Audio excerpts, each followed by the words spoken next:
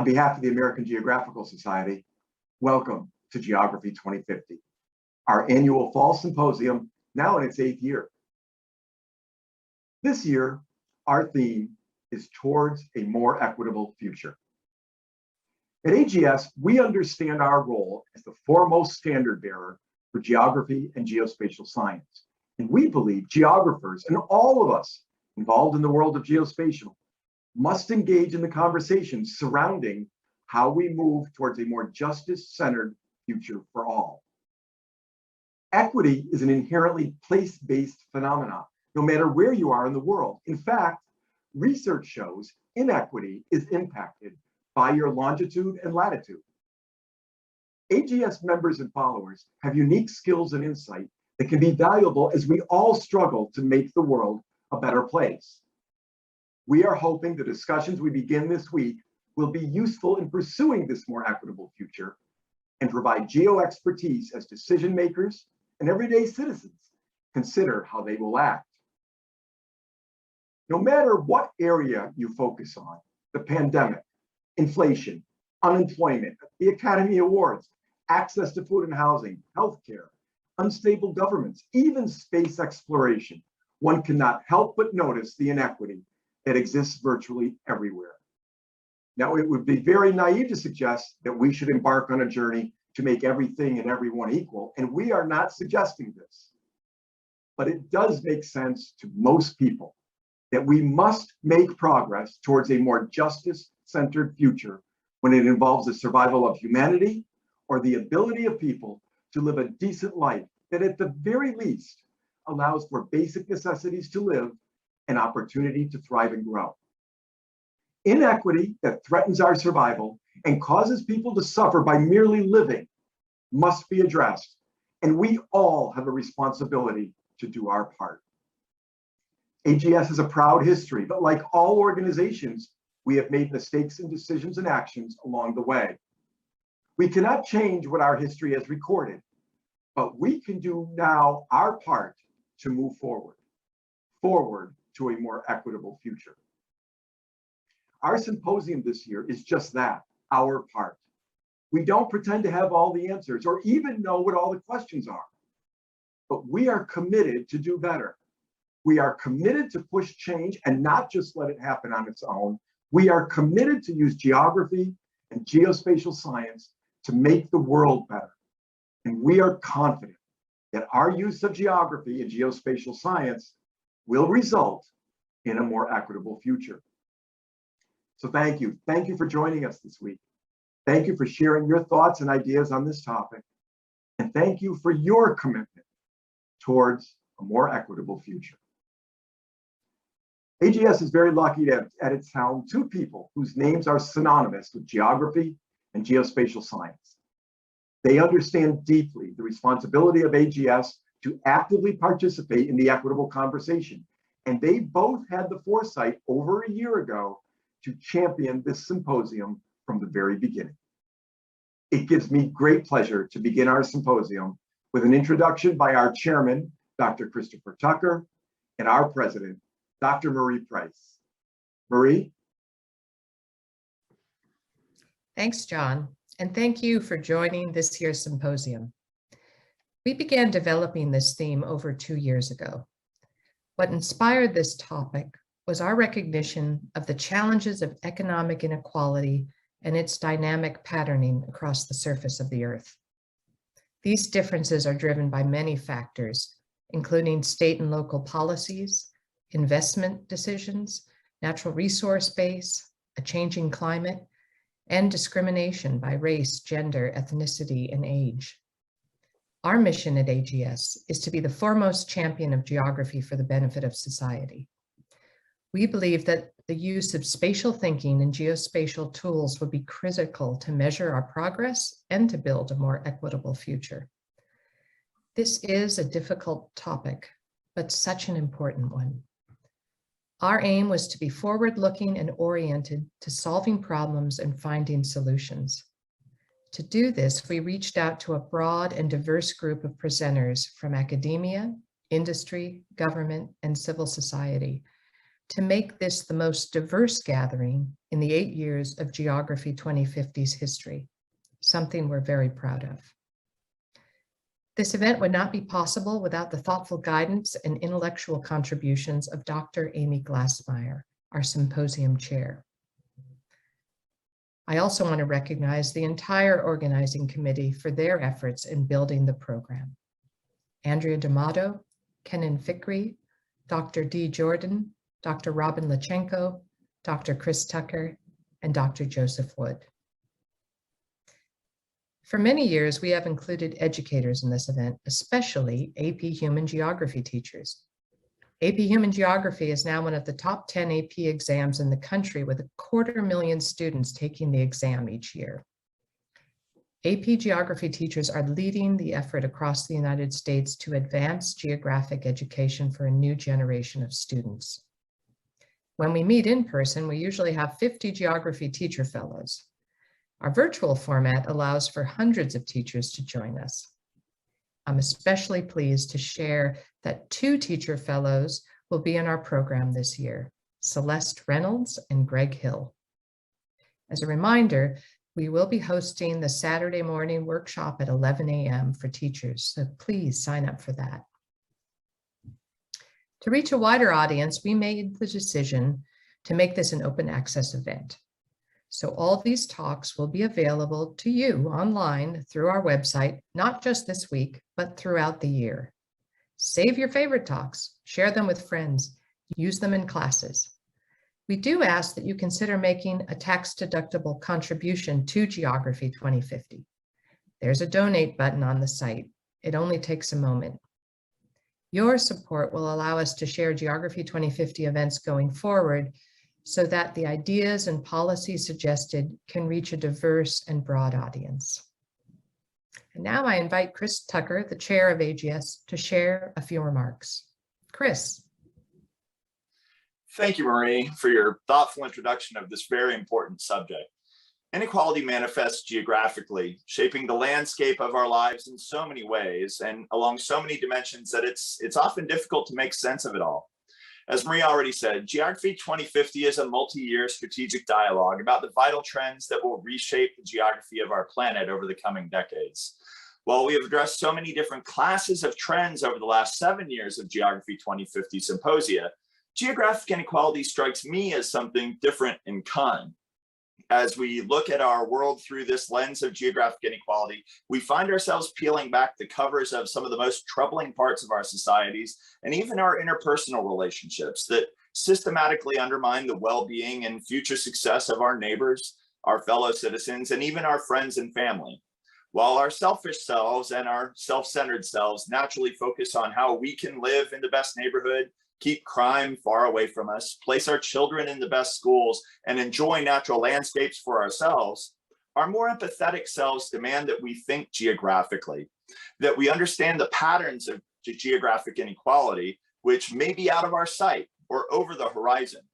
Our empathetic selves quest to understand why structural disadvantages persist in neighborhoods or regions or in nations around the other side of the world. Our empathetic selves demand more data, and to see it plotted on a map so that we can understand what our communities, our corporations, and our governments can do to help lift up our fellow man. As we set our sights on creating a more equitable future for all of humanity, we will only succeed if we first begin by thinking geographically, marshaling geographic data and insights about our fast-changing world, and developing geographically grounded strategies for removing the structural barriers that separate us and begin investing in a more equal future for all. I would like to thank our longtime partners, Columbia University's Earth Institute, the Fund for the City of New York, the Open Geospatial Consortium, and the U.S. Geospatial Intelligence Foundation for their support in making Geography 2050 a success. I would like to thank our sponsors. Without their financial support, we would not have been able to produce this important conversation and the content that you can share with your friends, your neighbors and colleagues, your students and your fellow teachers. By name, I would like to thank ESRI, the Economic Innovation Group, the American Association of Geographers, National Geographic, Black Cape, and Alliance Bernstein. It is also important to thank our corporate angels, companies that provide $2,000 annually to support AGS's geography teacher and education programs. We appreciate their commitment to the cause, and we encourage all of your companies and organizations to become corporate angels.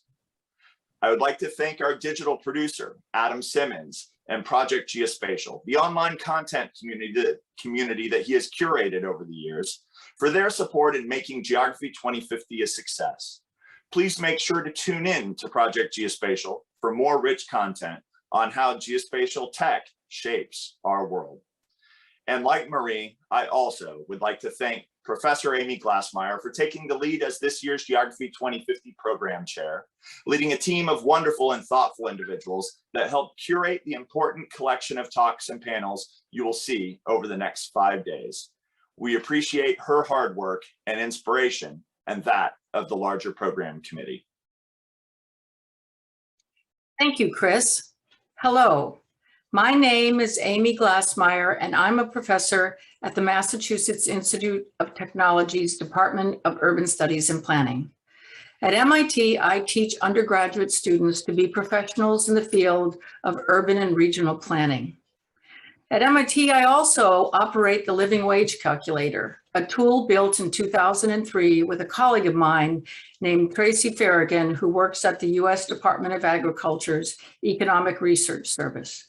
When Tracy and I built that tool, the economy was in recession, and we were working with local governments to try to inform them about what to do when economies crash. We basically realized that the leaders in many communities didn't actually really understand what happens when economic crisis hits. The tool was designed to allow people to understand what their costs were, and it also allowed policymakers to recognize what they needed to do when communities were losing their livelihoods and were in danger of losing things like their houses and their cars. That's just one example of the uncertainty that we live with in our lives today. And also for many people, the way I described the problem of the economic uncertainty is something that many people in the United States and around the world also experience, the sense of economic insecurity. My background is in economic development. My work is focused on some of the poorest regions in the United States, from Appalachia to the US-Mexico border, to the Mississippi Delta, to the South Atlantic coast, to the Copper Belt of the Midwest and Native American lands. In each case, those areas once had thriving economies, but today those economies are thriving no more. Unfortunately, for most of them, what was expected was something to grow again, but it hasn't. And so these are places which are economically fragile, and they are looking at dark circumstances. And the question is, what has this done? Well, basically, over the last 35 years, we've seen growing income and wealth inequality in the United States.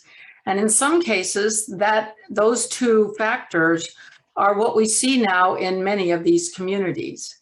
And so in thinking about the question of equality in the United States, we have to ask ourselves, what is it that we can do to address some of the major issues that are facing our nation today? My research for the last 25 years has focused on finding answers to questions about how we can design economic policies to lift up the lives of Americans who live in areas like I described, where resources are scarce, environments are harsh, and opportunities are limited. This week, Savent will shine the light on some of the nation's toughest problems and also offer practical and informed solutions to gaps in opportunity. Today is the culmination of more than 2 years of work on behalf of the board and members of the American Geographical Society. The event is the 7th in a series of symposia focusing on the challenges facing the world as we approach the year 2050. We are looking specifically through a geographic lens. This week, once again, we are taking up a topic of overarching importance to the world, and it is perhaps the toughest and most important topic to date. How can we achieve greater equality by 2050? There may be no more important issue facing the world today than the growing inequality both within and between countries. From climate change impacts and their effects on citizens of low-lying nations who are being washed into the sea, to the centuries-long consequences of enslavement of peoples around the world, to the deleterious effects of health disparities, to the inequality of access to resources that enable humanity to live safe and secure lives and to thrive over a lifetime. The focus of this week is both on the description of some of the challenges that we face as the world confronts disasters, famines, and lack of access to resources, to inform discussions of pathways toward solutions to a more equitable future. We will hear about parts of the nation and the world where inequality is endemic, and we also will see examples of and hear talks about experiences of problem-solving efforts that are making the world a healthier and fairer place for people to thrive. I'd like to give you an overview of what we're going to be seeing over the course of the next week.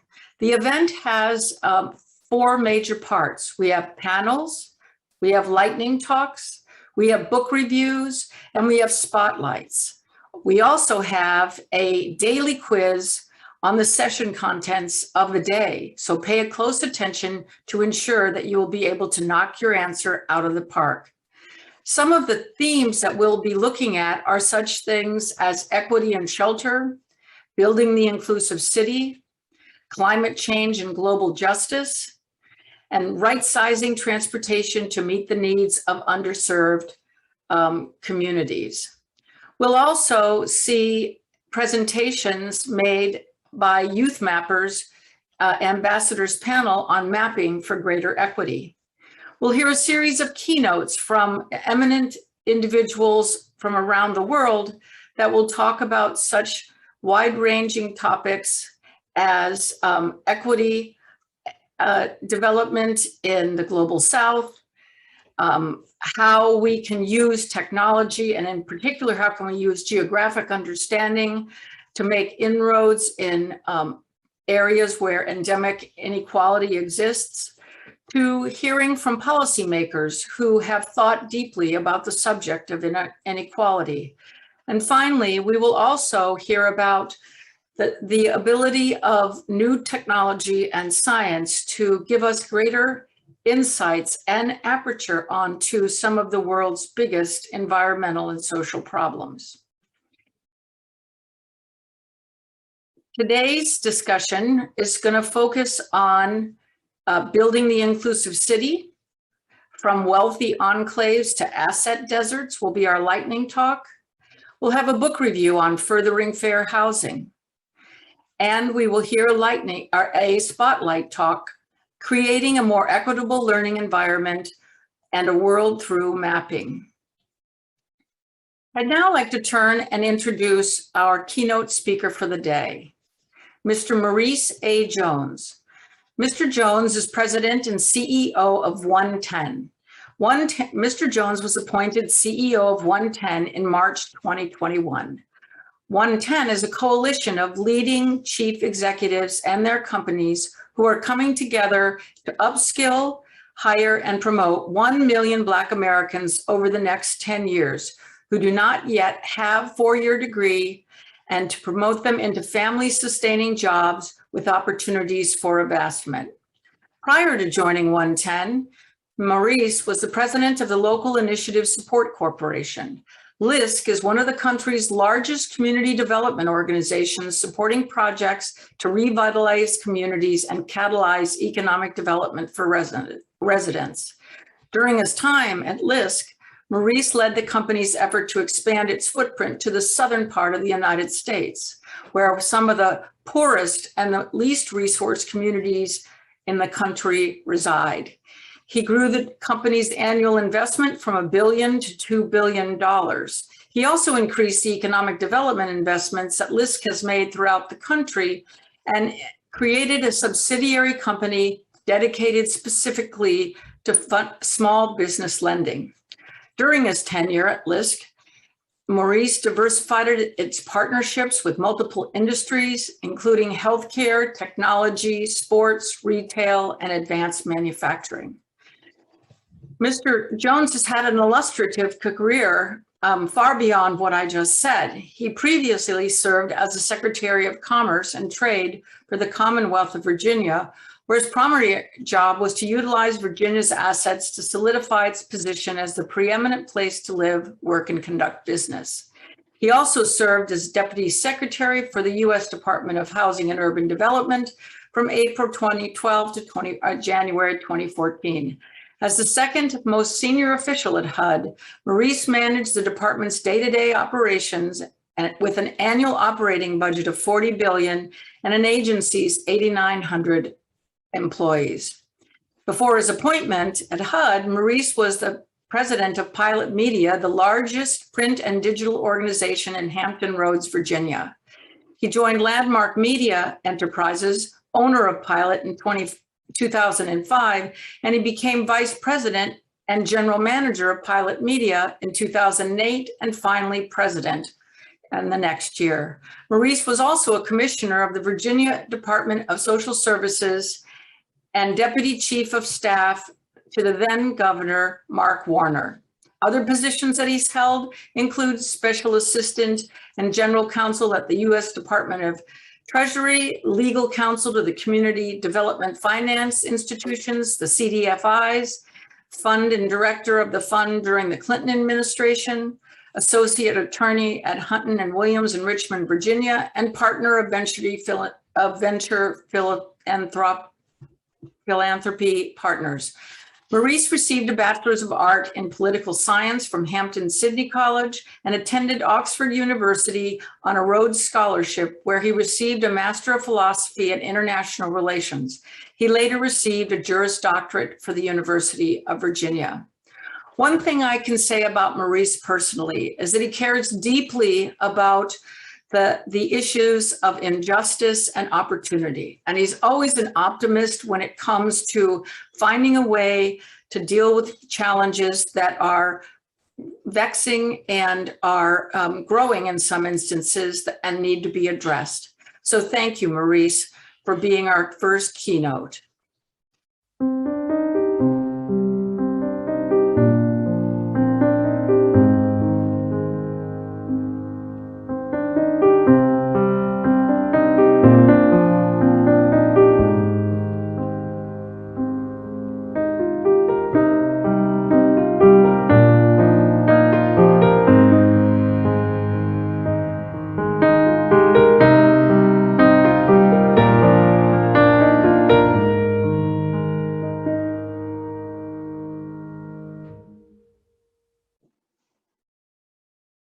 Hello, on behalf of the American Geographical Society, welcome to Geography 2050, our annual fall symposium, now in its 8th year. This year, our theme is Towards a More Equitable Future.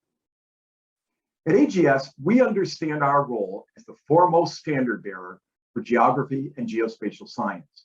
And we believe geographers and all of us involved in the world of geospatial must engage in the conversations surrounding how we move towards a more justice-centered future for all.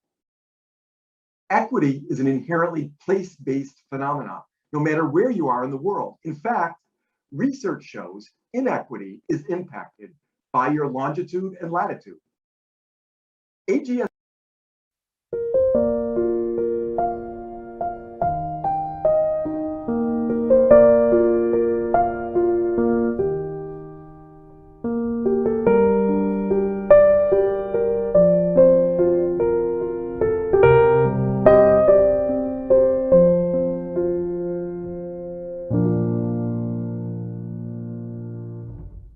Good afternoon, everyone, and welcome to Geography 2050, Towards a More Equitable Future, an event by the American Geographical Society.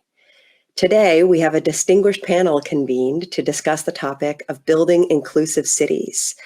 I'm very excited that we have folks from the public. Thank you, Mr. Jones. We will be eager to continue to watch your work with 110. Now, We have a session called Building the Inclusive City. Hi, I'm Maurice Jones. I'm the CEO of 110, and I'm delighted to be a part of this gathering. I've had a number of jobs, and what I'd like to do is to start this conversation with an experience I had in one of them when I worked at the state capitol building in Richmond, Virginia, right downtown in the heart of Richmond, Virginia. From that spot, I could get into my vehicle and drive 10 miles to the east and be in a neighborhood where the life expectancy was somewhere around 63 years of age. And the housing was of quite mixed quality. In fact, in many cases, it was housing that was pretty dilapidated and in dire need of renovation, dire need in some cases of removal and building over. The neighborhood was one in which unemployment was pretty high, double digits, in fact. And the neighborhood was overwhelmingly resided in by people of color, largely Black talent. I could come back to Richmond, or I should say to the state capitol in Richmond, drive 10 minutes to the west of the state capitol, and be in a neighborhood where the life expectancy was somewhere around 83 years of age, where there were beautiful, beautiful homes whose values, by the way, were escalating, where the unemployment rate was in the low single digits, and where the residents were overwhelmingly white. Same town, literally 10 to 15 miles apart. You found, or I found, 20 years difference in life expectancy. Incredible disparities in the quality of the homes people were living in, and in the home ownership rates.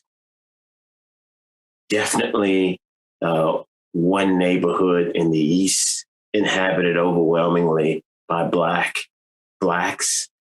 One neighborhood in the west inhabited overwhelmingly by whites. This is really the story of most of the major metropolitan areas in the US. You have an incredible disparity based on geography. Really, it's about race and place. And this is a huge problem that needs to be solved and that can be solved. And what I'd like to do with you for the remainder of this conversation is to really talk about some of the solutions that I am seeing. But make no mistake about it, we have a disparity of opportunity that is definitely geographical. Now, the overlay of geography and race in America is definitely intense. and almost one-to-one. The place-based nature of our disparities. That's what this is about. But there are solutions out there. And let me talk about some of those solutions that we are seeing, that I am seeing in my work. I used to lead the largest community development organization in the country, whose name is the Local Initiative Support Corporation. Private sector, nonprofit, but partners with for-profit organizations in government and philanthropy all over the country. We were asked to join an effort in the San Francisco Bay Area that focused on providing affordable housing to residents who were ranged from middle income to low income in terms of earning in the whole Bay Area. And what was going on there, and what continues to be going on there, is an insufficient supply of housing that is affordable across that economic spectrum in places within the Bay Area where folks live. And the model for supplying that housing, paying for that housing, maintaining that housing was simply inadequate for the demand. We went in there and partnered with philanthropy, corporations who are in the technology space, corporations who are in the healthcare space, philanthropy that is national, philanthropy that is local to the Bay Area.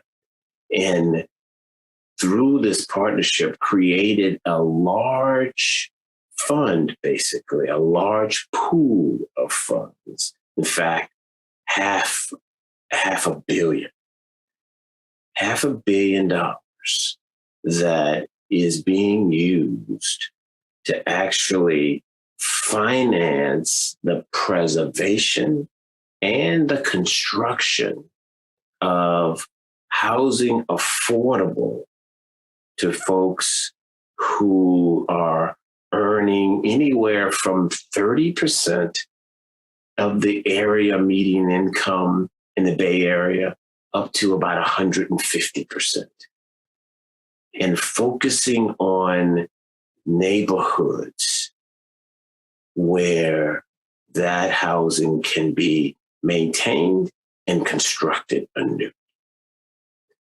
Completely private sector in its inception, completely private sector in its implementation, completely private sector in its funding. A 20-year pool of funds to finance thousands of houses affordable, largely to people of color in the Bay Area, the place where housing costs are the most expensive of any housing cost I've seen anywhere in the country. Let me give you a second example. A few years back, it was determined through a piece of research that looked at the top 50 metropolitan areas in the country and determined that Charlotte, North Carolina, if you looked at it through the lens of economic mobility, meaning one who has a chance of escaping poverty after being born in poverty, looking at that through that lens, this body of work determined that Charlotte was very low. In fact, my recollection is that Charlotte was deemed to be 50 out of 50 in terms of providing an environment in which one can be born into poverty and escape that during his or her lifetime. Well, the folks in Charlotte went to work and determined that there were a number of things that they needed to do. But amongst them was to focus on housing and making sure that the availability of housing that was affordable to folks across the economic spectrum was present, and that focused on areas of high opportunity. So what I mean by that is financing the construction and the placement of housing in neighborhoods in Charlotte where you had great schools, you had access to healthy food and grocery stores, you had access to healthcare facilities. And so, similar to the Bay Area, a partnership was formed. There, it was the public sector and the private sector coming together and creating a pool of funds that approached $100 million there to do work over the same sort of period of time, 15 to 20 years, to make sure that we could actually have housing in specific geographic areas that was affordable to folks along the economic spectrum and that gave them access to the kinds of amenities that we all need to thrive. Again, looking at a place-based approach to fighting disparity, to pursuing equity. The final example that I want to share with you is the one that I'm currently engaged in, and I want to extrapolate some lessons for us from that. So I am currently the CEO of an organization named 110. 110 is a coalition of about 60 companies who have come together and have set as their North Star the hiring and the promotion of 1 million Black talent who don't yet have 4-year degrees into family-sustaining careers and jobs over the next 10 years. Thus, the name 110. It's a CEO-led coalition. At this point, no public sector entities involved. All corporations, largely right now, Fortune 500 corporations. And their commitment is we're going to hire and we're going to promote 1 million Black talent who don't have 4-year degrees into family-sustaining careers and jobs over the next 10 years. And we're going to actually put jobs on the table. We're going to look at the jobs that we currently have and remove the 4-year degree requirement where it's not really related to the skills that we need in order for that person to do that job. And we're going to move to a skills-based approach to hiring and to promoting. Because the focus is on Black talent without 4-year degrees, it is also very much a geographic approach, right? So companies are looking for places to source Black talent.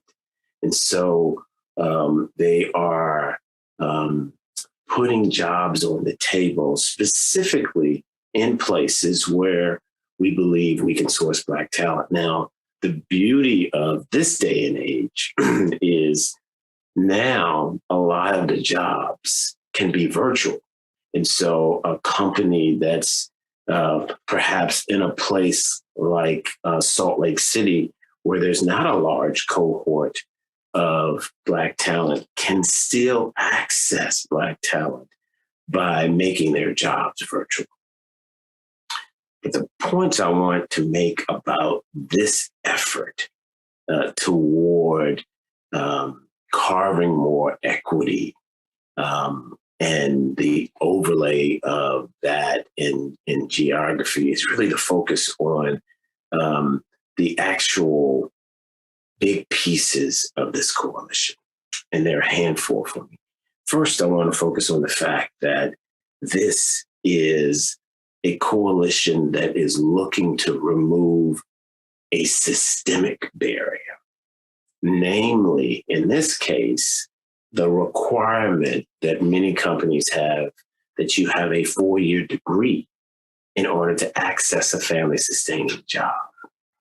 If you look at our country today, what you find is jobs that pay $60,000 and above. On paper, 79% of them require a 4-year degree. If you look at jobs that pay $40,000 and above, on paper, 71% of them require a 4-year degree. If you look at the workforce today, what you find is 76% of Black talent do not yet have a 4-year degree. And oh, by the way, that number is 66% for all talent, Black and white and Latinx and Asian, etc. And so what you've got is companies who decided that to really create a more equitable future, we've got to attack a systemic barrier. This focus on a credential, as opposed to focusing on skills, which might include deriving or obtaining a credential as one pathway. This focus on removing a systemic barrier is a key concept to really forging a more equitable future.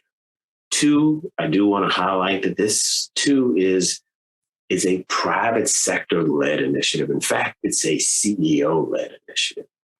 And we need the public sector at the table.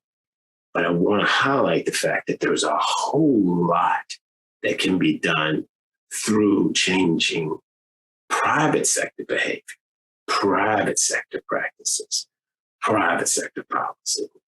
And that's a key ingredient, I think, toward us becoming more equitable, is the private sector has to be leveraged. You cannot have more equity if the private sector is not only at the table, but leading. The other piece here that I wanted to highlight is this is a 10-year commitment. It's called 110, not 1-1. The entities involved in this endeavor are committing to this enterprise for a decade.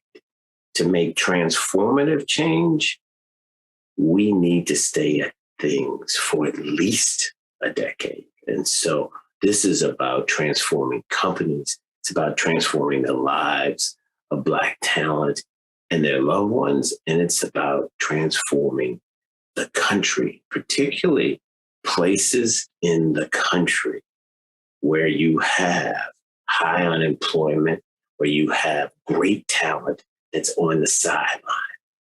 And that is very much in our country, something that is an overlay with geography. The last piece that I really wanted to highlight is, in order to do the work, what's happening is that companies are partnering with educational institutions who can equip the talent and who can be a source of the talent. And the talent is also partnering with wraparound support providers or talent supports like coaches and mentors and those who can provide housing and counseling and mental wellness and childcare. It's an ecosystem. And that's the other piece about how we go about forging a more equitable future. It's a team sport. There is no sector that can do it on its own. It's about knitting together multiple sectors into a high functioning team and scaling it. And then focusing on those people and those places that really, really can use what we're trying to bring to the table to create and to forge more equity. So I want to finish with an invitation, with a call to action.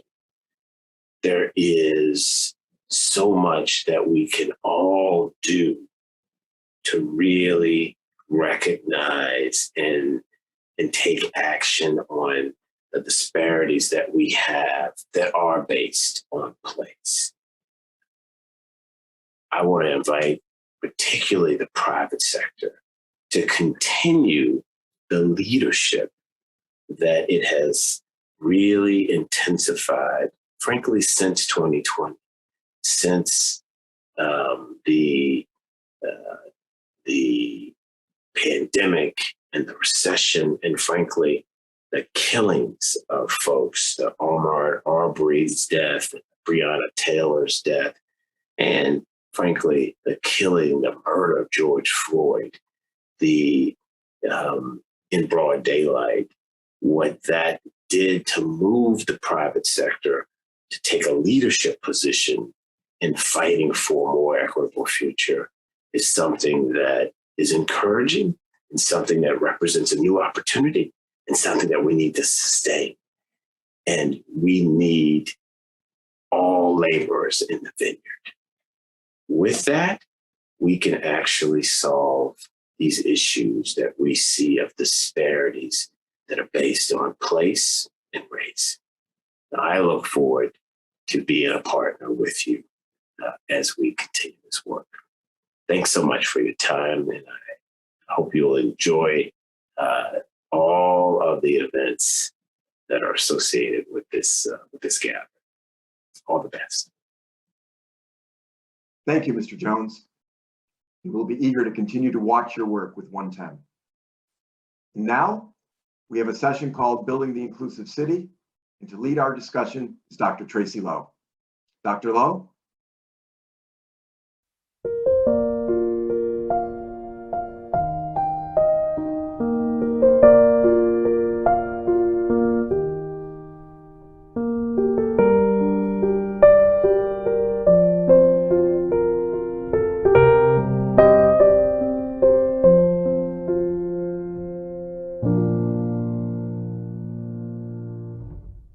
Good afternoon, everyone, and welcome to Geography 2050, Towards a More Equitable Future, an event by the American Geographical Society. Today, we have a distinguished panel convened to discuss the topic of building inclusive cities. I'm very excited that we have folks from the public, private, and nonprofit sectors all here today to share their work at the front edge of what it takes in order to build more cities that work for more people. I'm Tracy Haddon Lowe, and I'm a fellow in the Metropolitan Policy Program at the Brookings Institution. Today, I'll be joined by Carolyn M. Crockett, the Chief Equity Officer for the City of Boston, Kate Chin, the Head of Community and Civic Engagement for Alliance Bernstein, Liz Williams, Director of Data and Policy for the Massachusetts Department of Transportation, and Sharon Owens, the Deputy Mayor of Syracuse, New York. Ladies, thank you so much for joining me here today. I've asked each of our panelists to introduce themselves to you by answering 3 questions about themselves. First, who are they? Second, what do they do? And third, what motivates them to do the work that they do to build inclusive cities? So now we're going to take a moment to learn a little bit more about each other before we get to our discussion. And with that, I'm going to hand it over to Carolyn. Thank you, Tracy. It is so wonderful to be here for this convening and a part of this incredibly distinguished panel. So delighted for the conversation. So I am excited to be able to talk about the role that I had as the chief of equity for the city of Boston. I was the inaugural chief of equity for the city, and am now back firmly nestled into MIT, where I'm a professor of urban planning, policy, and history. But I come to you today as a granddaughter, as an ethnographer, historian, and resident. This is a picture of my family, a couple different generations of my family. In fact, I'm sitting in the middle of this image of my graduation day, so many years back, more than 25 years ago now. But it is a story of my family's own journey to Boston, to Massachusetts, having been coal miners in West Virginia. So you see me sitting there next to my Uncle Frank, and on your left is my grandmother in a red jacket, just so proud, looking beautiful. The woman that raised me, the daughter herself of coal miners. And so my story is very much a story like so many African-American Southerners who moved to the North in search of economic opportunity and trying to understand a story that's so much bigger than all of us. And so that has absolutely formed me personally and professionally, has led me into the academy, has led me into government, and has led me to ask really, I hope, hard-hitting questions about collective action, about struggle. What does it mean to recover from an extractive economy, as my family did in West Virginia? What does it mean to flee racial terrorism of the town where they lived, and to try to understand what that means in the North in terms of racial restoration and justice? And what does it mean to enact and call into being spatial justice? And so my family is just one of many families trying to figure this out. And I'm just so delighted to be in conversation with my sisters and comrades in arms today.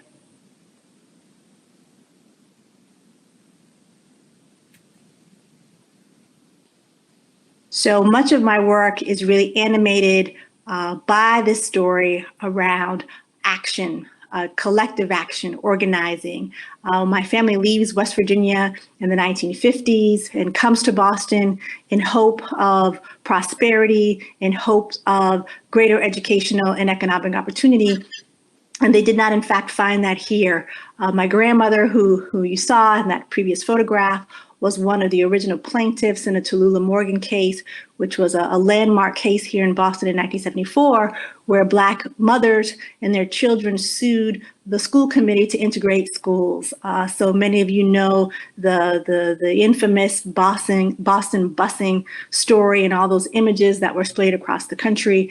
My family was right there at ground zero in this fight. And so much of that has to do with transformation, not only in the educational space, but in the economic space and how we think about opportunity. This has been instrumental and definitive for my own scholarly work. On faculty at MIT, I have launched a project called Hacking the Archive that engages residents, organizers, policymakers, and advocates in the investigations of defining social movement battles on the ground and what that has meant for transforming the neighborhoods of Boston, and also the policy agenda of elected officials at all levels. And so what you see in front of you is an image of Boston, Cambridge, Somerville, and a few dotted lines in the middle of the screen. And so in the 1960s moment, there was an effort to expand I-95 as part of the federal interstate system and to bring the heart of I-95 right into the heart of Boston. A very powerful coalition of planners, of clergy, of activists, and Black nationalists came together and said no. In fact, they said hell no, and were very successful, and were ultimately successful in stopping this movement of roads. And so what we received is an invisible monument, an invisible story of what did not happen. And this process, this project that I'm engaged in called Hacking the Archive, is all about going into archives and searching them for the stories that they don't tell, and inserting new activist possibilities of determination and fight and visions for urban future, and bringing those stories to bear on current movements around transportation, around housing, around jobs, and about really trying to understand the outer limit of racial liberation and justice. And so really delighted to think about the ways that our own stories, our own witness can interface and are defined and also transgress the confines of policy, and how to put that into the hands of activists, folks, families that are on the ground right now fighting for battles that had been historic, but are still very much front and center in terms of what we're fighting for right now. So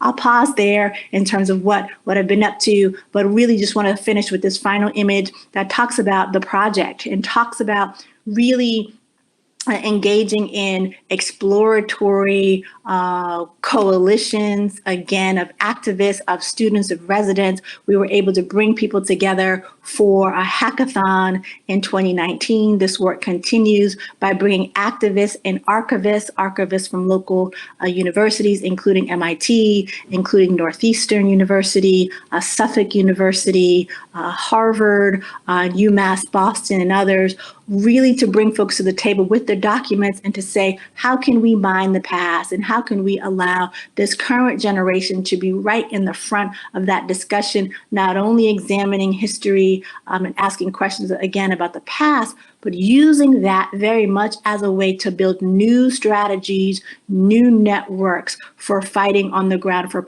spatial justice today. So there's an incredible amount of promise and opportunity here, particularly when we are trying to work beyond the university's bounds and bring that to the street, which is very much what's needed and very much the work that centers me and guides me every day. Wow, Carolyn, thanks so much for that. Okay, next up is Kate. Hi, everyone. I'm so delighted to be here with this very distinguished panel. My name is Kate Chen. I am the head of community and civic engagement at Alliance Bernstein. Just a little bit about myself. I was actually raised in Nashville, Tennessee. I spent 16 years in New York City before I returned home in 2015. And when I did come home, I came home to a very different city than I had left in 1999. Nashville, as you have probably heard, has been going through incredible growth in the last 10 to 15 years. And in fact, since 2009, it has seen over a 22% increase in its residents. So not only that, but the Wall Street Journal just ranked it as the #2 hottest job market in the US. So there is no sign of this slowing down.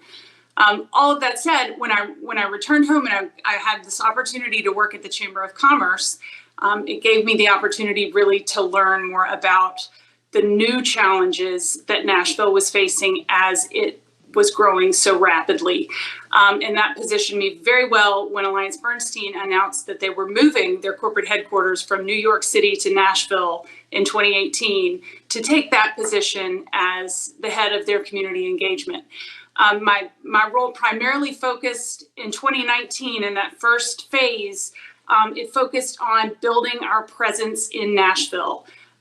Nashville is a much smaller and civically minded city than New York. And because of that, AB really wanted to make sure that we had an intentional plan around how we were going to engage with the community. So we spent a lot of time focusing on Nashville's needs, trying to understand what those needs were, looking at our own set of values as a company and how those values intersected with the needs in Nashville, and then really where we could actually make an impact. And so that's kind of the way we entered. I'm happy to say that after about 3 years of this work, we have expanded that program globally and now have 4 programs running in Asia, London, New York, and Nashville. And they're all based on the model that we created in Nashville when we moved the headquarters. So you can go to the next slide, Tracy. A little bit about AB. Alliance Bernstein, if it's new to you, is a global asset management firm. We have almost $700 billion in assets under management. We manage investments for institutional clients and private wealth clients all over the world. So it was a surprise to a lot of people when AV announced that they had decided to move their headquarters, because it seems like a very New York-centric firm. We do still have a large presence in New York, hence the New York Grants program I just mentioned. But Nashville has really been our focus because it's our new home. So how are we working to make Nashville a more inclusive city? Well, after we conducted sort of a listening tour. As I mentioned, in 2019, we really had a lot of community meetings with nonprofits, and had a lot of internal meetings as well to figure out what should we be focused on? How can we make a real difference? And education rose to the top as one of the most clear needs in Nashville, and also something where we felt like it was just it just intersected so nicely with our value set and our desire to help people make the most of their lives and help them set them up for success in life, both through investments and hopefully through this community engagement work. I should also mention, we already had a very strong diversity and inclusion team in place. And I leaned heavily on that team. And now actually I am part of that team. We have joined forces. So all the decisions we make are made with a diversity and inclusion lens and with an equity lens. So we're trying not just to, we want to support the community, but we particularly want to support the underserved parts of the community. And that's how we view any investment in the community that we make. We use this model that has worked beautifully for us. We call it the ORE model, O-R-E, observe, reflect, engage. So our first step is to observe and listen to the community. Our next step is to think about that and how that fits in with AB and our values and what we have to offer. And then finally, we engage. We take action, we make investments, we give our time, we give our resources. So you can go to the next slide. So finally, I just thought it would be interesting to share a map. And you asked what motivates you. And I think looking at this, on the left, you'll see a redlining map of Nashville. This is the city of Nashville in the 1930s. And the red zones were marked hazardous for lenders. And you can see on the right a current map that identifies the locations of the lowest performing schools in Nashville. And I don't even need to say, it just directly correlates. So when we look at that, and we see that the inequities of the past have followed us into today, I think it really motivates us to go geographically into these areas and focus our efforts on the specific neighborhoods that need help the most, which is exactly what we have done. We've partnered with nonprofits that serve North Nashville. We've partnered with nonprofits that serve Antioch, which is that southern portion. And then East Nashville, Martha O'Brien Center is located right there. So whether we knew it or not at the beginning, we were geographically targeting areas to help them become better. So I just thought that would be an interesting way to illustrate how we think about that community engagement. And I'll stop there. So much for that. I mean, really powerful images here. And now I'm going to hand it over to Liz. Great. Thanks, Tracy. Well, as you introduced me, my name is Liz Williams. I am the Director of Data and Policy in the Office of Transportation Planning at the Massachusetts Department of Transportation. So Carolyn and I are coming from probably just down the road from each other right now. So in answer to the questions that you posed to us to sort of introduce ourselves, you know, one of the things you asked was, who are we and what is our connection to cities? I'm trained as a sociologist, as an urban sociologist. I've never taken a transportation planning or policy class in my entire life. But I think that my training and my background gives me a sort of unique perspective. Because what is an urban sociologist? But an urban sociologist is someone who takes as a point of departure in their work the fact or the concept that place matters, that not only do we matter to our places, but it's a recognition that we shape our environment, that the way that things look is a product of decisions that have been made about it, and that places matter to us, that where we grow up and where we live and the things that we can or cannot do have fundamentally shaped who we all are.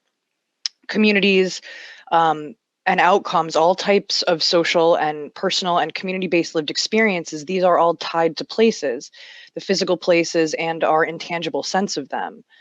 I'm also a data person, which means that, among other things, that I care very much about the quality of my observations, the validity and the reliability of the things that I see and the patterns that I'm looking at, and the biases and the limitations of that data itself. My job puts me in a position to have access to and look at a lot of data every day that helps tell stories about transportation planning. I actively work in a transportation planning office. Like many others on the panel today, I think there's growing recognition in all of our industries that the way that our work has been oriented for most of its history has left a lot on the table in terms of efficiency and success. And in fact, acknowledgement of the very issues that we've actually brought to bear on people.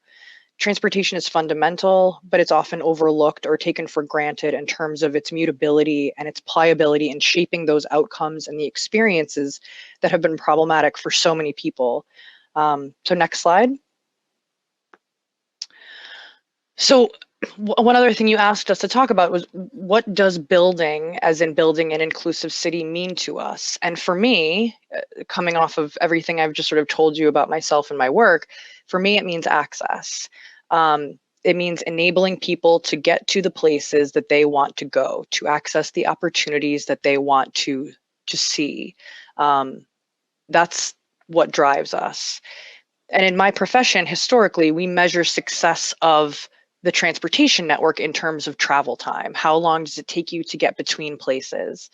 It also means that we incentivize people to build cities and roads and transit services and other urban infrastructure to move people through the network quickly with little delay, especially in Boston. Congestion is enemy number one. And so what that means is that we take any threats to free flow or the ease of movement and we zap them. Not just engineering and design elements of the roadway, but the elements of the community that would slow traffic. A pedestrian crosswalk, for example, a transit stop, retail, restaurants or movie theaters, apartment buildings, central business districts, any kind of transit-oriented development, anything that could potentially slow down traffic or mobility is considered a bad thing. And anything designed to speed it up is a good thing. Obviously, this completely ignores the purpose of the network itself, which is to get people to destinations. Those places matter. Those retail stops, those transit stops matter. It's not just about people moving through the system, but in my industry, we're starting to consider, at long last, the entire trip, where you're starting from, where you're going to. So it's not just about the movement. The photo on the left is Rochester, New York. It's not Syracuse. As you can see, you can go as fast as you want down that corridor, and you'll probably want to because there's nothing going on there. There's nothing to do. There are no opportunities. There's no attraction. Why would people want to go there? But this is actually how we encourage cities to be built, how transportation to be sort of introduced. Not to mention that this is the transportation that often bifurcates neighborhoods and rips out the best part of the cities. The photo on the right, on the other hand, is New Orleans. And you're probably not going to go as fast down this road as you possibly could, but you probably don't want to either, right? Because there's things you want to do there. There's places you want to stop, people to see and things to do. But according to current metrics of urban transportation planning, this is a total disaster, believe it or not. Next slide. So what does inclusive mean? What does inclusive look like?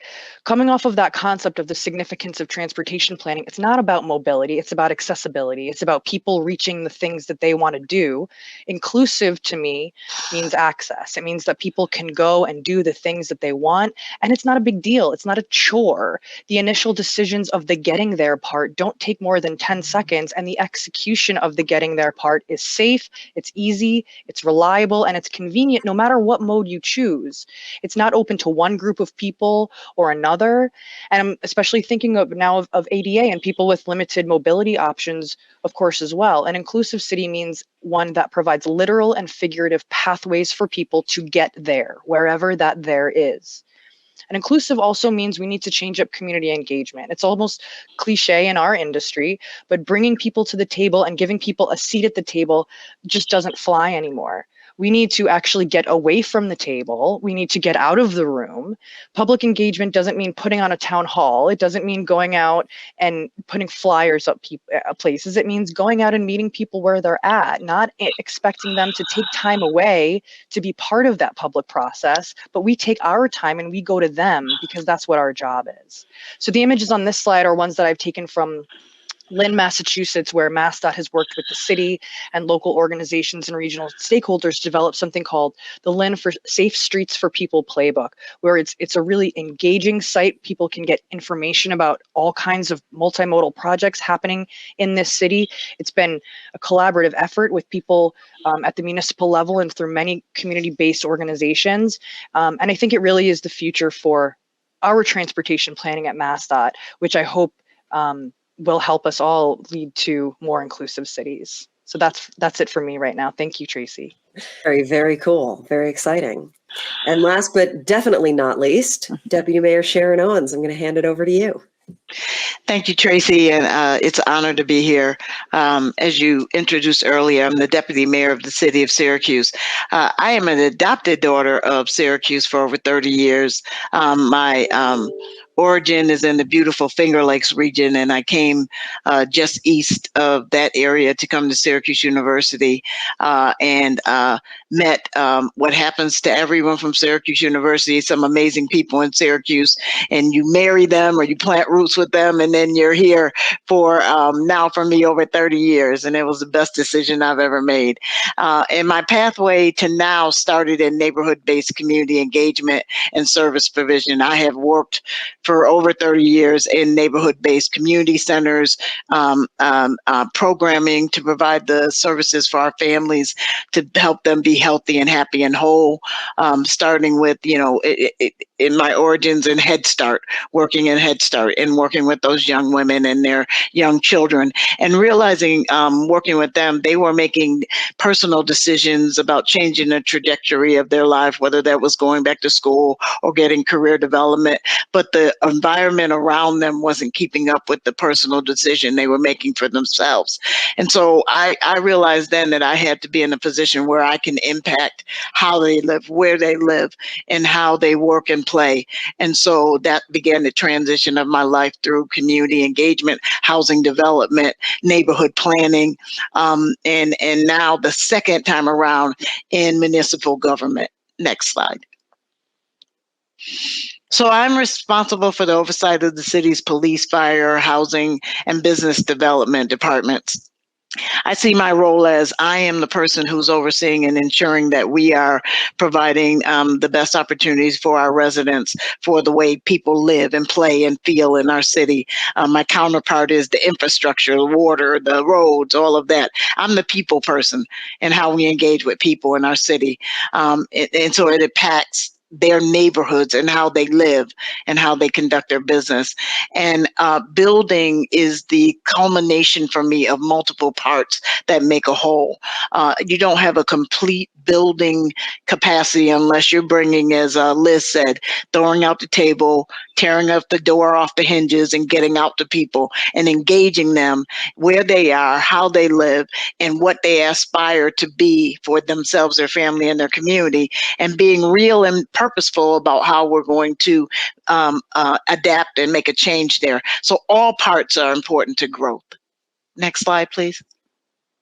And so you're going to see a slideshow on the side of you about what motivates me right now in my role is the slides that you're going to see there about the 15th ward of the city of Syracuse and how it was a vibrant community of multiracial, multi-ethnic businesses and residences. And then urban planning came in, and just like Liz talked about, a highway was built. And that highway tore that neighborhood apart. And now the individuals that live in that neighborhood now live right next to that monstrosity you're looking at right now. And we have been fighting in this community for 10 years to take that thing down.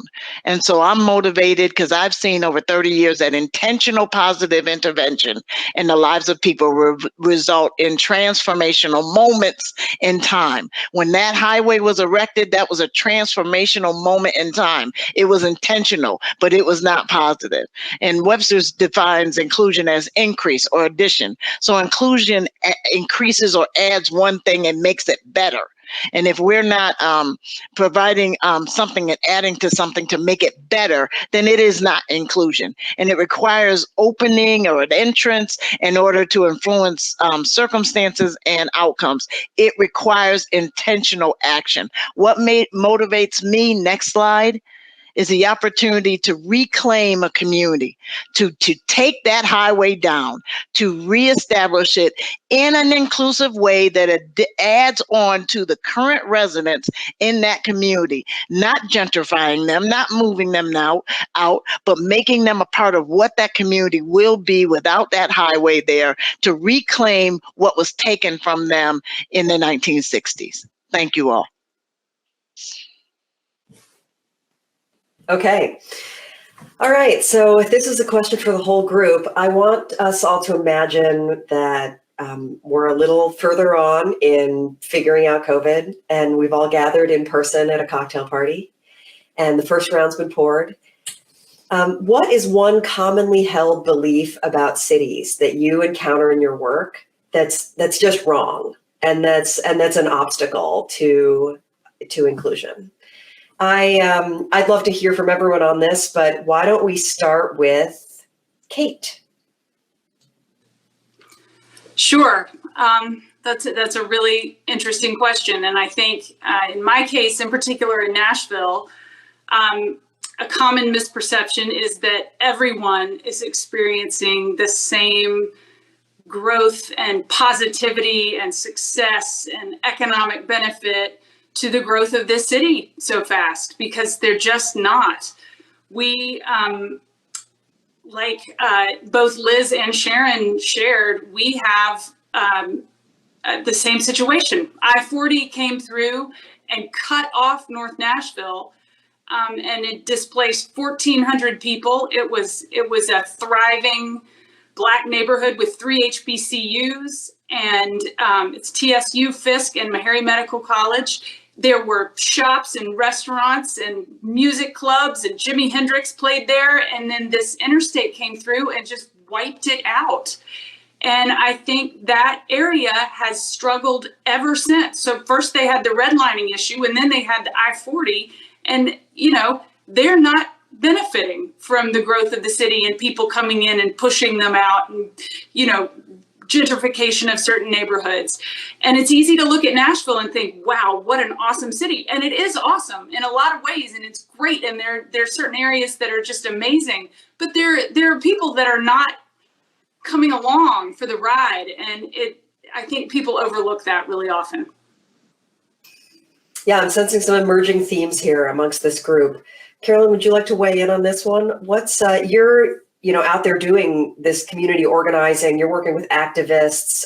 What's a myth that you're constantly finding yourself having to bust? Yeah, I have to just jump on to Kate's coattails there. It was a great point in terms of how we need to think differently about how we imagine progress and prosperity. And so, as Sharon made this point that earlier, that we have a misunderstanding of what progress looks like. And historically, that has been bound up into these highways and into this idea of urban renewal, which we know, as James Baldwin reminds us, is about Negro removal, or the fact that these roads really came through so many people's communities. So we have a fundamental misunderstanding that progress is shared equally, but also the tools of planning, the tools of policymakers can be beneficial to all, when we know that is absolutely, not only is it not true, but it demands new tools and new strategies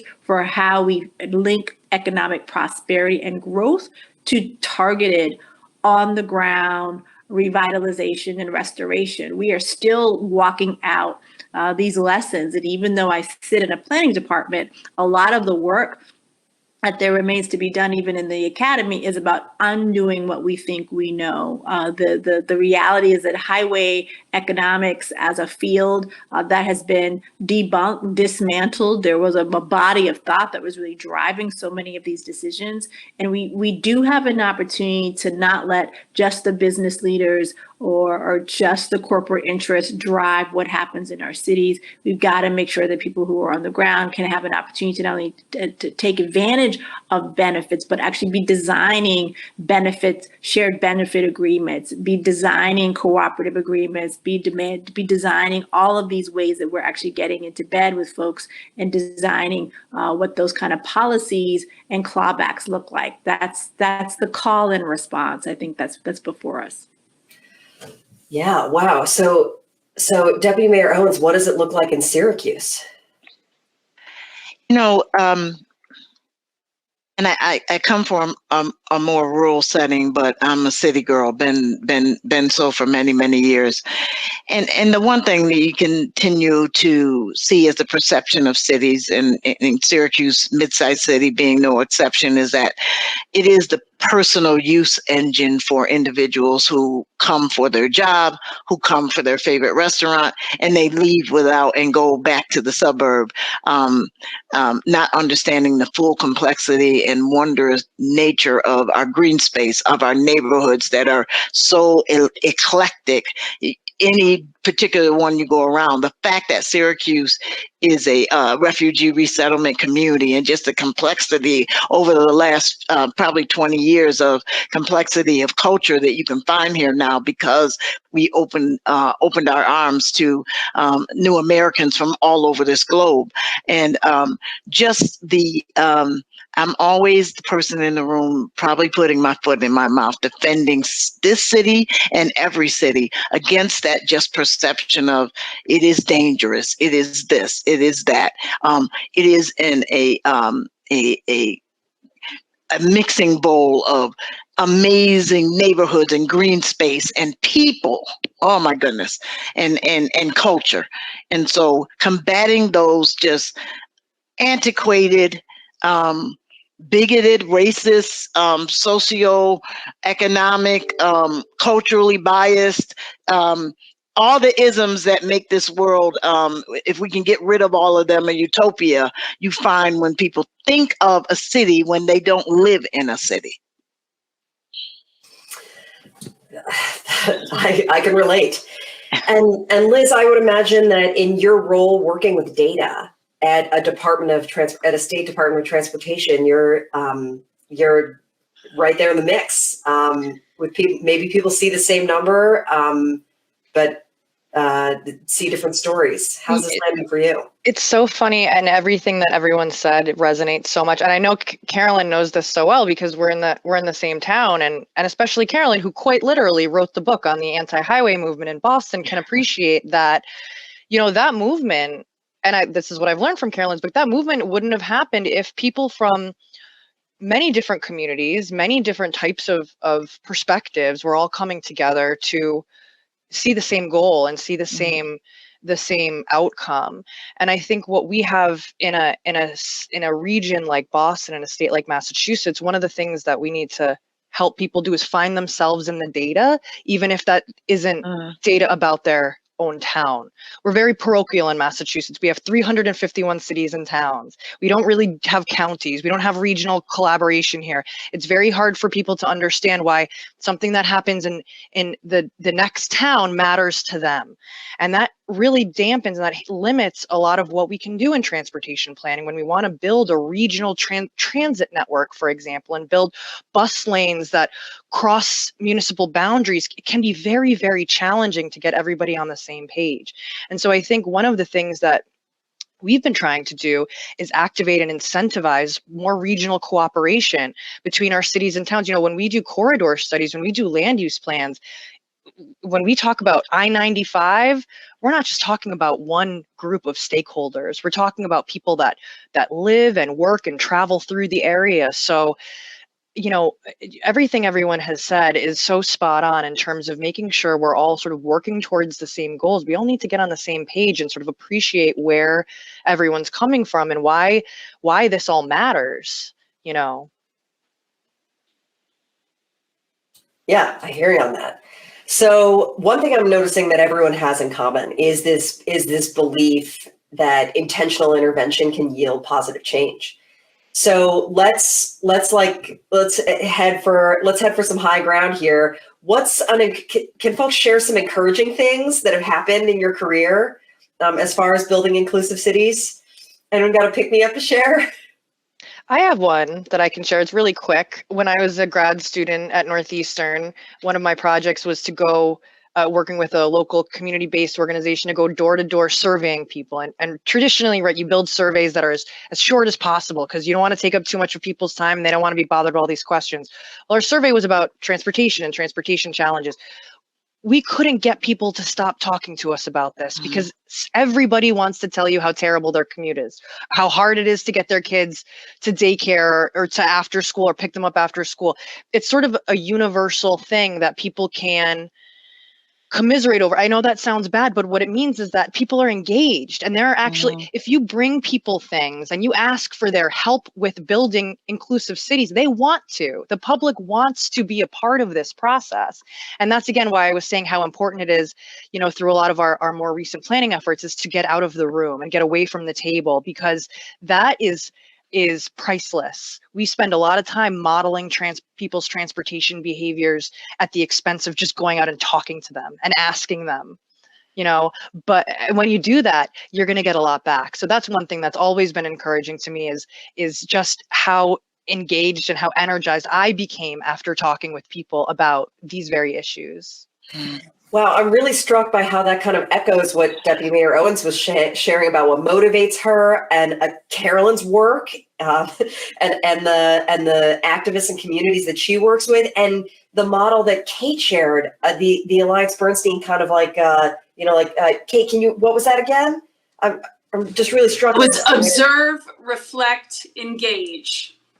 So you have to take all three steps in order to effectively make an impact, I think, in a community. Otherwise, you're skipping a key part of you've got to listen to what people have to say. You have to really take a minute and digest it, and then you have to act. All three are important. Tracy, I'd also like to add that here in Syracuse, particularly with the I-81 project, specifically with it, not only did the erection of that highway decimate a community, but when it was built, the nerve that the people who were displaced didn't even get an opportunity to earn an income from building it. And so as we're rebuilding and reimagining what this community asset will be along the part of the poorest parts of our city, we are at the table with the DOT, taking advantage of the SEP 14 renewal of that program at the federal government to ensure that local people are hired on that job, that local people have the opportunity to be a part of building the future for themselves and their community. And so many times when we're talking about infrastructure, we're talking about the design of it and the creation, but we're forgetting that it takes hands and people to build it. And this will be a $2 billion project here that we want to ensure that the people who have been most affected by this highway generationally are the people who work on it. Right on. So to that end, one of the defining challenges of building inclusive cities is that in the United States, even as overall poverty has been declining, concentrated poverty has been getting worse. So the number of neighborhoods where there are really high shares of low-income households is getting worse.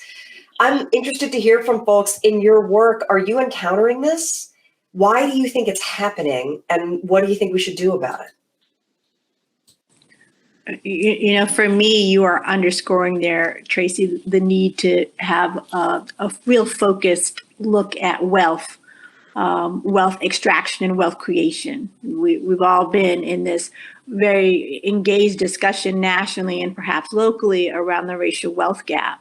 And I know here in Boston, our sites have been really set on this issue for quite a while. since the Federal Reserve Bank here released the Color of Wealth report in 2015, which was a really important study that helped us understand how people are doing and how they're not doing, not just based on their income or their wages, but this real issue about intergenerational wealth transfer and what that looks like. And so what I appreciate is the opportunity to think systemically about how people are doing. And your previous question, Tracy, about kind of what gives you a sense of hope.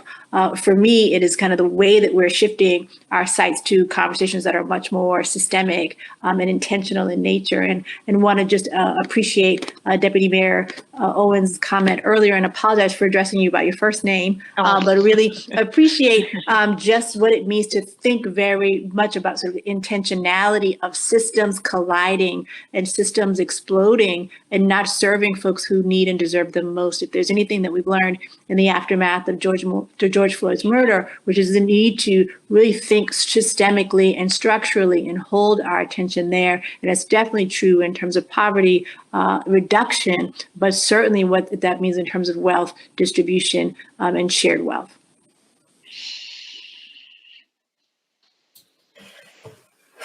Yeah, I mean, that immediately brings to mind, I'm curious, as folks are getting through like these past 18 months and everything that's been going on with the murder of George Floyd and the pandemic, how has your work been changing in these recent months? Any readouts to share that feel significant? Every disparity that we know to exist, whether it be anecdotal or through data, had a giant magnifying glass on it. And we found ourselves, at least I know I did, over the course of the last 18 months, addressing what was tenfold, 20-fold disparity and around food inequities, around transportation issues, around, my goodness, the ability of broadband and internet accessibility to everyone when we had to remotely educate our children, and children who I don't think that the story will be told for probably a couple decades from now, just how that remote work impacted so many of our children. And just to add to that, in Nashville specifically, because we focus on education, we already had a literacy crisis in Nashville. Our third grade reading level scores, we only had 28% of our kids reading at grade level in third grade. And that metric is used to predict all kinds of other future success metrics. And we just got the scores back in from last year, and it went down to 20%. And so that pandemic has done some real damage. And I think it's going to take everybody, because we've got to educate these young people. They just deserve to have access to learning. And so I just am very passionate about that. And it breaks my heart to see those numbers. Wow. And to that end, I mean, let's talk about what needs to be done. We're coming up on time. So I'd like to go around and just ask everyone, what is something that you think it's imperative be different in 10 years in order to move the needle on urban inclusion? Throw the playbook that Liz talked about in her side-by-side illustrations about what urban planning needs to be about. Urban planning has to be fluid and has to be intentional and strategic and completely adherent to what the people who live and sleep and breathe and work in a particular community understand about their community. So the playbook has to be completely thrown out, like Liz talked about, throw out the table, tear the door off the hinges, and have very purposeful conversations about place-based transportation, housing, infrastructure. I totally agree. It's all linked. Transportation, education, food insecurity, all of that needs to be addressed at once, and it needs to be private and public sector, and people need to work together in order to make a plan that can actually be executed. Yeah, I would say too, to follow on what Sharon and Kate and Carolyn have been saying, is it's about people. I think we need to reorient ourselves from thinking about like policy or infrastructure or fiscal stuff, and we need to think like it's all about people. Like, we're all trying to help people live the best lives and communities be vibrant and healthy and safe. And so I think just stopping talking about everything except for people. Again, as I said, I'm a sociologist, so that's easy for me to say, but that's what I'd like to see. And I think everyone should read Carolyn's book. That's what I think. Liz, you're fantastic. Totally. Let's get that title.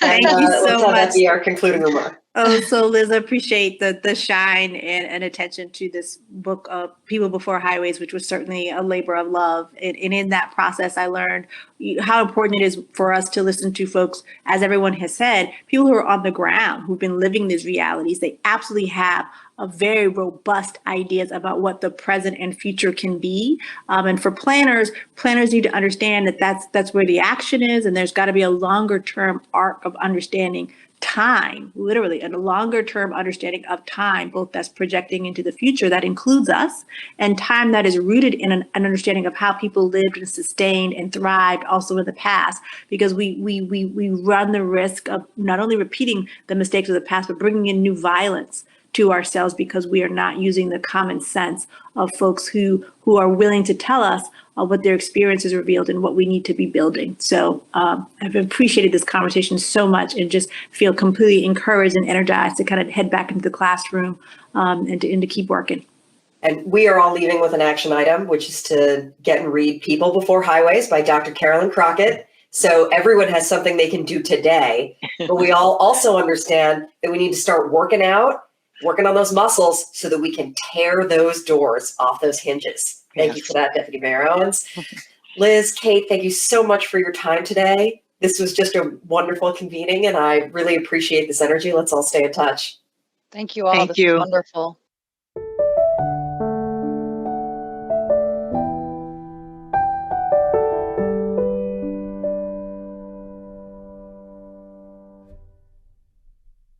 Thank you, Tracy, Kate, Carolyn, Sharon, and Liz.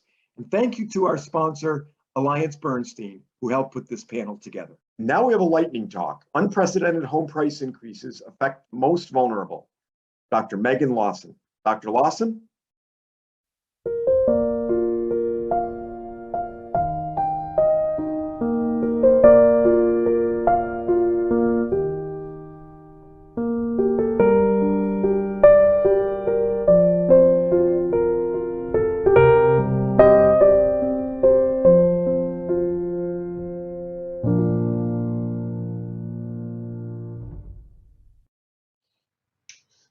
I'm Megan Lawson, an economist with Headwaters Economics. Headwaters Economics is a nonprofit, nonpartisan research organization, and I lead our research on housing and demographic change. This presentation highlights our recent research on the impacts of pandemic-era housing price increases, starting with the findings, the implications, and some solutions. In this study, we asked two research questions. First, what places are being affected by the housing crisis, and who in these places is being affected? But first, the where. So the pandemic impacts have been well covered in the headlines in mid-sized cities like Boise, San Diego, Washington, D.C., and resort communities like Breckenridge, and regional tech hubs like Austin.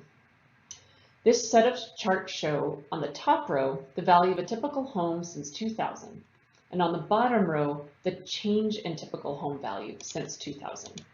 And the shape of these charts is similar in communities across the US. Because it's not just those places, those mid-sized cities and resort communities. Unprecedented house price increases have affected zip codes across the country. 45% of Americans, including 144 million people, live in places with unprecedented house price increases.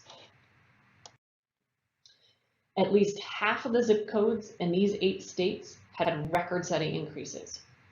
And when price increases are this widespread, people have fewer options to relocate affordably nearby. Now for the who. Who are these price increases affecting? So we know that rising house prices affect renters who are vulnerable to displacement in a dynamic market. we looked at how many places with unprecedented price increases were already unaffordable for renters, and the results were staggering. Nearly all the counties, 92%, that had unprecedented price increases also had at least 30% of households paying at least 30% of their income on rent. But we did not find a similar pattern with homeowners. In that case, only 18% of those places that were unaffordable for homeowners experienced record-setting price increases. So, can we blame this all on COVID? No. While unaffordable housing has come to a head during the pandemic, COVID-19 is not solely responsible, but it's the long-term culmination of trends in demographics, in climate-related disasters like wildfire and flooding, low housing supply and a shortage of construction workers that started since the Great Recession, land use policies encouraging or requiring single-family homes, and low mortgage rates all have contributed to the current crisis. So what are the implications of these price increases on communities? First, we know that outlying areas can't absorb the new residents, and the problems spread regionally as the former bedroom communities become unaffordable, commutes lengthen, and sprawl exacerbates. We also know that vulnerable residents are made more vulnerable, as those who are least able to afford higher rents or able to afford to move are further marginalized with substandard housing or homelessness. We also know that first-time home buyers will delay purchasing, postponing the accrual of wealth and exacerbating existing wealth inequality for current and future generations. There are some solutions. While there is no silver bullet, there are opportunities to address these challenges. First, right now we have an opportunity to broaden the stakeholder base. The business community is being affected dramatically, and their voices can be a very influential new group advocating for a range of housing solutions. We also know that piecemeal solutions done city by city aren't enough. We need coordinated efforts across a region to determine the supply needed to apply for state and federal funding sources and to advocate for state-level policies. We also know that market forces will supply only for the highest end, and we need policies to incentivize and require housing that also addresses low and middle incomes. And finally, we need to support programs at the local, state, and federal level that promotes home ownership for first-time and marginalized groups to begin addressing the wealth gap. Thank you for listening. For more details on this study and for related research, visit headwaterseconomics.org.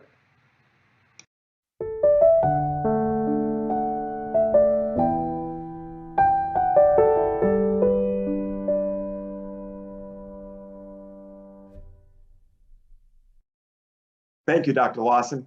That was great. And now a panel discussion focusing on equity and shelter.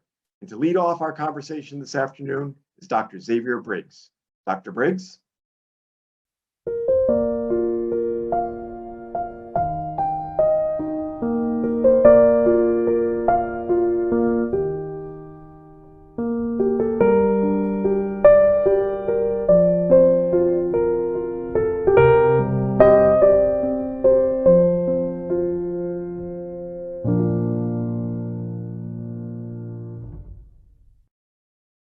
Welcome, everybody. I'm Xavier de Souza Briggs, or Zav for short. I'm a senior fellow at the Brookings Institution. It's my pleasure to welcome you to this conversation about equity and shelter and the future of these important things. We're pleased to be joining you as part of Geography 2050. And it's my pleasure to begin by introducing our two wonderful panelists, Crystal Cornegay and Carlos Martin. Crystal is, I know you have access to their full bio, so I will give the short versions. Crystal, Carlos, bear with me. Crystal is Executive Director of Mass Housing, which lends over $1 billion annually to expand affordable rental and homeownership opportunities for low and moderate income borrowers in Massachusetts. And she also serves on a number of boards. So she's deeply connected to the conversation or the interactions between housing and transportation and transit specifically. And there's a lot to share along these lines. Carlos is the David Rubenstein Fellow and my colleague at the Brookings Institution in the Metropolitan Policy Program, and has been based previously at the Urban Institute and been a professor, trained originally as an engineer and architect and historian of technology. I should say Crystal trained as a planner, among other hats she wears. So a warm welcome to you both, and thanks for joining us in conversation.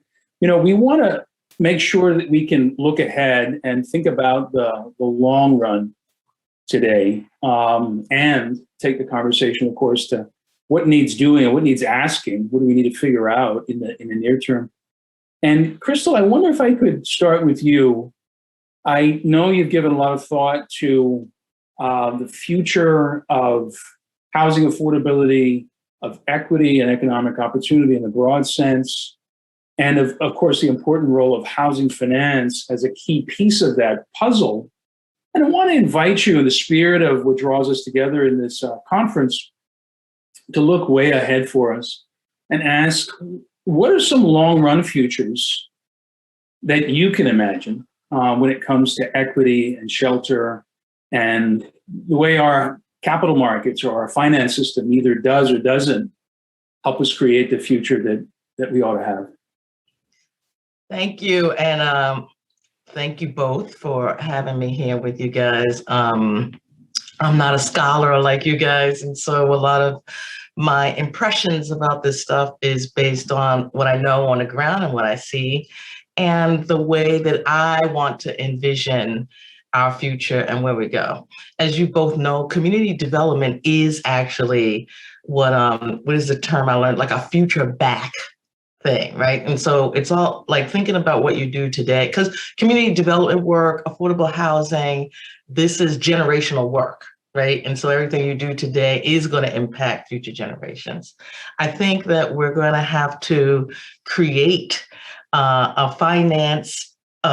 housing finance system that takes into account different cultures, which it does not now, right? And as we become much more diverse populace in the United States, and thinking about where the different ways that people earn money and how they account for that, right? It's like we're going to have this gig economy that's emerging, and if we don't want to have a group of people who have and a big group of people who have not, then we've got to think about what does a middle class look like, so to speak, and how do people access those markets in ways that we haven't in the future.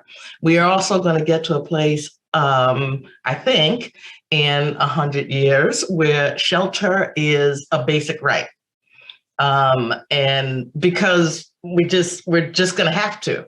And that's also going to impact how the finance system evolves and who are the basic winners and losers around those systems. So that's some of what I think about. Crystal, can I push you on this? I want to understand some of the nuances of what you said before we get Carlos in here. On one hand, you know, from your lips, may it be the case that we have housing or shelter as a basic human right. And preparing for today's conversation, we were linking a bit to the UN conversation, and we know that there are countries that have declared housing a so-called social and economic right, something that society has an obligation to help provide. We don't have one in this country, at least not a formally codified one. As you think about, say, 20 years out, 25 years out, you know, as you put it, a generational leap forward, help me understand the scenarios a little bit more. So I'm going to suggest, I may get this wrong, one is sort of status quo forward. We have a monocultural finance system. It makes a set of assumptions about how everybody earns money, a salaried income as opposed to something more gig-like or irregular. And in being monocultural, and I want to ask you to, given the last year and a half we've had too, and the mass protests over racial justice, it occurs to me, monocultural is not the same as inherently racist, but we have the fact that the finance system was not created to serve everyone. That's just a documented historical fact. So when you think about the futures, plural, there's this kind of status quo one, and is the alternative one that's much more flexible and responsive to different cultures within our country and also to different ways that people earn their livelihoods? Could you say more about these different futures? I just think that in 20 years, like let's think about our own kids, right? It's like, and like, I just think in 20 years, you're going to have to underwrite who's buying houses differently, right? The number of people who are going to have enough money to buy a house in the United States is going to dramatically shrink. And therefore, that industry is going to have to think differently about how they open opportunity for people and what risk they're willing to take. And that's just going to shift over time. And the system is, we all know, racism is a very important part of American culture, right? And when I say important, I just mean it's foundational, right? And like land rights are foundational. And so how we shift around those things are really going to be about economics. It's not, I just don't, I don't know that it's going to be about, equity and justice. I just think the economics are going to force people to start to think differently about equity and justice and how you let people participate in this economy. Well, we're going to circle back to this and really dig deep into this over the next hour or so. That's sobering, what you just said, especially the way you kind of juxtaposed the economics with the equity and justice. I'm going to take one piece of what you said and maybe use it as a bridge to get Carlos in here. I think you were also naming technological change, if not at length yet, and I will come back. Things like the rise of fintech, different ways of calculating credit scores, of thinking about creditworthiness, all these things that are very important for the way our finance system is evolving. Carlos, welcome, and I want to put the same question to you. What futures can you imagine? I know you've given a lot of thought to the ways in which, for example, technological change, economic change, demographic change, and climatic change, climate risk, climate change, interact, and what kinds of challenges and possibilities they create. So same question to you. What futures kind of 20, 25 years out can you imagine? Yeah, thanks for having me. And Crystal, you sound like a scholar to me. And you sound like a visionary. And I think in addition to thinking about housing as a right, we have to start thinking about clean air as a right, clean water as a right, and how about futures as a right, having futures for our posterity as a right. So whenever we talk about visions, I always get a little scared because we've all gone through moments where we've set up visions in our head and we are disappointed. But if we feel like there are opportunities that exist, given the historical changes that we've seen, at least the uprisings, the movement that we've seen in the last couple of years, to rethink some of our visions. And so I'm also, and Zav, I'm going to harken back to our HUD days, right? Because whenever we talk about visions about housing, we always think safe, decent, affordable housing, right? The old HUD line. And so part of my vision is not so much technological, but it's really still social. And it's how the technology, how the production, the supply chain can help support that social vision. I mean, that's ultimately technology. I'm going to quote colleagues of mine in the history of technology to say, technology is neither positive, nor is it negative, nor is it neutral, right? It's all in how it is structured to benefit both society and planet, people and planet. So I would say the best vision I could have of housing is where all levels of government, local, state, national, and potentially even global, are producing the best possible housing and the community, best possible communities for each individual resident in the US.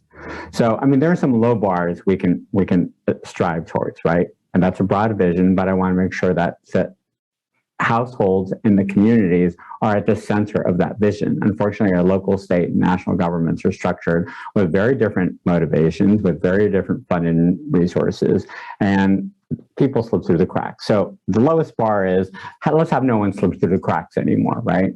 So housing as a right is this fundamental way of envisioning that, which means we have to produce enough housing and produce it all in the right places for our planet. Another low bar, just improving social connections in communities. And this is both within neighborhoods, making sure that what exists is maintained, that there are social networks. We've never viewed social and neighborhood networks as a priority in our housing and our community development. From a policy standpoint, we as people often, I mean, that's where we live. We know our neighbors, we talk to our neighbors. So we have to think about how housing in our communities can improve that social connection, particularly across income and racial lines. So thinking about mixed income, integrated communities, I think these are unfortunately low bars that we've been talking about, I think, for 50 years in this country, and we still haven't achieved. And the third low bar I would want to add to that is minimizing environmental impact. And knowing that we are humans, we are affecting this planet, we are affecting our local ecosystems as well as the overall climate. So we have to realize that we are having an impact. There's no such thing as negative impact or zero impact, but we can try to minimize that and ensure that people are building in the right places. So there are a lot of challenges getting there, right? So that was my version of a vision. If you wanted me to talk about challenges, there are a whole lot, right? Because we haven't reached that basic fundamental low bar vision. So one is low capacity and a lot of Can I interject for 1 second? Yeah, please. I'm sorry to cut you off, but let's come back to challenges in just a moment. But if you bear with me. But I love talking about challenges. You guys, well, what we want to do in this first part of the conversation is cast some scenarios. So not just articulate an aspirational vision, the future we would want, but alternative futures, including some futures we may not want, but crystallize them a little bit, paint them out so we can draw the contrast. So you articulated an aspirational vision and some of the things that stand between now and then. What's an alternative to the positive future you want, and I think I want, and Crystal wants? What's an alternative? Is it a future of smart homes, climate safe for the well-off, and very different housing for everyone else? Or what's that alternative future, one or more, that we may not want at all, and that are not in keeping, many would argue, with our highest values? What exactly does it look like? I just want for our conference participants to have them hear it from you. Right. You posed a lot of the scenarios that climate fiction has posed, right? A lot of dystopias as well as utopias. And I think ultimately we don't want any one person's version of utopia, and we certainly don't want anybody's vision of dystopia. So I think the fundamental challenges about equity are going to be carried over. Housing policy is climate policy now. Now we're recognizing it. It always was. But now we're recognizing that how we deal with our housing affects our not only climate, environmental climate, but also our economic, our sociological climate, our mental health. There's so many other ways. So I would say we're talking about specific visions. There are a couple of scenarios that I've toyed with, and I've actually talked to other scholars and reporters about things like thinking about resilient entitlement. When we're talking about entitlement communities in this country, we're thinking about economic deprivation. We're not looking at environmental deprivation, places of environmental injustice that deserve reckoning. So thinking about really focusing on those communities that have historically been underinvested, not just in terms of their housing, not just in terms of their economic development opportunities, but also from their environments, from like layers of oppression. So thinking about really focusing on those specific communities, that's one way to reach this vision of making sure nobody slips through the cracks. Another is making sure that local communities have that capacity. I mean, I wanted to get into the challenges because I think part of the challenge is a lot of local communities just don't have the resources, they don't have the wherewithal, they don't have the leadership, they don't have the intellectual capital that other places do. And this includes rural communities in the country and tribal communities. And so making sure that we provide that kind of intensive TA and capacity building can put them on an equal playing field.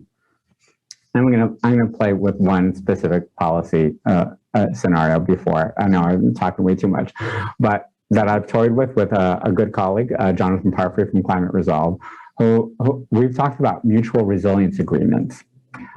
So after disasters and during disasters, I should say, there are a lot of communities will have mutual aid agreements, mutual relief agreements, right, with their neighboring city or county, saying, okay, if we have this issue, you're going to help us have evacuation shelters.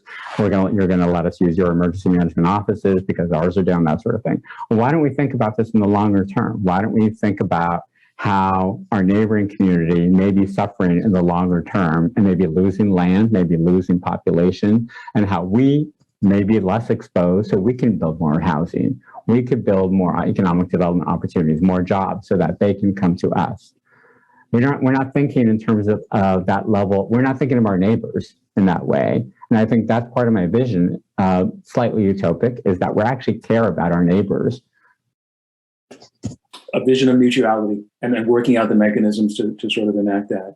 We want to explore that some more. Crystal, talk to us about, I'm going to take us now into, how we get from here to there. So we'll avoid the most negative futures or the least desirable aspects of these futures we can imagine and realize more of the positives. What are some of the sort of near-term challenges? You began to name them on the front end of the conversation. What are some of the near-term challenges and for want of a better word, the solves that you think we need to begin to make progress toward a positive future? Well, one of them is just recognizing because our systems, no matter what they are so big, we kind of play to kind of this narrow definition of who's operating in those systems, and we drive people to look like that, work like that, be like that, and creating some kind of opportunity for more flexibility and just more diversity. And I don't just mean, more diversity around how people participate in that system. One of the things I was thinking about, Carlos, when you were talking, part of why we care about who lives in communities and what resources they have is because of the way communities are financed, which is through real estate taxes, right? And so you have better schools in certain places because, people who live there pay more taxes. And so we have to start thinking differently about that, right? And how we invest in places so that we can create some more of this kind of mixed income, kind of integrated. Because the message we have now for people of lower means is always about, if you want a better opportunity, you have to move someplace, right? Well, you can't move all the poor people. And so you're just so you got to figure out how you're going to invest where people are and what that means. And stop talking about things in a way in which is a zero-sum game, where because I'm giving Zav more means that Carlos is getting less. No, it's it's America. We actually do have enough to go around.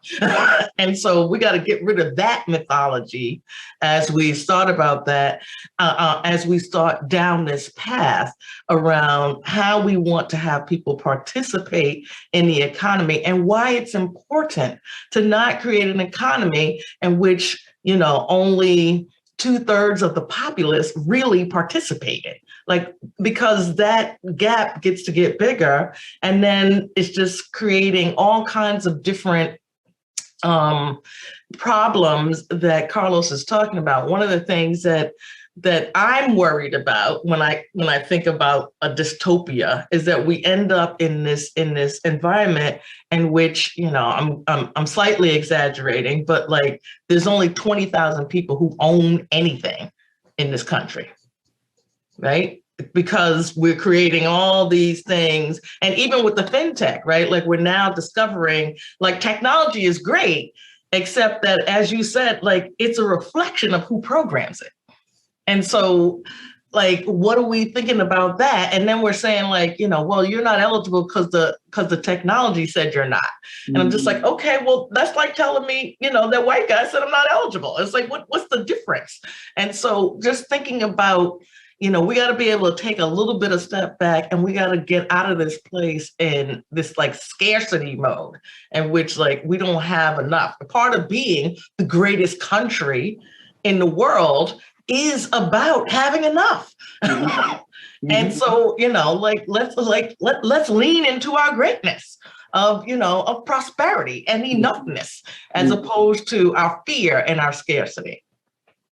Carlos, you want to name more challenges here? It just feels to me like this is a right place to build on each other's notions of what the key challenges are from, as Crystal says, mindsets of, you know, scarcity versus abundance. And missing mechanisms. You began to do this. I sort of cut you off to articulate the future a little bit more. Say more about challenges, where you were going, and then I think we want to look at, you know, some of the entry points, some of the early steps we can take. But tell us more about challenges. Sure. And just quickly to add to what Crystal was saying, I mean, this idea of options. I mean, that's what the wealthy and privileged in this country have always had, right? Multiple options in terms of their housing and where they want to be, and where disadvantaged communities, low income, low moderate income communities, communities of color don't have those options. So that's part of the vision, is making sure we have those options. So what are the challenges? So I talked a little about local government capacity and local I would even say local neighborhood capacity. In some cases, unfortunately, now we have hostile local governments that don't want to improve capacity of their governmental services, of their ability to arbitrate between local communities. We have unresponsive professionals in the industry. I mean, there's been a reckoning in the last couple of years by the appraisers, by real estate agents, et cetera. And I'd like to see more action on that front, not just lip service to what's happened in the past, but actual changes in appraisal practices, constant monitoring, evaluation of appraisal outcomes, of real estate transactions, of lender outcomes, of the kinds that Crystal was mentioning. So these are challenges. There's still an industry that's built around certain ways of thinking and certain ways of producing. I also feel like we have insufficient and often ineffective state and national regulations. I think we have provided, in the housing world, so many carrots and trying to get people to get somewhere, and we need more sticks. We've gotten to the point where we need, at a broader scale of geography at the state and national level, to make communities that are these enclaves that have options and have chosen their options to no longer be enclaves, that they have to realize that they are part of the public commons. And of a democratic society that we aspire to be. I'd say that a third big challenge, money. For the exact same reasons Crystal was mentioning. I mean, we have a regressive tax system. We have an inability to actually commit resources to all of the changes that we want to see to ensure that democracy persists, and that people have options of all backgrounds. And so that requires money to build more housing. That requires money to retrofit some housing and ensure that it's not in harm's way. It requires money to relocate some communities, and especially the communities that don't have the resources. I mean, to your point, Zab, I mean, wealthy people have these enclaves, and they're going to have choices, and it's going to play out very differently. I don't think there's going to be wealthy climate preserves across the country. I think there are going to be some places like that. There are going to be a lot of wealthy people who say, oh, well, I'll give that property away. That they have that option to walk away. And there are going to be some people who try to do the right thing, or at least pretend to do the right thing, and try to think about their communities. And we've seen this play out very recently in the most recent mitigation funding that came from the federal government, where the biggest project, the project that got the biggest amount of money, was indeed looking at 1,000 low-income households of color, but it was also protecting Facebook headquarters. So we have to think about who actually are the beneficiaries and who's going to sort of what alternatives do we have to make sure that all people have options and not just the wealthy. I want to ask both of you, and Crystal, I'll give you plenty of room to directly respond to Carlos if you would like, but I do want to probe on risk for a second. You've both talked about money, entitlement. We talked a little bit about technologies. And Carlos, I'm just going to start with you because of what you just said. How about the treatment of risk and the coverage of risk? I'm thinking of everything from public sector tools and things we know now, imperfect as they are, like the National Flood Insurance Program, to the treatment of risk on property and more by private insurers and reinsurers. Recently, there was a story on why the property insurance industry is not at the forefront, not in the vanguard of the climate movement. And the journalist sort of said, you'd think they would be since they own risk. It turns out major property insurers in this country are still writing policies on coal mines and offshore oil drilling. It's arguably a very near-term focus. The reinsurers, on the other hand, who own a lot of the catastrophic risk, are moving in the other direction, and they're for much bolder, more transformative action, leaving aside Swiss Re and Liberty Mutual and what they're all up to today. I don't mean to digress. Say something about risk, what challenges and opportunities you see there, and then Crystal, I'll come right back to you. Just to add to the comment about retail insurers all the way up to the reinsurers. I mean, they've been on the vanguard of pushing public sector investments in assets and infrastructure assets because, of course, they're also protecting their bottom lines. There's always been this unwritten agreement between the insurance industry and the public sector the public sector will provide this major infrastructure to protect the community, and then insurers would protect inside. But in the kinds of insurance scenarios that you're talking about, let's not forget that insurers are leaving individual homeowners. They've done this. They did this in Florida after Hurricane Andrew. They did this in Louisiana after Hurricane Katrina, and they're doing it right now in California after the wildfires. So there is a big concern about risk that I'm not sure there has to be a national conversation about about property risk and property insurance, the same way we've had a conversation the last decade about health insurance. So I think it's an important conversation to have, and I think it speaks exactly to this issue of equity, because the people who can't afford the insurance, who are already existing in harm's way, have very few alternatives. Thank you. Recently, we're talking health, economic risk, climate risk, different kinds, and how they connect. Crystal, I'm sorry. Over to you. No, it's okay. I was struck. I find the conversation around business and government and the expectations of government from business, while business doesn't want to pay for it. They want government to pay for it, but they don't want to pay more taxes either. And so what, I'm just sort of like, how does that add up? I can't do the math on that. I mean, I'm not a math scholar, but I did pass addition and subtraction. And so it's just, but if you're going to run a business, right, and you envision a future, right, think about it as R&D. If you want government to be leading and that's the place you're doing R&D, then you're going to make kind of investments in that for a while before you start to see the outcomes of that. And so I don't quite understand why we're not saying to ourselves, well, I do understand why. I'm not naive, but it's like, we're going to do something different. Like, even if we do a progressive tax for 10 years, because we've got to pay to shift where we're going, like, in order to do that, right, then let's lean in and kind of like do that. And it's not forever, ever. Mm-hmm. And, but we got to get to a different place. And this idea of scarcity is not going to get us there. right? And the corporate environment is not going to get us there, right? If you're talking about risk of the size that we're talking about, that's got to be government, right? And so, and we've got to learn to have some greater level of confidence in government and its leadership and its ability to do that than we do today, right? Because it's government who's not, I mean, they're going to do what they can to really not leave anybody behind. But the more we get to, you know, Carlos and I staying up all night thinking about who's in charge in elections, right? The more we get representative real government, the more that we, you know, hopefully will have some, you know, confidence in that. But government has got to lead on this, because all big changes that we're talking about in this country started with government, right? I mean, I'm sorry, I didn't mean to cut you off. No, go. I was gonna just ask more about that.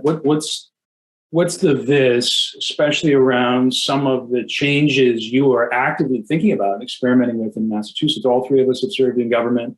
You served as Undersecretary for Housing and Community Development for the state. I mentioned property risk a few minutes back, and that got us onto insurance, just as one more, sort of variable or lever in this. But take housing finance. We have long had a public-private hybrid system in this country. We invented the FHA, which more or less invented the 30-year amortizing mortgage, a crucial innovation. That's thanks to government, but worked with the private sector. We had a big lesson over the past year and a half about small business lending. Think Paycheck Protection Program and the inequities in the first round, and what that's all about, government guaranteeing some of the risk on lending that commercial lenders do. What would it look like? What specifics do you have in mind when it comes to having more conviction, as you said, or more confidence about government being able to play a large and crucial role? Is it a new generation of hybrid finance products or risk sharing mechanisms, or could you say more about that? Sure. When I think about insurance risk and appraisal, the way I've been talking about it to people is, you know, our current appraisal system is really just the vestiges of redlining, right? And it's just like, that's where that started.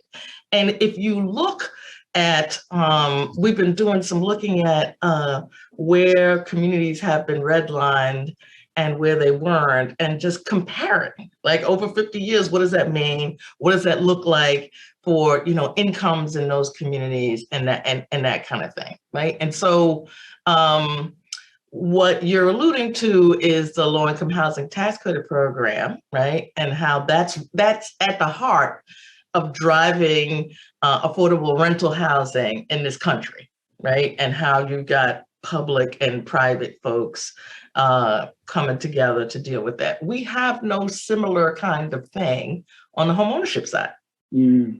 And so you kind of like, it's a very individual kind of thought process, right? It's like, you'll build it, and then if people can afford it, they will buy it. And it's like homeownership has become this thing where it's like you have to deserve it, so to speak. And we'll like finance rental housing over here and figure out how to do that. And there are a lot of people making a lot of money in the LIHTC program. You know, it's super complicated and all of that. But, you know, on the homeownership side, you know, government, they have the neighborhood homes investment tax credit program that they're pushing, and which government is creating a space, well, not creating, wanting, you know, we're pushing to have a government create a public-private partnership to finance the appraisal gap, right? Between what you can build it for, what you can sell it for, right? And that's what I mean, right? It's like, okay, so government's gonna take some of that risk, and we're gonna kind of lead the way. And then we're gonna kind of see that, you know, it's not that scary. And then the private market is certainly going to be all in, right? It's like, because once we can figure out that there's money to be made, the private market can help to deal with that. That's what I mean when I'm thinking about government's got to lead. Government's got to figure out how to take those first steps. As you say that, I'm mindful that Carlos and I are here in DC, you're in Boston. Mm-hmm. For folks in these economically vibrant, though very unequal metro areas, urban economies, we can take for granted certain foundational resources, including things like property markets that are, trading properties in high, but large parts of the country have been so disinvested. Crystal is alluding to challenges where you have, let's say, city of Detroit. It was a major issue, has been for years, many others as well. Gary, Indiana, rural communities, as Carlos said earlier, where it costs more to build something than a home would be worth at the end of the day, given its location, because the bottom has dropped out of a given community. There's so little demand or what have you. We need to think more creatively about bringing back these markets in an equitable way. Carlos, your thoughts? Wait, can I just say one more thing, Please, Carlos, before you go? I just want to, we are now experiencing in the affordable LIHTC arena, huge fights with private equity firms around getting access to those properties and turning and flipping them to market. Right? Like this is a thing that was like, no one wanted to do this 20 years ago, but government came in, they built a whole system. And now private equity is like, oh, well, you built these properties in these places nobody wanted to be in 30 years ago. And now all of a sudden, hey, like, let me step in and figure out how to like make money here. But that's what government does and is supposed to do. Sorry, right. Carlos. No, this is a great tie-in to I think what I'm thinking about. And I want to tie into the Zav's question about risk earlier as well, linking housing finance with overall risk, because I think part of the challenge is, what's happened in the last 2 years, for example, is that the overseers of the finance world, the public overseers, have started talking about climate risk, for example. Let's use this as an example, including the federal FHFA, right, have asked how much of a risk are there to the government-sponsored entities, Fannie Mae and Freddie Mac, with regard to climate risks. And of course, the challenge is when we start accounting for these risks, who's at the center of the risk assessment? Is it the institution or is it the people? Is it the homeowner, the home buyer, or the community in which that home exists? And that's what is always forgotten. I think when it's the institution, we're going to end up getting, if we're like saying, oh, these places are climate risky for our financial institutions, so we shouldn't be investing in them, we're going to have a new red line in this country. That's exactly what's going to happen. So poor people in disinvested communities that are now viewed as climate exposed aren't going to be invested in further. So it's the lack of thinking about who is at the core of the risk assessment that is repeated across various government agencies. And we're not just talking about housing finance policy, not even just housing policy. I mean, we've looked at places like transportation, commerce, labor, Army Corps, funding, infrastructure, and economic incubation in places that the EPA and Interior and Department of Energy have said are challenges, right? And then HUD is left piecing together with the 2 bottles of glue that it has in its desk. So we're not thinking about who is at risk and what they need for their lives. And that's not to say that the housing finance system should be exploded. I'm a big believer in reform, not in revolution. I think what we need is a highly regulated private sector, not a dismissal of the private sector, but to highly regulate, you have to have good government. And that's where Crystal's point is. If we looked beyond, you guys, today's election results, and even beyond next year's midterms, we didn't worry too much about the very, very near term. What are the specific kinds of policy debates you'd love to see? This may be painful for me to ask it this way, but in the 2024 presidential and congressional elections, or put it this way, as a nation, what should we be actively debating right around the corner in order to start taking very, very seriously these trends and these futures that we confront, whether we have acknowledged them or not? Carlos, I'll start with you, given the point you just made. Ooh, and I guess for the listeners, we should let them know that this is occurring. The conversation is actually occurring on November 3rd. You'll be hearing it later. That's why you see a lot of bags, at least under my eyes, not under my lovely colleagues' eyes. there are certain fundamental issues that have to be debated that we've avoided talking about in this country in several election cycles, right? And I think it would be good to see leaders step up to the plate to talk about racism and not pretend that racism is not still a core function of our housing markets, of our environmental injustices, et cetera, right? That these are core functions. We have to look at leaders who are, I mean, it's sad that there would have to be a debate, but that are looking at how do we prioritize historically disenfranchised communities. So it's not just by race and ethnicity, but also by income that have not had the opportunities, all of the options that we're talking about. That is the goal of our vision for shelter in this country, right? Of making sure everybody has the options that are appropriate for them and their families and their communities. We have to have that fundamental conversation about those disparities historically, and if we're going to make any change in the future.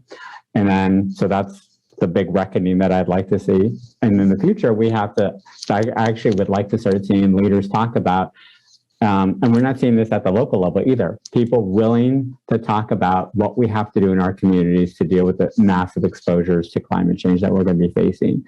That means that some communities are not going to be viable, but we shouldn't say that without immediately saying, this is what we're going to do for them. This is how we're going to give them housing and jobs and healthcare and other places as nearby to their social networks and their community networks as possible.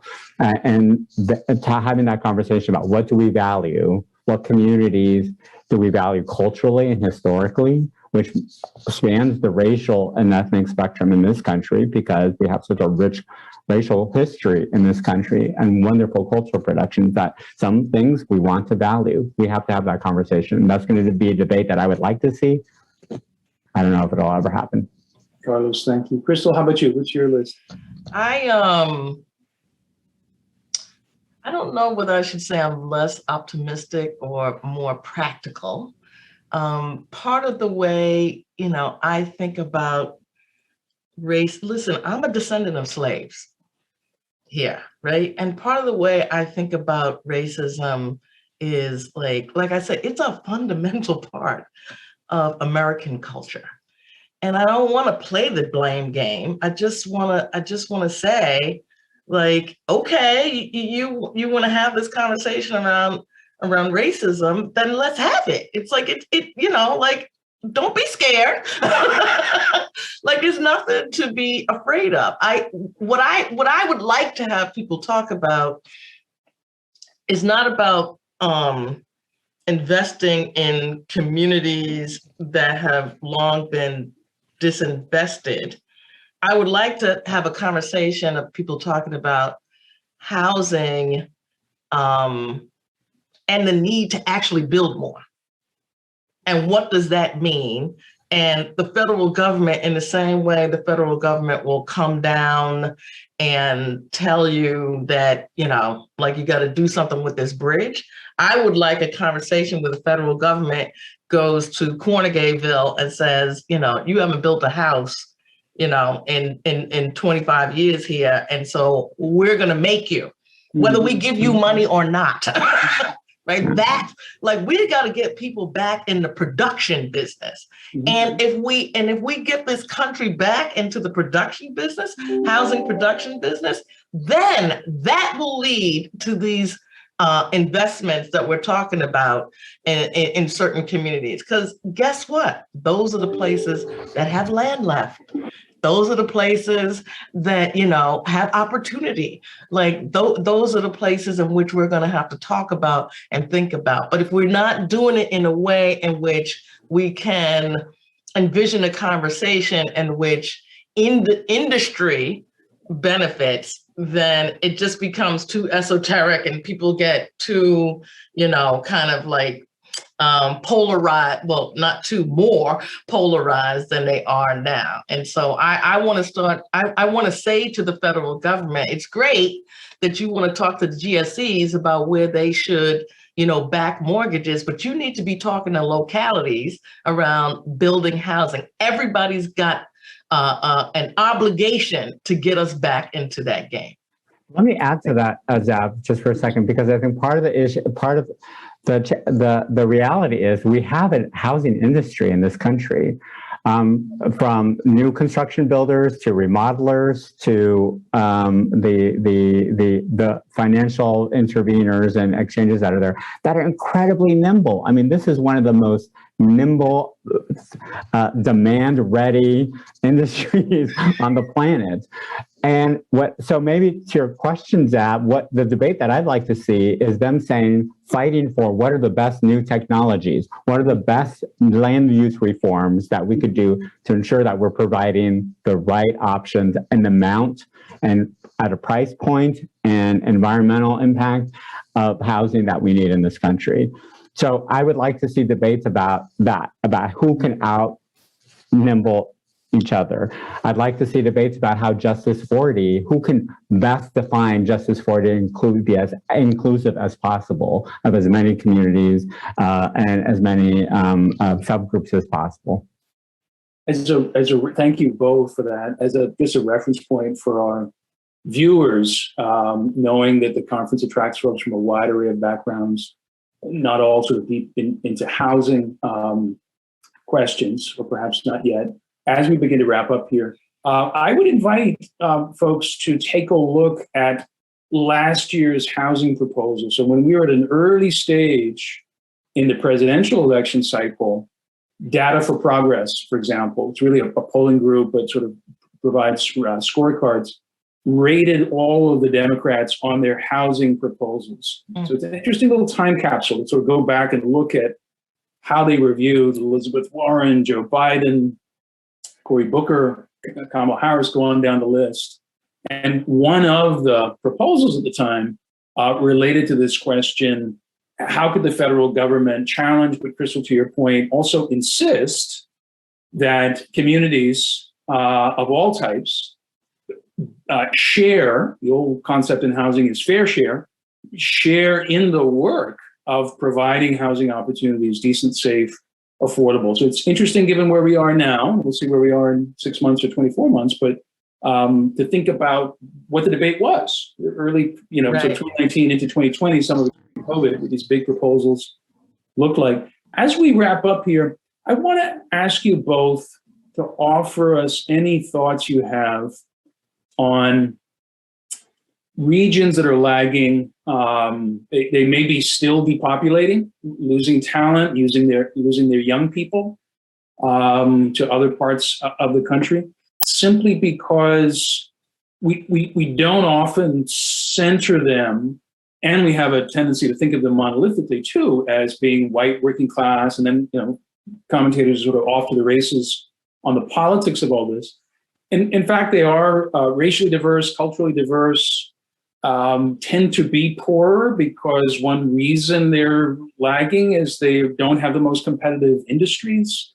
Crystal, in your state, they include some of the earliest industrial towns in this country: Lawrence, Massachusetts, Pittsfield, Springfield, et cetera, et cetera. They're not beacons of high tech these days, not for now. But one begins to think about this future, the medium and longer run that we've been talking about, and both the challenges they face, but also opportunities they may offer as places that tend to have more abundant land, certain natural resources, and a hunger to be vibrant again, even if it's in a completely different way. So I would just invite you to share any thoughts you have. Crystal, I'm going to start with you, and I'll give you a time signal. We've got about 4 minutes left, so maybe a couple minutes from each of you, and then we'll wrap. Does that sound okay? Sure. Like this pandemic, right, is like, has taught us to think differently about work. And so because you brought up these communities, Springfield is, I want to say, it's a community, it's kind of in Western Mass, kind of, and it's been struggling for a while, right? In terms of different things. But what if, right? And so there's all this conversation around, let's get a transportation system that connects Springfield to Greater Boston, which is really the economic engine of Massachusetts, and some would argue of New England, right? And so let's get a transportation to do that, system to do that. I say, no, let's build, 1,500 homes, high tech in Springfield. And let's connect those folks with the technology, the fintech, whatever industries there are in Boston, and let's do that. And let's think differently about where people have to work and live and how people do that, because we just turned the whole idea about work from home and what that means up on its head like that, right? Like that. Like all the ideas about what it means to work from home and what that means, like all of that went out the window, just like that. And so there was a whole disruption about that. And so that's why I want to have these conversations around, what do we do around what's everybody's fair share in terms of housing production? Because Springfield is also a city in which it's largely diverse, Latin American descendants. And so we start to get at the things that Carlos and I care about, but in a different way, right? And investing in that in a different way. Chris, I want to make sure I follow you before we give Carlos the final thought here, final comment. It's a home and talent-centered regenerative strategy. And then folks need connections. So the digital connections, the transport connections as well, but start by attracting people in to take advantage of the special opportunities these places represent. Carlos, your thoughts? That is actually going to be very related to my point. So there's an interesting climate angle to your question, Zav.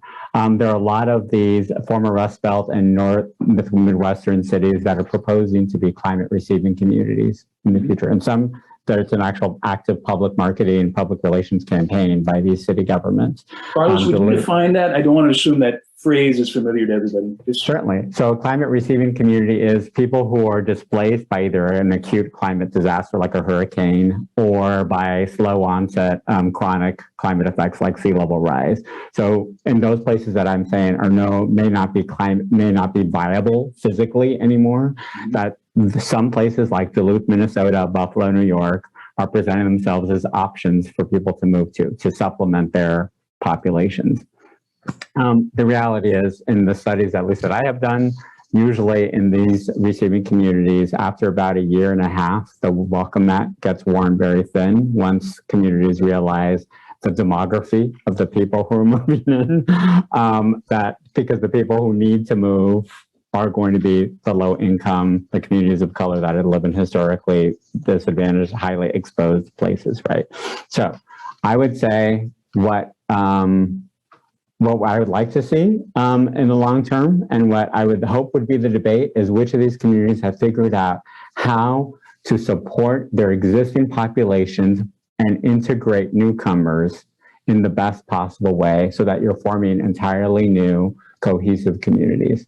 That's really going to be the challenge for equity in housing, about how do we get, again, people to realize that they're part of a bigger whole than their own house.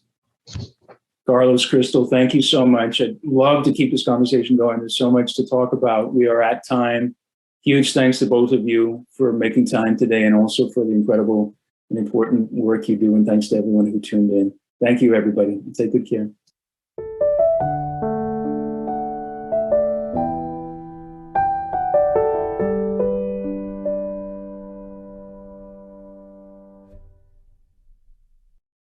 Thank you, Dr. Briggs, Ms. Cornegie, and Dr. Martin.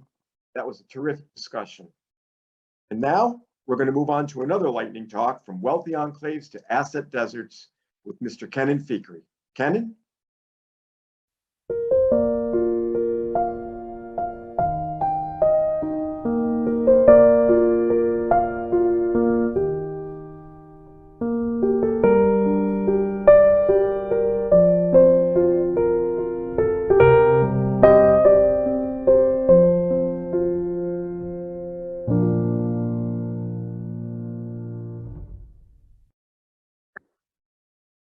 Hello and greetings from Washington, D.C. My name is Kenan Fikri and I am the Research Director at the Economic Innovation Group.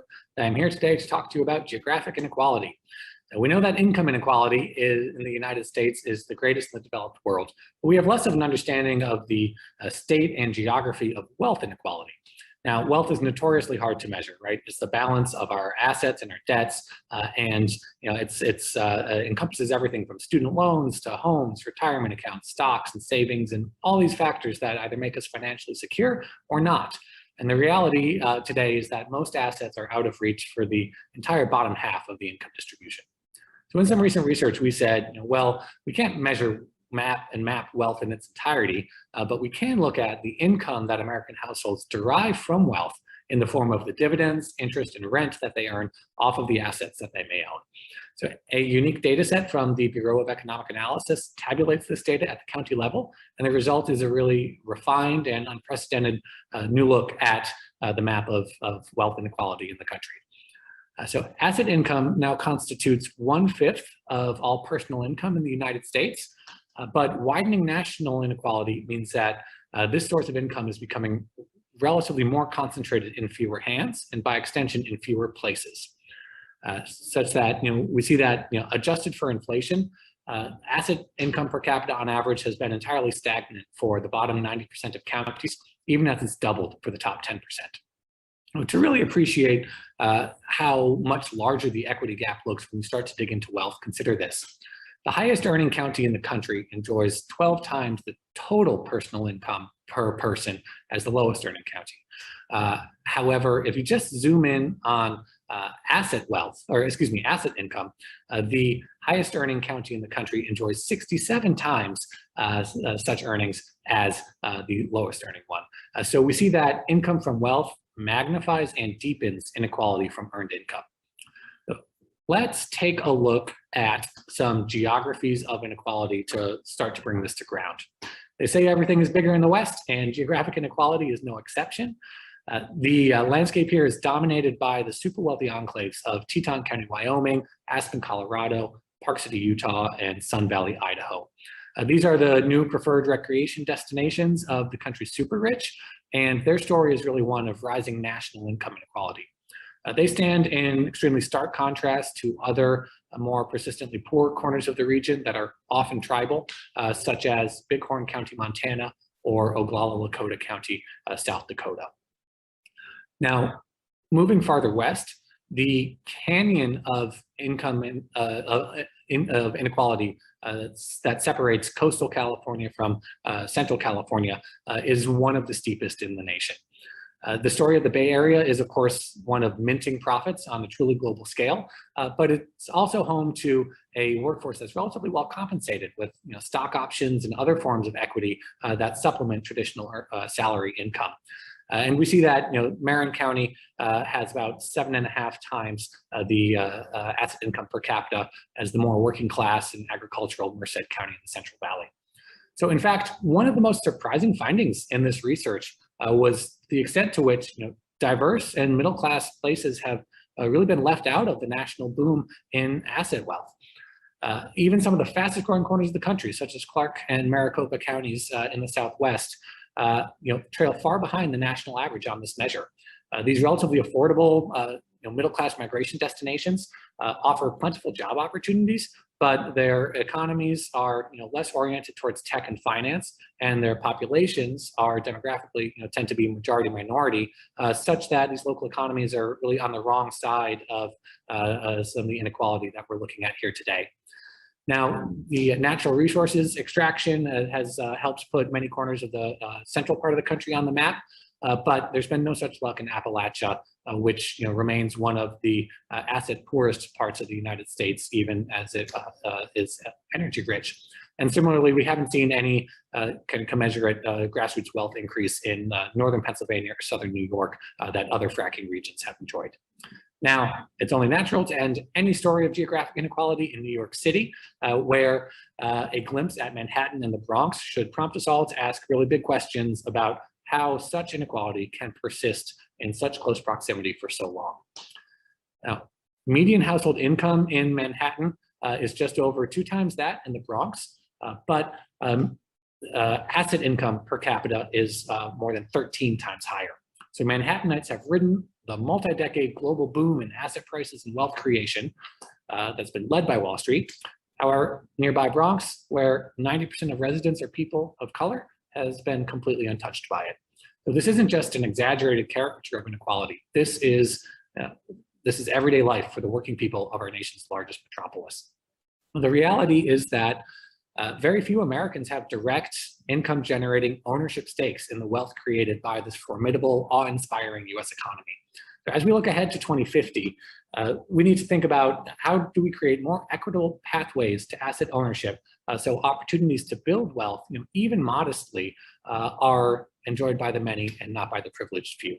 So as you look at this map, I encourage you to consider how can we raise the floors of these valleys to build a more inclusive, stable, and forward-looking American economy in which more people share with a direct stake in the nation's economic success. So with that, I will bid you adieu, say thank you, and wish that you enjoy the conference. Take care.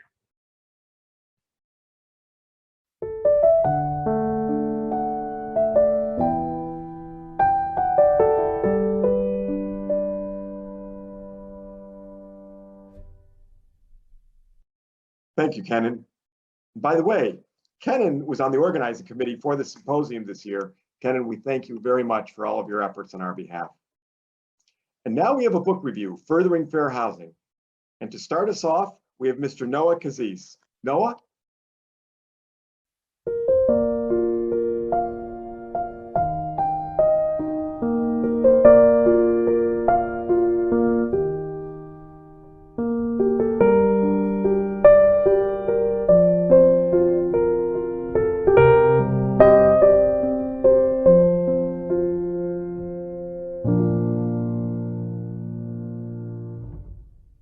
Welcome, everyone. My name is Noah Kazis. I'm a legal fellow at the NYU Furman Center for Real Estate and Urban Policy, where much of my research focuses on fair housing. I'm absolutely delighted to be here today with two leading thinkers in the field to discuss their new book, Furthering Fair Housing. Nick Kelly is a researcher and advocate working on public policy and housing policy with a particular focus on fair housing and urban politics. He's a senior fellow at the Boston Housing Authority and received his PhD in public policy and urban planning from MIT. Previously, he worked in local government in New York City, as well as at the federal level for Senator Charles Schumer. And Maya Woolachem is a tech fellow on the civic engagement and government team at Ford Foundation, as well as an adjunct professor of public service at the Wagner School of Public Service at NYU, teaching a course on segregation. At Ford, she works across a range of civil society organizations on examining the intersection of technology and civil society, and she received her MCP in urban planning from MIT in 2019. I'm excited to dive into the important contributions that Nick and Maya's research have made to our understanding of fair housing. But before we do that, I want to offer a little context for why this research is so important. We're here at a conference thinking through how geography can help us understand the inequities of today and the path to a more equitable future. The importance of space and place to equality goes without saying. Where you live affects the schools you attend, the air you breathe, the jobs you can find, your exposure to crime and to different forms of policing. It's foundational. And as the cover of the book shows, shown here, it so clearly illustrates communities know how important these geographies and these maps are. This is a mural from Philadelphia. Fair housing offers a particular way to analyze and address those inequalities through a legal framework. So on the next slide, the Fair Housing Act of 1968 was the final piece of the 1960s series of transformative civil rights laws, along with the Civil Rights Act and the Voting Rights Act. It prohibits discrimination in just about every piece of the housing market. Racial discrimination, as well as discrimination on the basis of national origin, sex and sexual orientation, disability, religion, and family status. And it prohibits not just direct intentional discrimination, but also policies and practices which have an unjustified disparate impact on members of protected classes. It's a powerful law, and in some ways it has proven transformative. Through the 1960s, racial discrimination and segregation weren't just tolerated, they were celebrated, even by elements of the federal government, not to mention states, cities, landlords, brokers, and others throughout the housing system. Segregation was a fundamental principle of American urban planning, explicitly or implicitly. And that kind of express invidious discrimination, if you want to go to the next slide, it's far reduced from what it was. Though unfortunately, it's still far from gone. These are sort of the kind of, I don't know if I'll call it express or implicit, but this is a redlining map of the city of Boston. The legacies of this kind of discrimination, they remain with us today. So if you go to the next slide, you can see segregation has proven to be one of the most resilient, hard to address civil rights issues in the country. This is a dot map showing sort of the distribution of different people by race in the Boston area, and you can see how stark those lines are. The progress in reducing racial segregation has been painfully slow, and inequality persists in essentially every step of the real estate process, from appraisals to insurance, to taxes to evictions, housing quality, neighborhood amenities, and so on and so on. And that brings us to Nick and Maya's book. You can go to the next slide. They discuss a special provision of the Fair Housing Act.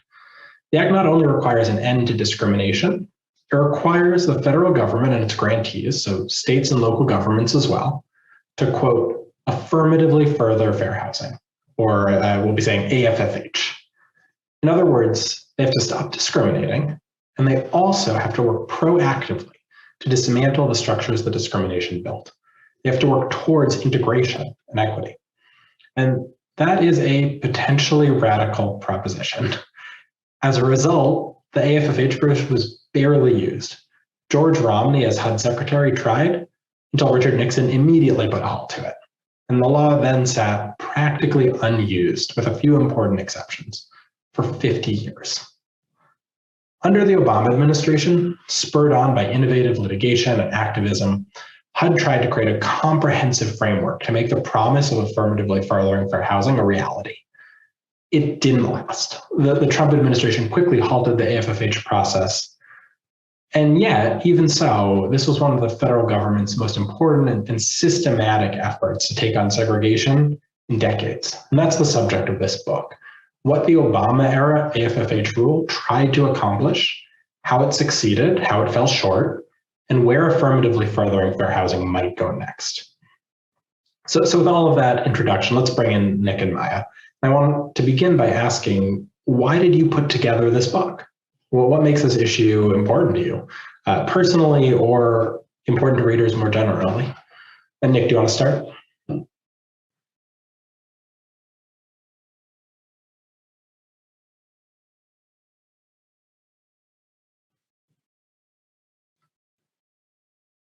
Nick, I think you might be muted. Thanks so much. Just having trouble unmuting myself. Thanks so much, Noah, for that kind introduction. And, as a result of where I grew up, I had an intuitive sense of how unfair our housing systems are and how much geography contributes to those unequal structures. When I was a kid, I lived in a city with below average schools, and I was fortunate enough to go to private school. But when I was 9, I moved to a town with great public schools. And my very first year, I had a teacher that really changed my life by instilling in me a love of hard work. That experience, I think, made me aware, even from a young age, and implicitly, about the vast disparities in resources across neighborhoods. And only later did I realize that my new town of Brookline, Massachusetts, also exemplified America's system of metropolitan inequality and white supremacy in housing. So despite its liberal reputation, my town, Brookline, was the site of the first racial covenant in the United States, and it builds little affordable housing, ensuring its position as a bastion for the upper middle class. Combined with its incorporation as a completely separate municipality from Boston, Brookline engages in opportunity hoarding that perpetuates spatial and racial inequality. So this slide here shows an aerial view of Boston, of the greater Boston area. And to the right of the park winding through the image is Boston. But even though it's right near downtown, the neighborhood to the left is the completely separate municipality of Brookline. And although the park brings a lot of beauty to Boston residents and enjoyment, it also conceals a really stark reality that growing up on one side of the line or the other can really determine quite a bit about your outcomes in life. And indeed, according to data of 20 million Americans from childhood to their mid-30s, we see dramatic differences in upward mobility by place. A low-income child who raised in Brookline in the 1980s on average would earn $50,000 in his or her 30s. A low-income child starting from the same economic position on the right side of the park in Boston would earn only $26,000 according to the data. So growing up near these dividing lines, I was really acutely aware of the importance of geography in shaping access to economic opportunity. And furthermore, only really later did I recognize that my family's ability to move in the first place was really due to my race and privilege. From landlord discrimination to sky-high rents to the racism that people of color face when moving to suburban areas, low-income families, and especially families of color, just face an incredible number of barriers to living in neighborhoods that provide increased economic opportunities. And so I was really excited to help edit this book to study an effort to actually undo these barriers and the systems of white supremacy in housing. And with that, I'll turn it over to Maya. Thanks, Nick. So I have a similar story. I grew up in a very segregated area, not unlike many people around the country, but unfortunately, I'm also the second generation of my family to have, let's say, integrated a place by nature of being a Black person in that particular space. My parents are immigrants. My mom moved from Sierra Leone in the 80s to Kent, Ohio, to a neighborhood that had never really seen a Black family as a resident before. She ended up actually being the first of many Sierra Leoneans to land in Kent for its proximity to Kent State University, a cheap public alternative that was accessible for many of my aunties and uncles who were coming at the time. Now, I think, one way to view her move to Ohio is a symbol of, positive momentum towards integration in some way. However, that house, shortly after they moved out of it, was reconstituted by a white family, turning the neighborhood back to a predominantly white neighborhood. And a Confederate flag now adorns the porch. We just saw it a couple of years ago, unfortunately. So that said, you could imagine that, we might have made some positive momentum since my parents first landed here in the 80s, but a decade or two later, when my family moved to Rochester, New York, itself a tension of a replica of the tension that my mom faced in her youth, we find so many of these dynamics still replicating themselves in that space today. Originally, when we moved to upstate New York, we landed in the city, so that, red blob there. And my dad would often joke that, my family was scouted for suburbia for this new development that was being built out there because of our sort of Africanness, that we were just different enough to count as really comfortable from our neighbors. And so in the end, after a year or two in the city of Rochester, we ended up being the first Black family in a new neighborhood being built just off of Calkins Road in a suburb called Pittsford, which is a very, very similarly exclusive, very white town. In 1998, we were that first Black family, and in the end, we were the only one that stayed through the end of the 2000s. So, I don't own that my experience in Pittsburgh was necessarily ordained, but it is, very unsurprising when you look at where we started. Like so many of the redlining maps that Noah raised as well, this one is very deterministic in terms of the experience of living in any of those places today. If you go to the next slide, please, Nick. You can actually also see this if you look at just, an aerial map of both Rochester and Pittsburgh. Rochester from the sky, you can see a pretty dense urban center, once bustling during the height of Kodak and Paychex and Xerox and other big industry of the mid 20th century. It's also the site of that dense urban housing that we know to have been built during that time, some of it still in disrepair after having not been repaired since those early days. So our time there when we landed in the 90s was spent in various states of shuffling around to Auntie's old houses with all my cousins, being very small, running to lots of parties.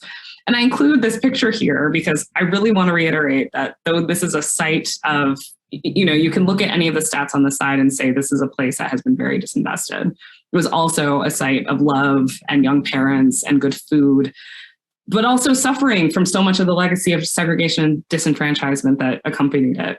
Today, even still, Rochester is about 40% Black, nearly 20% Latino, and largely low income. That was still true then, but as a child, I never really knew to be ashamed of those things until I moved to the other side of town in '98. So next slide, please, Nick. When I was 7, I moved to Pittsford, a town that's really defined by its robust public schools and also, as we noted, incredible exclusivity. And like many suburbs around the city of Rochester, it is marked as a site of great promise and has remained so over time. It preserves its 19th century village, a pristine historical landmark that we knew to be proud of and to protect. And as a result, this growth in Pittsford has been very measured, very planned, very one development at a time.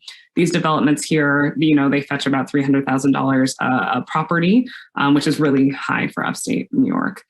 As a child, though, I internalized the difference and really comported myself in ways that many who have written about integration have noted, with a sense of self-consciousness, with deep shame that run from my childhood well into my college years. Those were my neighbors, but I had known them my whole life. But that said, I was still questioned often about how it was that I found myself in Pittsford. Where do I live? Who are my friends around here? All of the sort of tensions that we know to be true. So that said, Rochester and its suburbs, like many places around the country, you can go to the next slide, please, Nick. For much of that history is a site of deep contention. It's been in the news a lot over its grave police brutality, the departure of industry, and the deep educational divide between suburbia and its urban core. Over the past summer, we were also the site of incredible protests over the murder of Daniel Prude, mistreatment by the police department, but also the deep vitriol for the continued segregationist manners of suburbia. That said, to me, this vision of my hometown, now complicated by its own reluctance to tell the truth about that history, has really helped me contextualize the importance of the AFFH and therefore the importance of this book, desegregation, integration, and the work of affirming fair housing in the way that is profound and intentional. It is profound and it is intentional. And, Pittsford is like many places around the country that have no interest in seeing themselves as part of that history. And so having this book on paper, really proof of the importance of the work and the life of the AFFH, it means the world to me. And I think it's a really important piece. Yeah, thank you for both those sort of personal stories, but also those introductions to American cities and the connections between them. So turning sort of to the nitty-gritty of affirmatively furthering fair housing. One of the challenges about trying to affirmatively further fair housing, and I think both of your stories demonstrated this, is there's so much to be done, and there's so many different actors who need to be involved. So Nick, can you start by just explaining how HUD in the Obama administration tried to operationalize an equity approach to housing with that complexity in mind? Yeah, thanks, Noah. So HUD really, to operationalize these really difficult concepts and difficult issues to overcome, they created what's called the Assessment of Fair Housing process, AFH process. And it was a robust requirement for municipalities to reduce segregation in their communities, engage with the local community, analyze fair housing data, and identify contributing factors and specific fair housing priorities and goals. And you can see here on the right, New York City was inspired by this rule.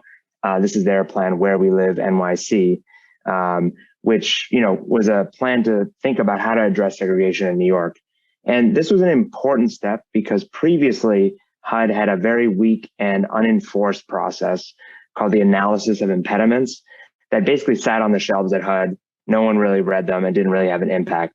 This was a huge increase in the amount of robustness that communities had to attempt to address segregation in their areas. And so what we did to kind of measure the impact of this process was that we took every one of the 49 plans that were submitted to HUD before President Trump froze the rule, and we coded them according to these following measures. One of the key things in measuring the effectiveness of any policy, especially one that's addressing planning and spatial issues, is to see, is there actually a plan for getting this thing done, right? Is there a measurable objective? Is it a new innovative policy? And so we coded goals that way. In fair housing, there's a very important concept, which is around investing in low-income communities through place-based work, as well as helping families access areas of increased economic opportunity through mobility work. And so in our coding, we also analyze both of those. what cities were looking at place-based goals, what cities were trying to increase access to areas with associated with increased economic opportunity. And we also coded by all sorts of other innovative ways that cities were looking at addressing fair housing, from affordable housing to new zoning codes to addressing displacement to regional solutions, which we all know are necessary to address issues of segregation in the United States.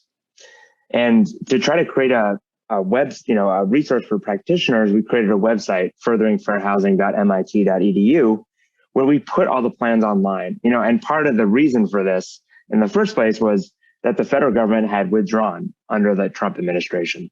So there was no place to go and even see these. And so we tried in our small way to step in the gap a little bit and create that public resource for practitioners. And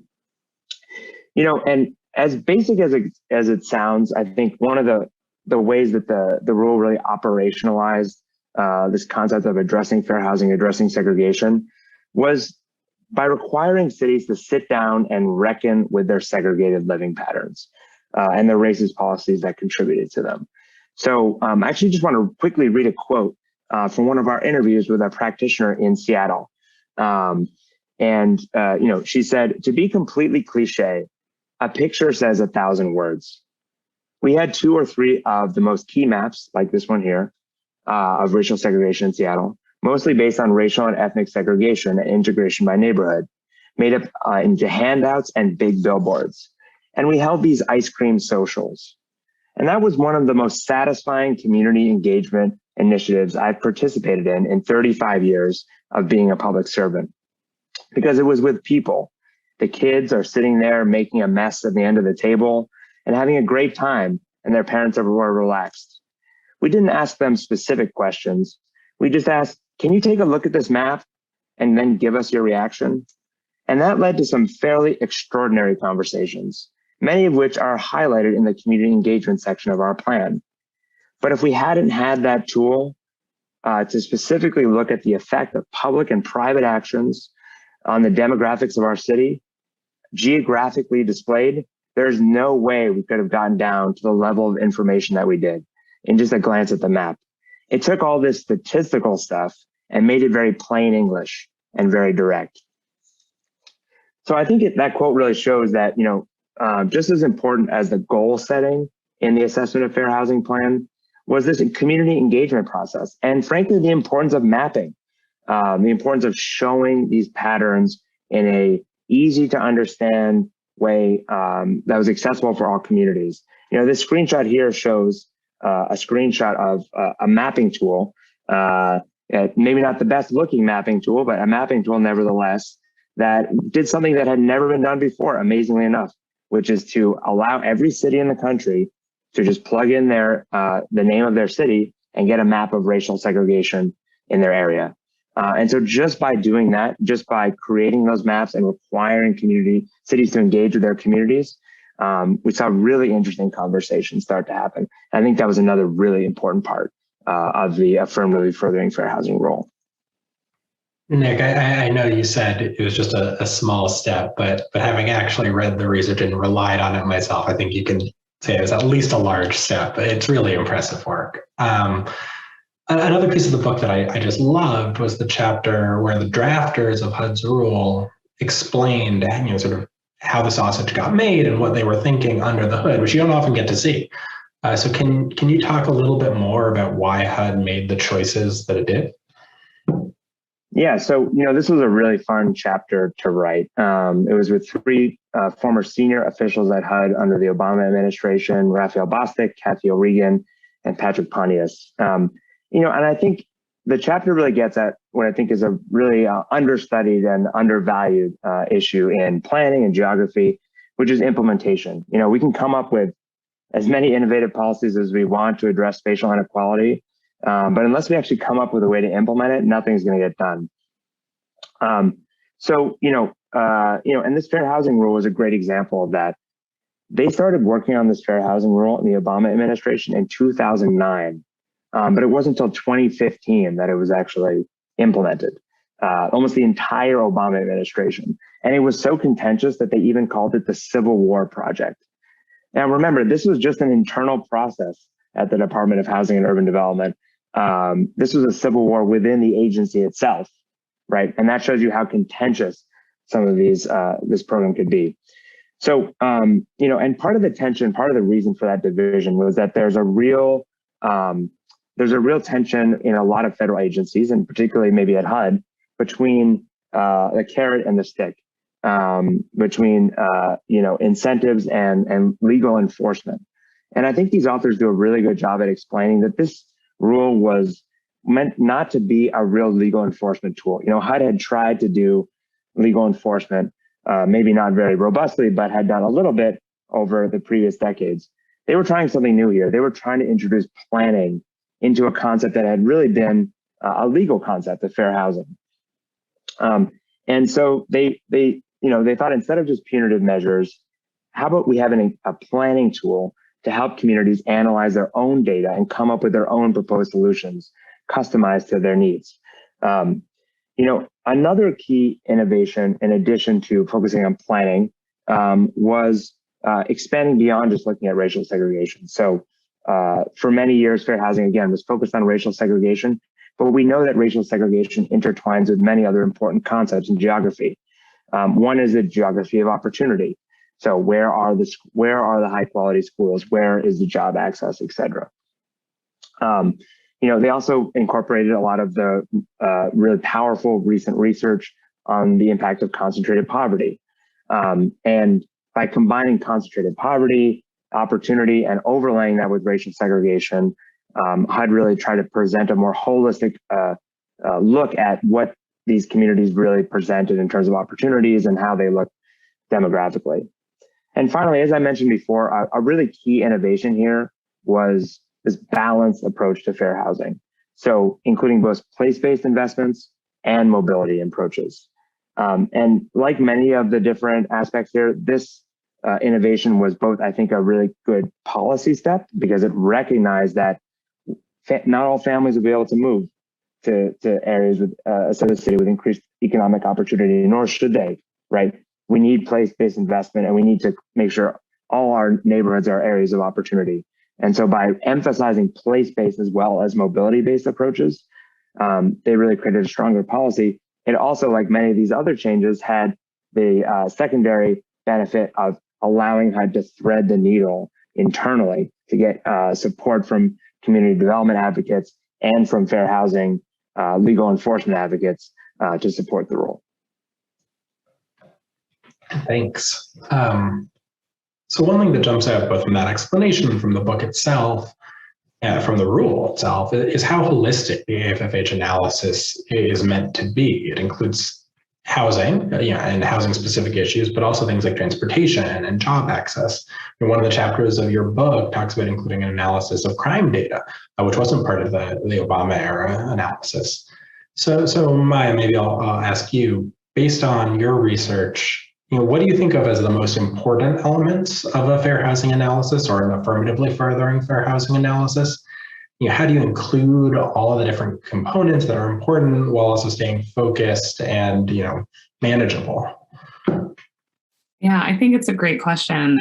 And, I think the breadth of the AFHs that we tended to see in our research really shifted significantly from site to site. So it's really hard to sort of pinpoint the most, let's say, important components of a strong AFH outright, just because context we found really, really mattered. But what I think also mattered really importantly is that when we're discussing segregation, we know that it has to be a really deep exploration of all of the contours of the way racial inequality, class inequality, income inequality show up other than in housing particular people in a particular place. That said, I might, recontextualize this question of breadth to say that what we found actually is that breadth matters, but it doesn't matter as much as making sure the components of each of these AFHs can and will actually be executed. So in some cases, we actually found that breadth really betrayed that aim. For example, Seattle had an assessment that I really love because it's coming on the heels of really substantial work that they'd already done to understand racial inequality throughout any of the policies that were coming out of City Hall. They had it in 2009. It was called the Racial and Social Justice Initiative, and it was really effective.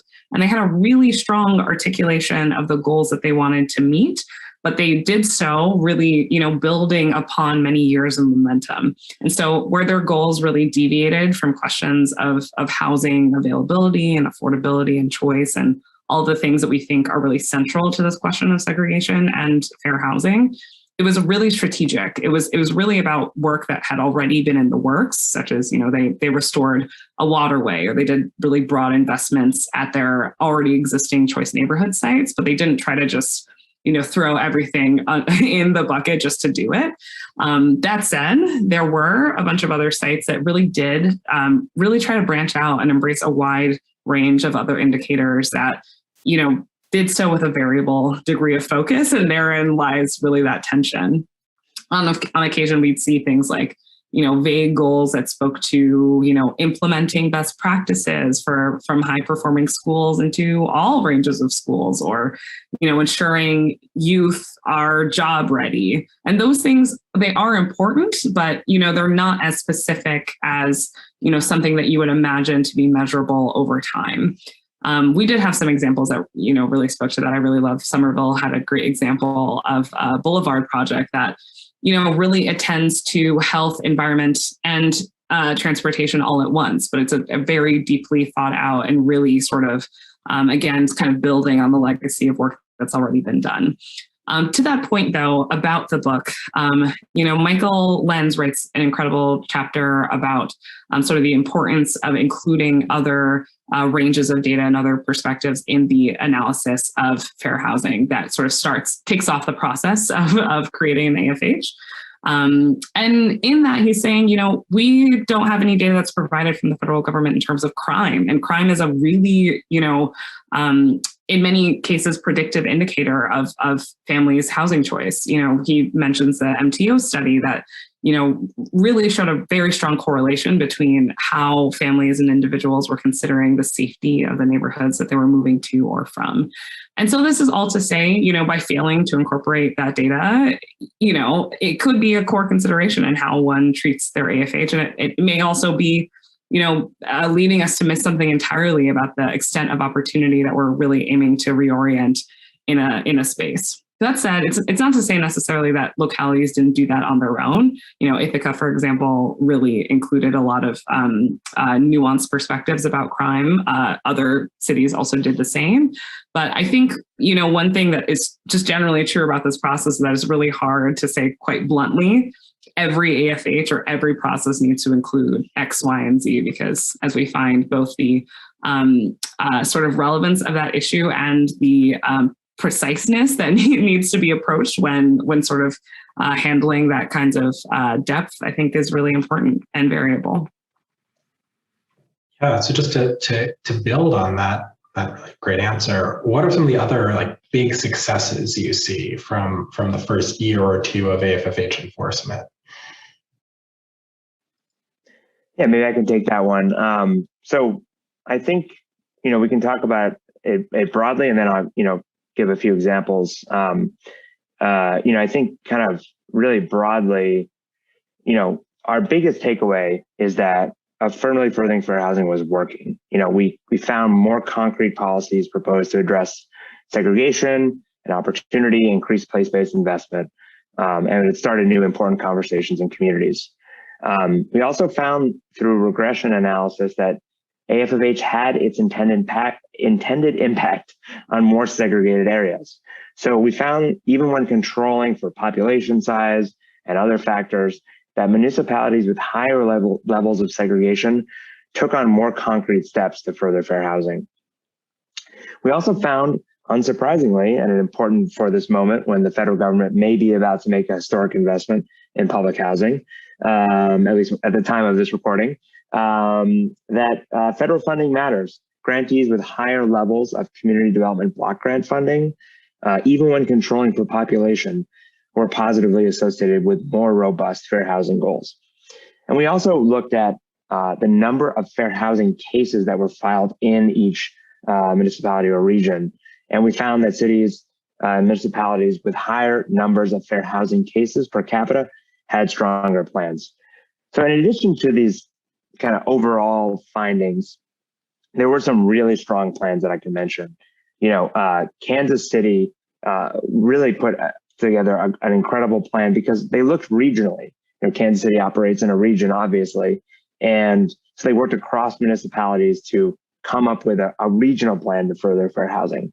New Orleans really stood out because every one of their goals was very specific, had a timeline for achievement, and really showed a commitment to implementation, which, as I mentioned, is kind of the ballgame when it comes to this stuff. But I think even more broadly than any specific plan, is what the innovation that it spurred at the state and local level. Because remember, the Trump administration really, took an axe to this program and they cut it, and we can see that here in these tweets. Folks may recall hearing about this a couple summers ago. That Donald Trump was tweeting about some obscure fair housing rule. He said, "I'm happy to inform all of the people living their suburban lifestyle dream that you may no longer be bothered or financially hurt by having low-income housing built in your neighborhood. Your housing prices will go up based on the market and crime will go down. I have rescinded the Obama-Biden AFFH rule. Enjoy." So, I think, the Trump administration and the president himself went after this rule. And so, there wasn't that long for it to actually be implemented. But what we saw was something really exciting, which we'll talk about, more in a bit, which is how state and localities have stepped up, how they've really innovated to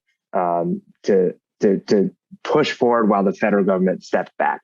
And so my perspective is that spurring of innovation at the state and local level is perhaps the longest legacy of this initial AFFH rule, and something that should really be celebrated. It really just shows that the federal government can have a huge impact even by starting something, right? Even by showing that it's possible to think about geography and think about space, and actually think about addressing spatial and racial inequality. Just by starting that conversation, it spurred a lot of other states and cities to think that they could do the same. Yeah, I want to hear more about that. So what are states doing? What are cities doing? What do you see as the cutting edge of AFFH, not at the federal level, but in our laboratories of democracy? Yeah, absolutely. So I think there are a couple to highlight. So in the midst of the Trump administration, California actually passed their own state AFFH law, which was really exciting as the largest state to do that. The largest state in the country to do that is very exciting. But it also learned from the 2015 rule and really innovated. So the original 2015 rule only applied to municipalities that received federal funding. But California's law went further. It said that cities and counties and public housing authorities, all of them in the state had to comply with the fair housing law. They all had to write fair housing plans, regardless of whether they receive federal funds. So, and then that's really important because a lot of the most exclusionary suburbs in the United States don't receive any federal funding. So there's almost no way to incentivize them to act under the old regime. In fact, those are the areas that we need to force to comply with these regulations. Otherwise, we're not going to have a real impact on things like exclusionary zoning. There's also a very recent development here in Boston. The city of Boston actually passed an AFFH zoning amendment led by Council Member Lydia Edwards and Kenzie Bach. And it was really innovative because it actually embedded this AFFH process in the zoning code itself. So for large projects in the city, starting earlier this year, they have to go through, in addition to an environmental review process and other review processes, an AFFH review process. And it was also really innovative because it recognized that, communities face different challenges, right? Some communities are exclusionary and some are at risk of displacement.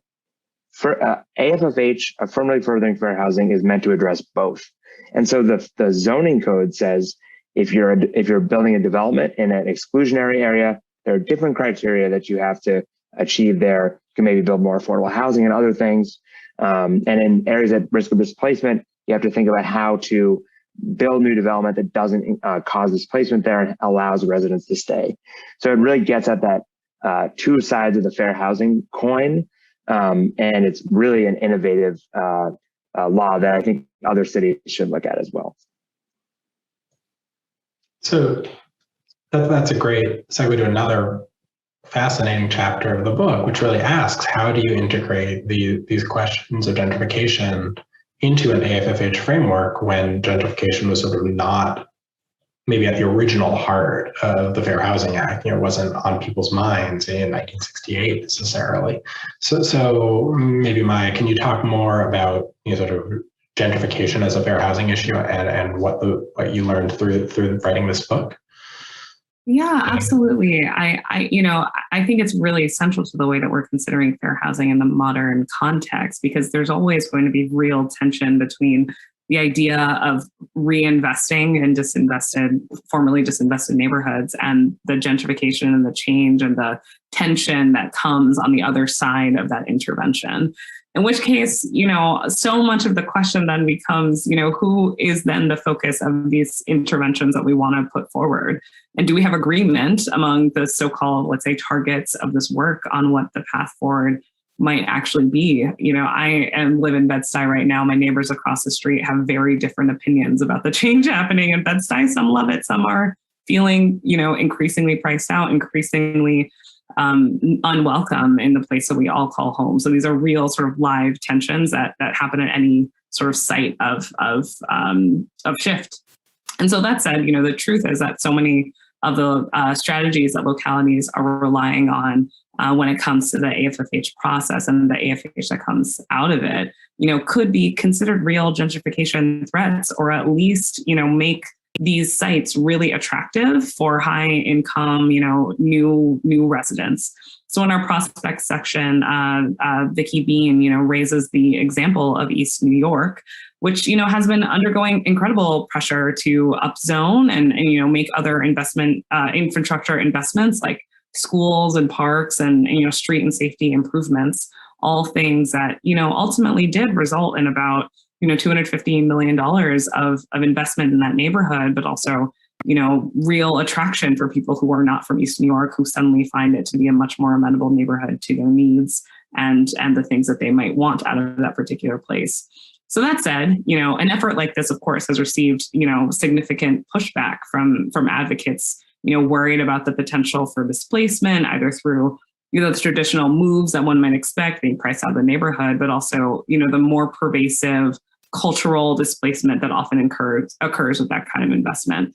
And so, I really appreciate that chapter because it really kind of leaves us with a couple of questions that we all, just generally need to grapple with that don't have easy solutions and certainly weren't answered through the process of writing this book, but I think, leave space for future endeavors.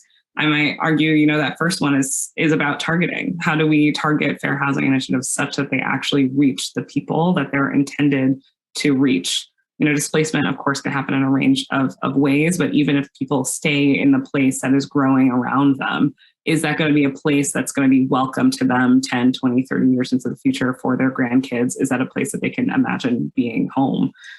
We've got a secondary question, which is, what are the potential for these efforts to, potentially exacerbate segregation further? It may look different from the segregation that we've talked about already, but, these investments that kind of enable growth in a neighborhood can also, create enclaves of high earners, keeping, pockets of poverty and public housing and other sorts of, targeted things in one particular section of the neighborhood, whereas the other section gets all the new buildings, gets all the new, coffee shops. And is that, changing the tenor of a neighborhood that in a way that we're not intending to, in a way that's, not helpful or healthy for the next generation of folks who live there. And I think to Nick's point as well, how do we embed anti-displacement thinking in the forefront of how we're considering fair housing arguments for housing policy, all of these questions about people versus place? It's not clear that there's, a well agreed upon set of strategies that we can rely on that aren't going to cause undue harm. So much of this stuff is very context specific, but I appreciate the provocation in the book because I think, it's really prodding, us as readers and editors of this work, but also, future folks that are entering into the space of fair housing to continue to probe at this question. It's not, really clear, but we really need folks with, thoughtful political imagination to be provoked enough to really hit it at the center of that tension. I'm excited for, our future readers and what's going to happen on the other side. Yeah, absolutely. One thing that just jumps out in the book and in that answer and in the whole discussion we've been having is sort of how unresolved the meaning of fair housing still is. And we talked about sort of the mobility-based and place-based debate, and that sort of goes throughout the book. Does fair housing mean integration? Does it mean investing in predominantly non-white neighborhoods or neighborhoods where there's concentrated poverty? How do you balance them? And sort of the unresolved nature of that actually inspired me to write an article just immediately after reading the book, suggesting that maybe we're not going to resolve these debates. They've been happening since before the Fair Housing Act was passed, and they're real sort of deep debates. So maybe the way to make the AFMH process a little more enforceable and a little more prescriptive is to focus not so much on, or not only on fair housing, but also on unfair housing practices where maybe we have more consensus, we know what some of the worst practices are. So that is sort of my current idea for how to strengthen AFFH, inspired by the work you do put together. And so I want to ask you, what ideas do you have for the Biden administration? Because right now they're at work updating and restoring an AFFH process. If they are watching, what would you tell them to do? Yeah, and I just want to replug Noah's excellent article on unfair housing. I think it's really provocative, and I think Noah actually really challenges a bit the planning approach a bit that is proposed in the book in terms of what fair housing should be. So I think it's an interesting way to think about a legal approach to fair housing that is more nimble and effective than the kind of very ineffectual fair housing legal approach that dominated for a long time at HUD. But in terms of what the Biden administration should do, as Noah just noted, there is this effort going on right now to revive the rule, and so I think my first piece of advice is let's move quickly, because one of the key takeaways from our research was that by taking so long to implement the rule, it really weakened it. It was only enforced for a couple of years. The change in the administration really kneecapped the effort. So the longer the Biden administration waits to reissue the AFFH rule, the more likely it is it will be overturned by the next administration. If the rule gets embedded and housing authorities get used to it and cities get used to doing it, it's much less likely to be undone by a future HUD. And so we just really encourage HUD to act quickly and really, I know they're working on streamlining it, and I think that will be good, but time is of the essence. And just building off of what Noah was mentioning about place and mobility, those tensions will never be resolved. And, those debates can really hamper the timing of this. It can really slow things down. But I think our research showed that you really can do both. AFFH effort can have both place and mobility approaches and do it well. So we encourage HUD to move past that debate and embrace that balanced approach. Building off what Maya was talking about with Vicky Bean's excellent chapter, I think addressing gentrification head on is essential, and I don't want to overplay the importance of gentrification. I think, in most cities in the United States are actually not really experiencing gentrification, but in high cost cities, especially on the coast, gentrification is the number one housing issue that there is, including here in Boston. And so the next fair housing version of AFFH really needs to grapple with that directly. Even if the issues are difficult, it needs to at least figure out how to embed displacement more directly as something that is a priority, especially in high cost cities. And I think looking to things like Boston zoning code that addresses that two sides of the fair housing coin, in terms of exclusion and displacement, could be a really interesting way to do that.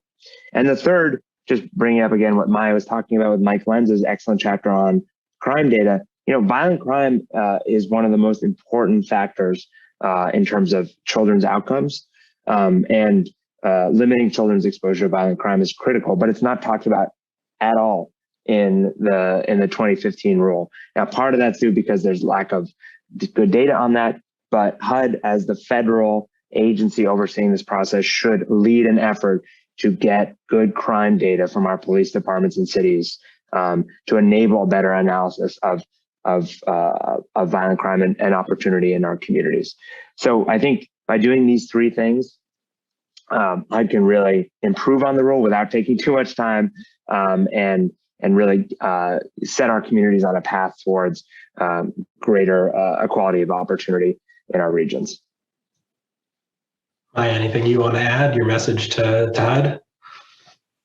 I would plus up everything that my colleague Nick has said. Gosh, if I would add anything, I mean, honestly, I wouldn't, because I do agree that I feel the time pressure is really of the essence. We're already somehow entering another midterm season. And really, this discussion about the infrastructure bill has really kind of litigated all of the questions of what the importance of social infrastructure is, what infrastructure is more broadly. And I think, including these ideas in this bucket of stuff that's being litigated presently in Congress as we speak. And I just worry that the more that we nitpick, the less gumption we're going to have to just make a decision, because we know that, ultimately a decision is necessary. I think one thing that we found that was very clear is that, localities will find any way to cheat if they're not really held accountable. And it's only the federal government that can do that. And I just worry about the gulf that's been created during this time where, enforcement hasn't been what it should be. So I guess the only thing I would add would to be sign it in like 3 days. just get it over with. Yeah. Well, I think that is a perfect note to close on. And I just want to congratulate you both for putting together this book that is just an incredible resource for those of us working in fair housing to understand sort of this historic rulemaking and what it did and didn't do. It's just an incredible piece of work. So thank you both, and congratulations to you both. I mean, I learn something new every time I open the book. I learned something new just in this talk where we talked about what's in the book. It's terrific. Congratulations again, and thank you. And thank you, Noah, so much for moderating this book talk. And thanks, Maya, for your incredible work on this. And I'll just say thank you to all our co-authors, co-editors, Justin Steele and Larry Vail, and really the just wide number of great contributors who really made this book worthwhile. So thank you very much as well.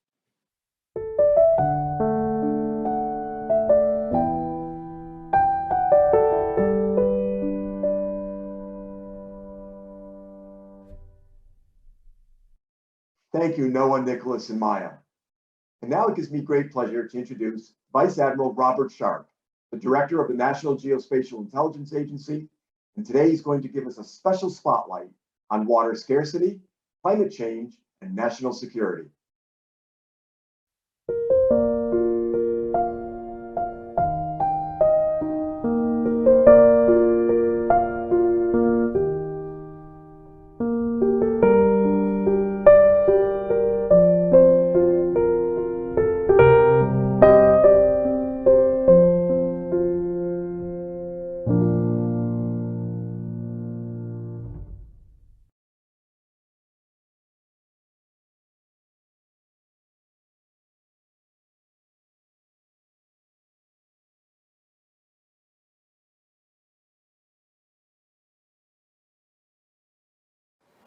Greetings to everyone from the National Geospatial Intelligence Agency.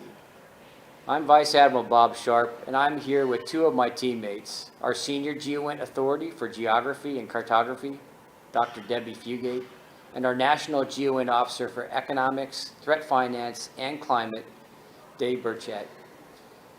The conference theme of Towards a More Equal Future is a great one, and we've looked at that from a few angles in our discussions. We'd like to focus on something we all need, something that covers more than 70% of the planet, water. But in spite of it being seemingly everywhere, as you all know, potable water is just a tiny percentage of that, and a highly limited resource that causes strife around the planet. That strife can lead to a major national security issue.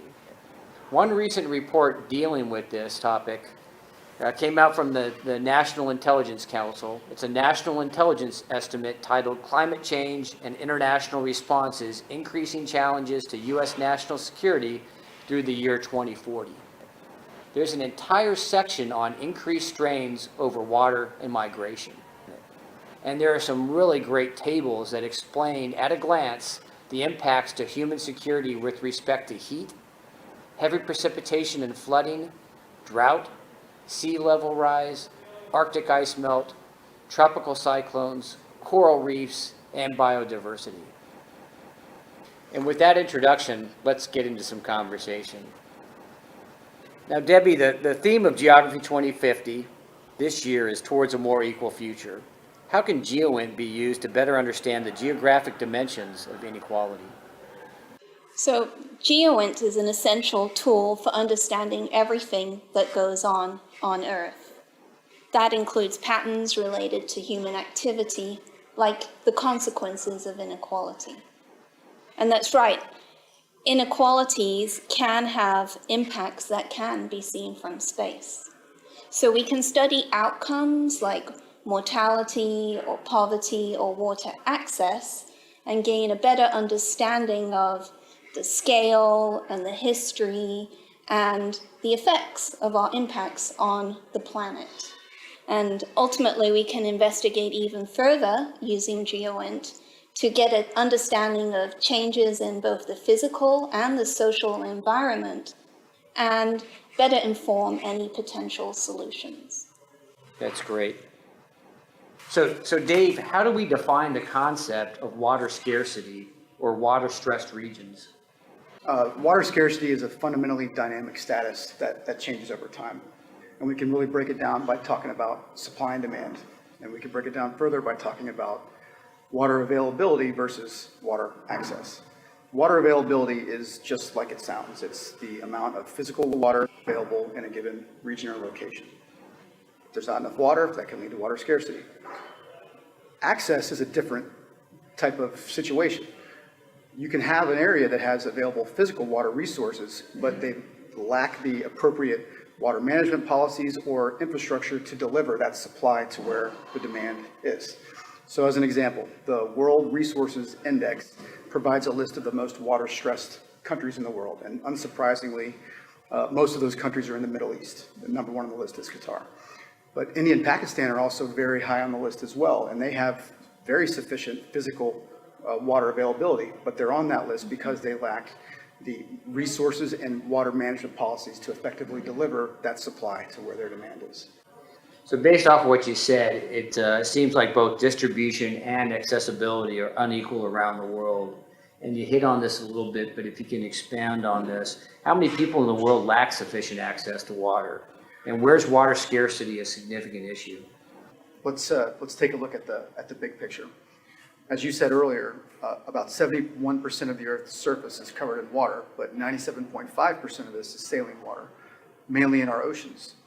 Of that paltry 2.5% of Earth's water that's fresh water, the majority is locked up in ice and glaciers or underground. Only a little more than 1.2% of all fresh water is available at the Earth's surface, and most of that is further frozen in ice or in permafrost. By U.S. Geological Survey estimates, freshwater sources such as rivers and lakes only constitute about 1/150th of 1% of total water on the Earth. And those are the sources that most people use every day. Unfortunately, readily accessible freshwater resources in lakes and rivers aren't equally distributed across the world, which generates areas of intense water stress and scarcity. Globally, 785 million people, 1 in 9, lack access to safe water. More than 2 billion live in water-stressed countries, and nearly 3 billion people experience water scarcity at least 1 month per year. By 2025, 2/3 of the world's population may face water shortages. How does drought factor into this picture of water scarcity? I mean, drought's a big problem. The UN estimates that in the last 20 years, roughly 1.5 billion people have experienced drought, which has led to estimated economic losses of roughly $124 billion. And as a current example, Brazil right now is experiencing its worst drought in 91 years, which is having major impacts to their economy. First off, hydroelectric power, impacted by lack of sufficient water, provides roughly 2/3 of available self-generated power within Brazil. Secondly, in their agricultural sector, they've seen severe impacts to the production of sugarcane, oranges, corn, and coffee. It's fascinating, you know, and troublesome, I think, all at once. I think that those are really sobering statistics, you know, when you hear them. I think it's important to note that geospatial data is really valuable in helping us get behind those numbers and really sort of understand what's going on at the population level.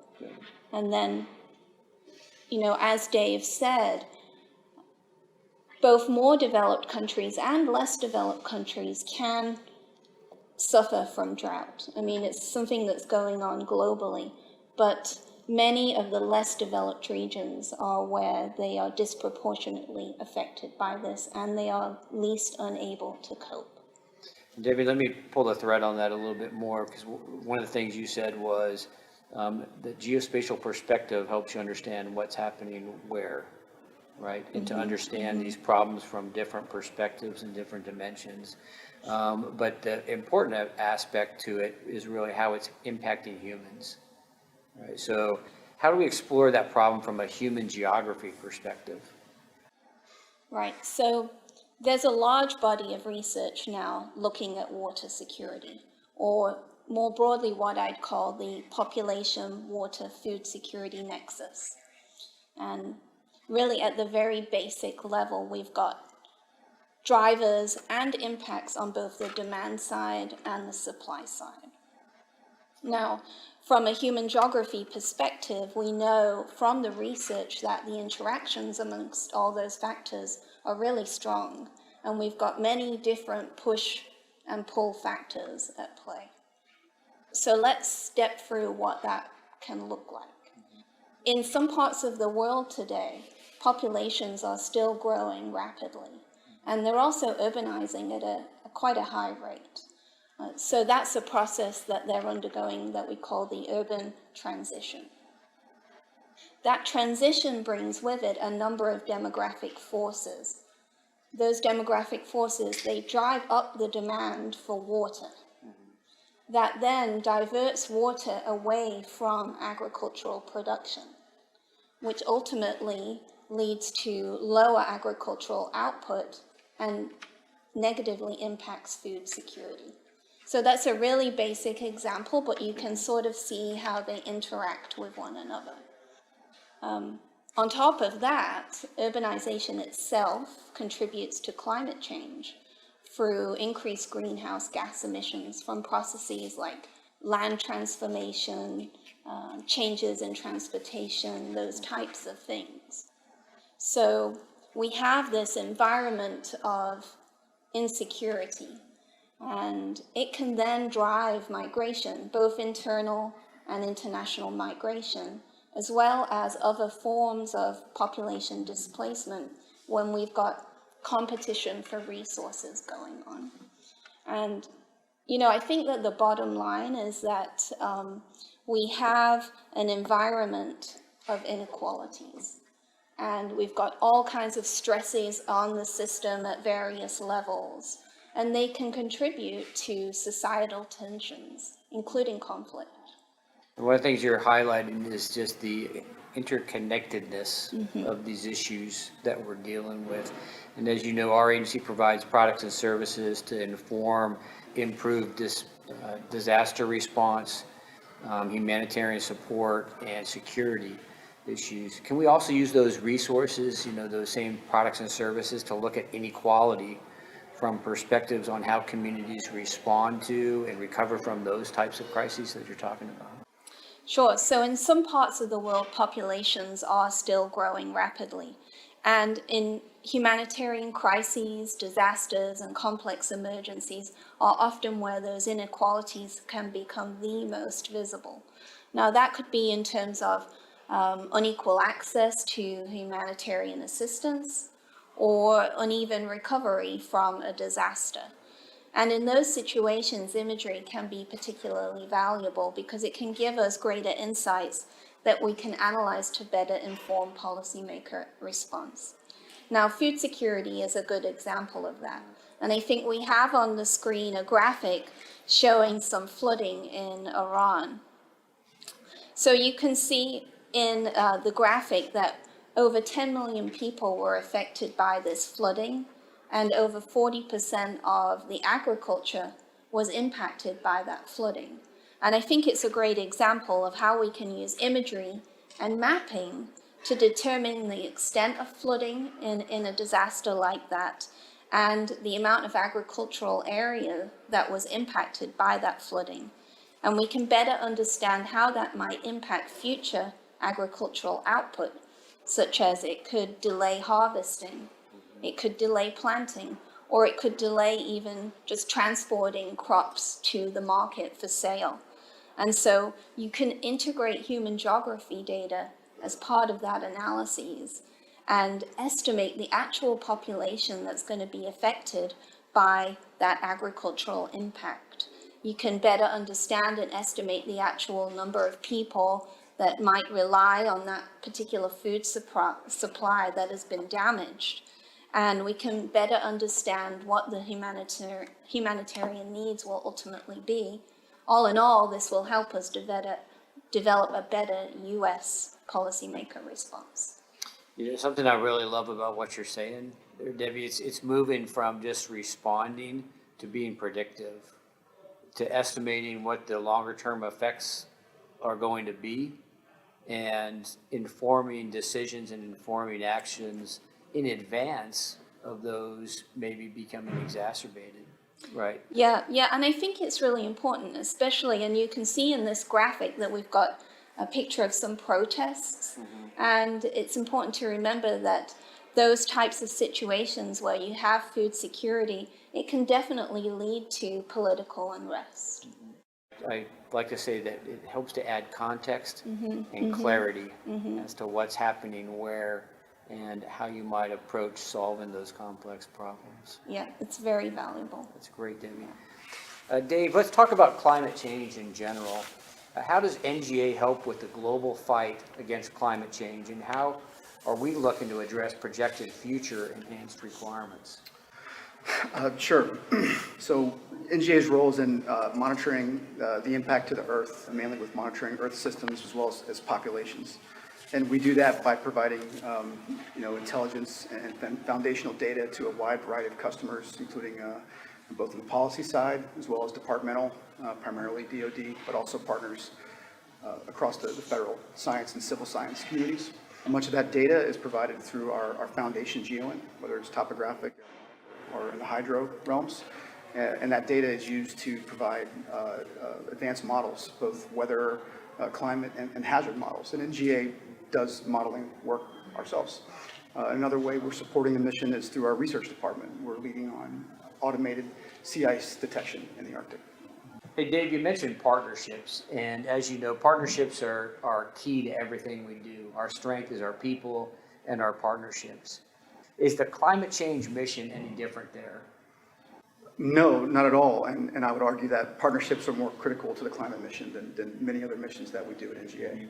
The first factor would be that this is a global issue.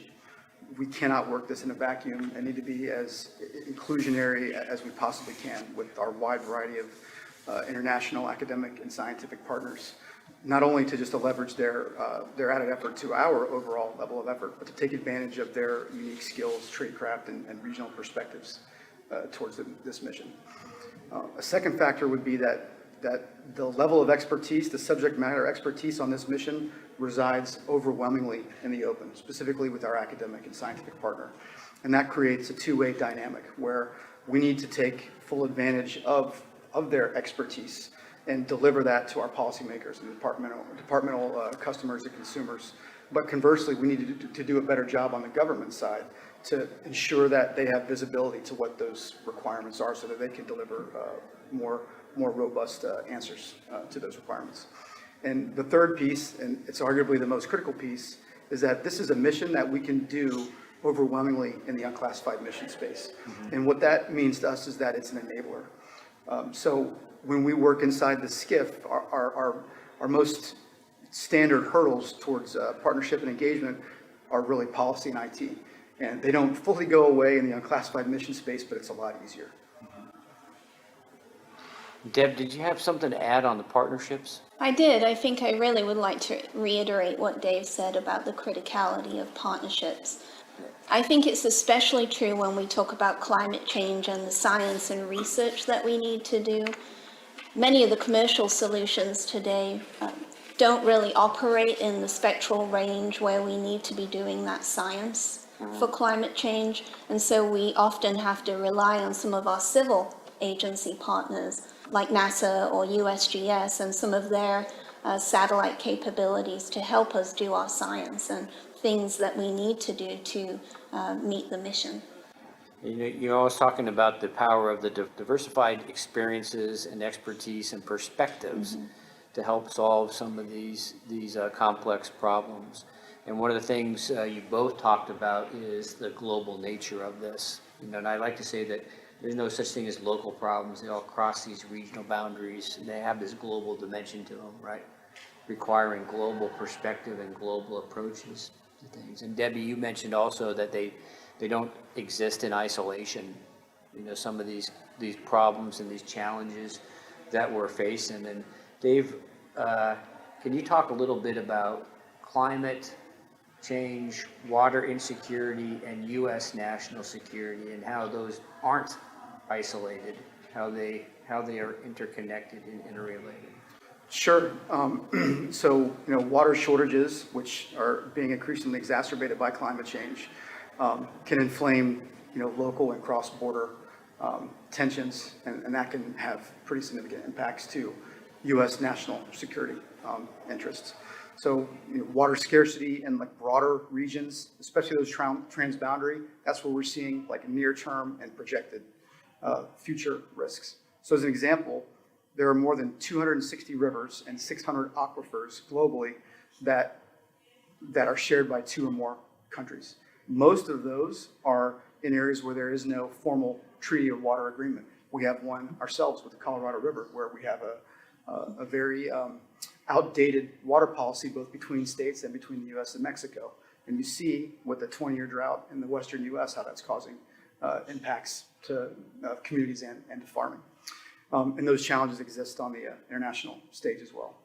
So while we think climate change will increase risks of water insecurity, there's also the element of the management and the mismanagement of water resources that can exacerbate tensions. I want to pivot at this point back to something you mentioned up front with the national intelligence estimate that the NIC recently produced. It's worth noting that the intelligence community believes that climate change will increasingly exacerbate risks to U.S. national security interests because of the increasing physical impacts of climate. And those include increased and more frequent heat waves, increased and more frequent and longer droughts, increased flooding, increased sea level rise, and Arctic sea ice melt.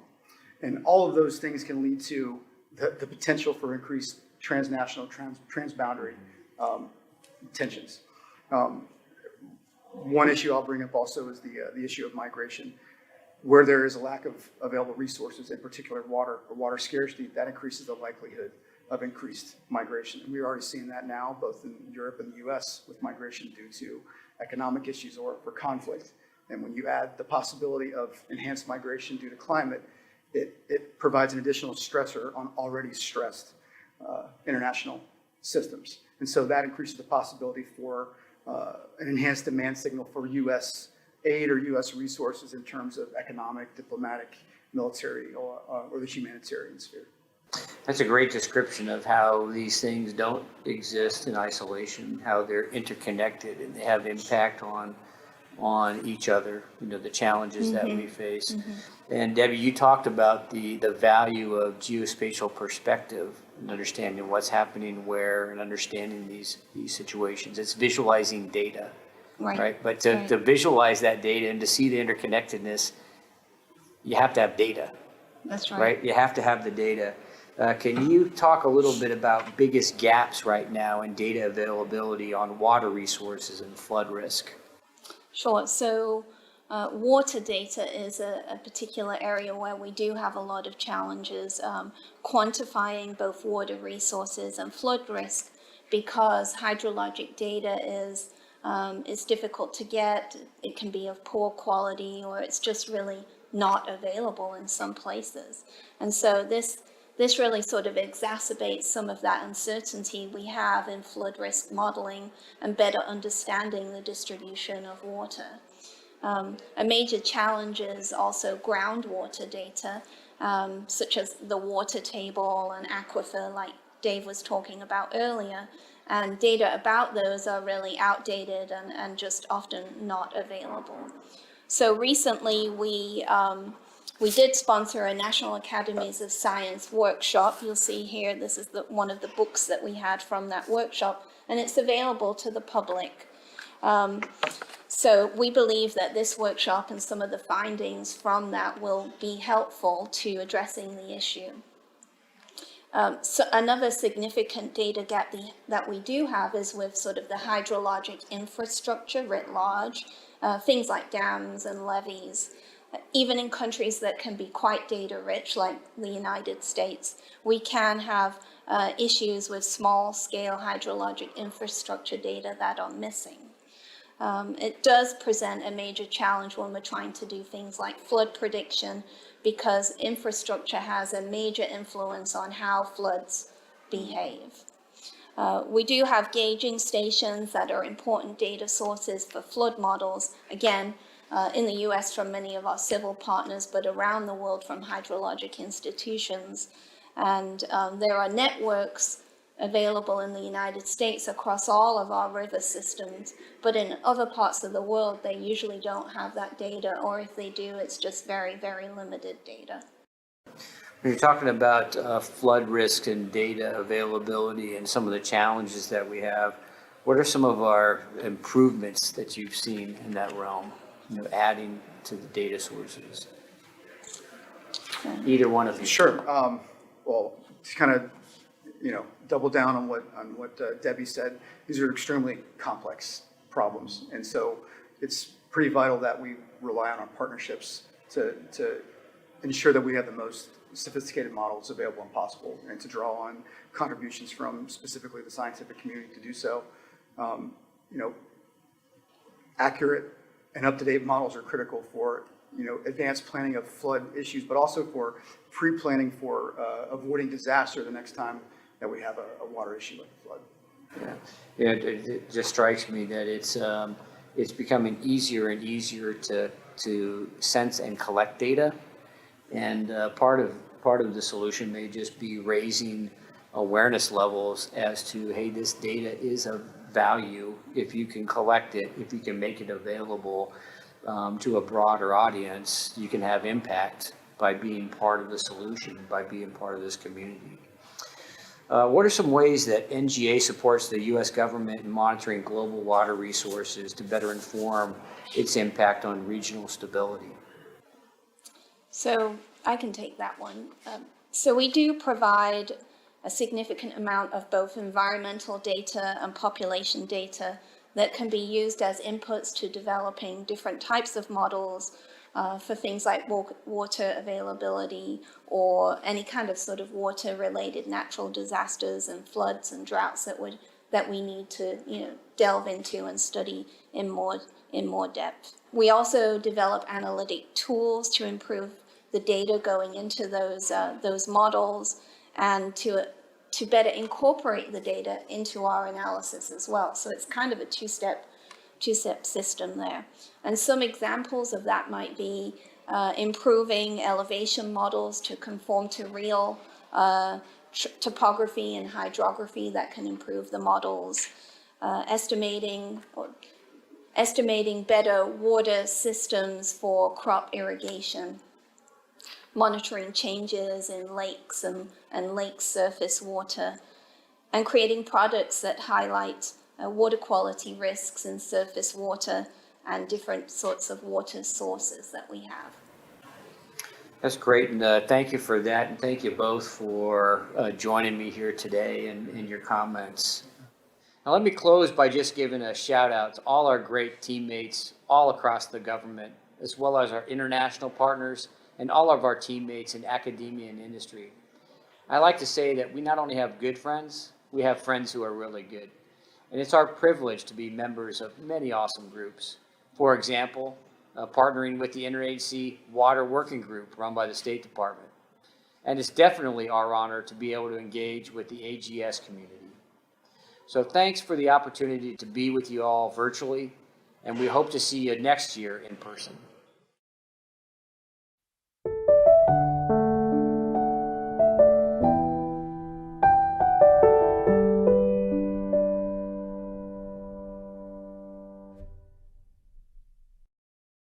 Thank you, Vice Admiral Sharp. It's always a pleasure to include you and NGA in Geography 2050. Thank you so much for being a great supporter of ours. And now we have a panel on climate change and global justice. Leading the discussion this afternoon, Dr. Kevon Riney.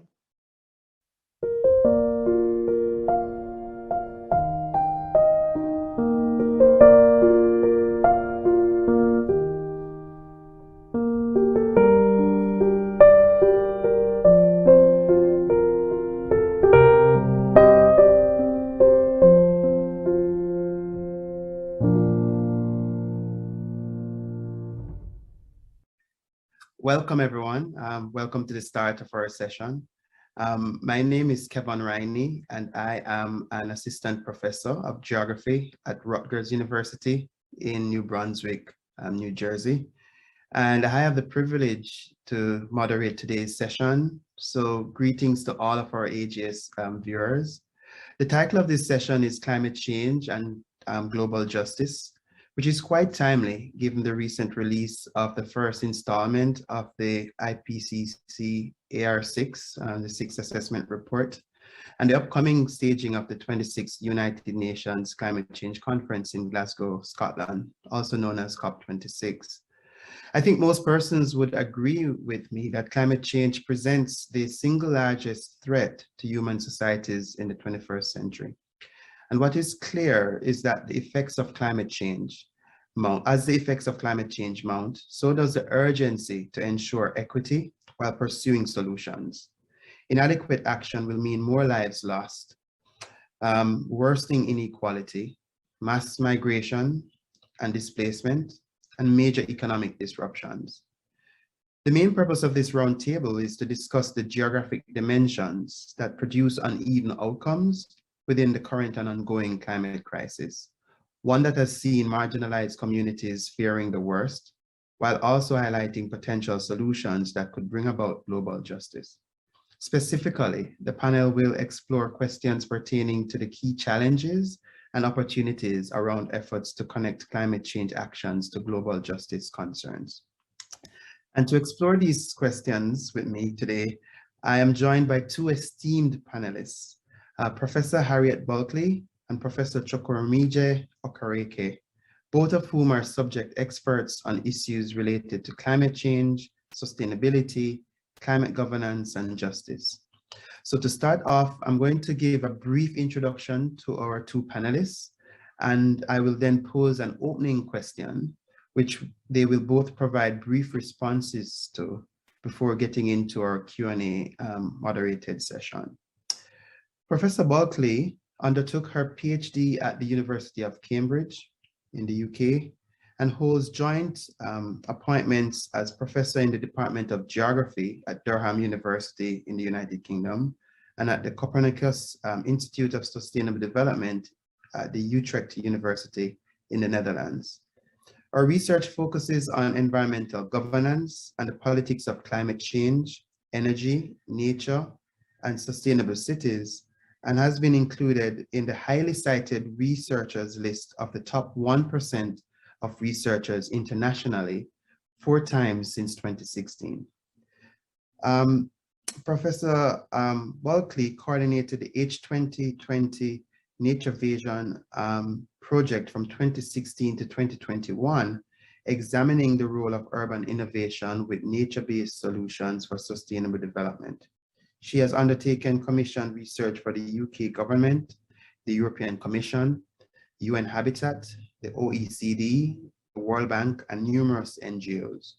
In 2014, Harriet was awarded the King Carl XVI Gustafs Professorship in Environmental Science and a visiting professorship at Lund University in Sweden.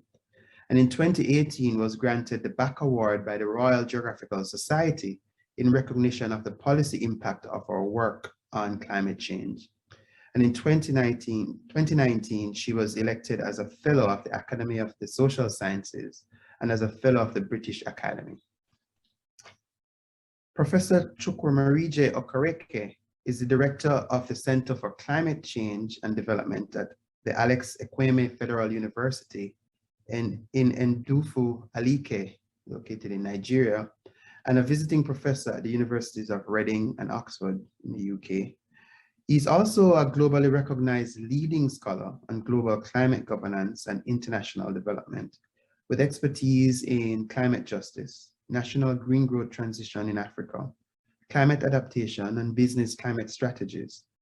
Professor Okereke was previously the co-director of the Center for Climate and Justice at the Reading University. He was also director of the Center for Climate Change and Development at the Smith School of Enterprise and Environment at the University of Oxford.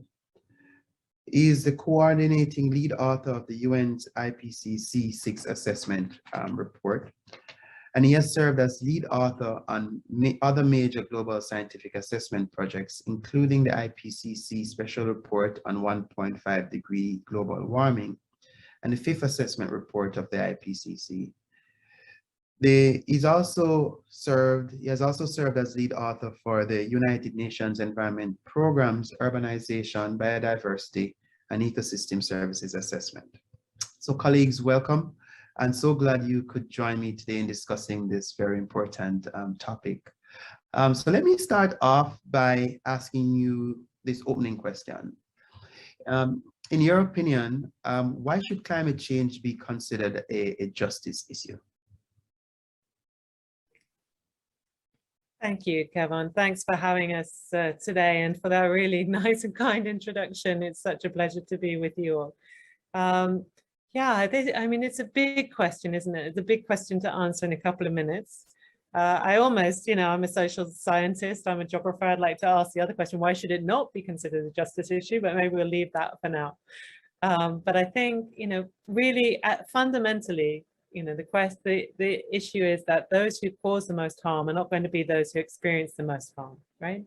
And at that very fundamental level, that means that it's a justice issue. But I think, we focus a lot then on the distributions of risks and rights and responsibilities, and so we should. But at the same time, it's almost a sort of level deeper of a justice issue than that, because it's about the capacities that communities, that individuals, that societies of different scales, whether they're countries or regions or cities. It's their capacities to address those uneven geographies of the risks and benefits of climate change. And those capacities are shaped historically by unequal political, economic, and social relations, right? So they're not something that's just come about with climate change. Climate change happens on an already uneven landscape. And fundamentally, those uneven landscapes shape what it is that we can do about climate change. And just one final thing that I suppose, I mean, all of that does keep me up at night sometimes, But I also, you know, with work, growing number of colleagues are doing globally has shown me something that I've learned in the last few years, is that we really also have to be aware of the ways in which responding to climate change can also lead to injustices for some. So we might feel like we're doing the right thing by responding to climate change, but that might lead us, if we don't put justice central, it might lead us to have unjust outcomes while we're doing that. Thanks so much for that, Harriet. I'm going to pass over to Chuck. First of all, Kevin, thank you for that introduction.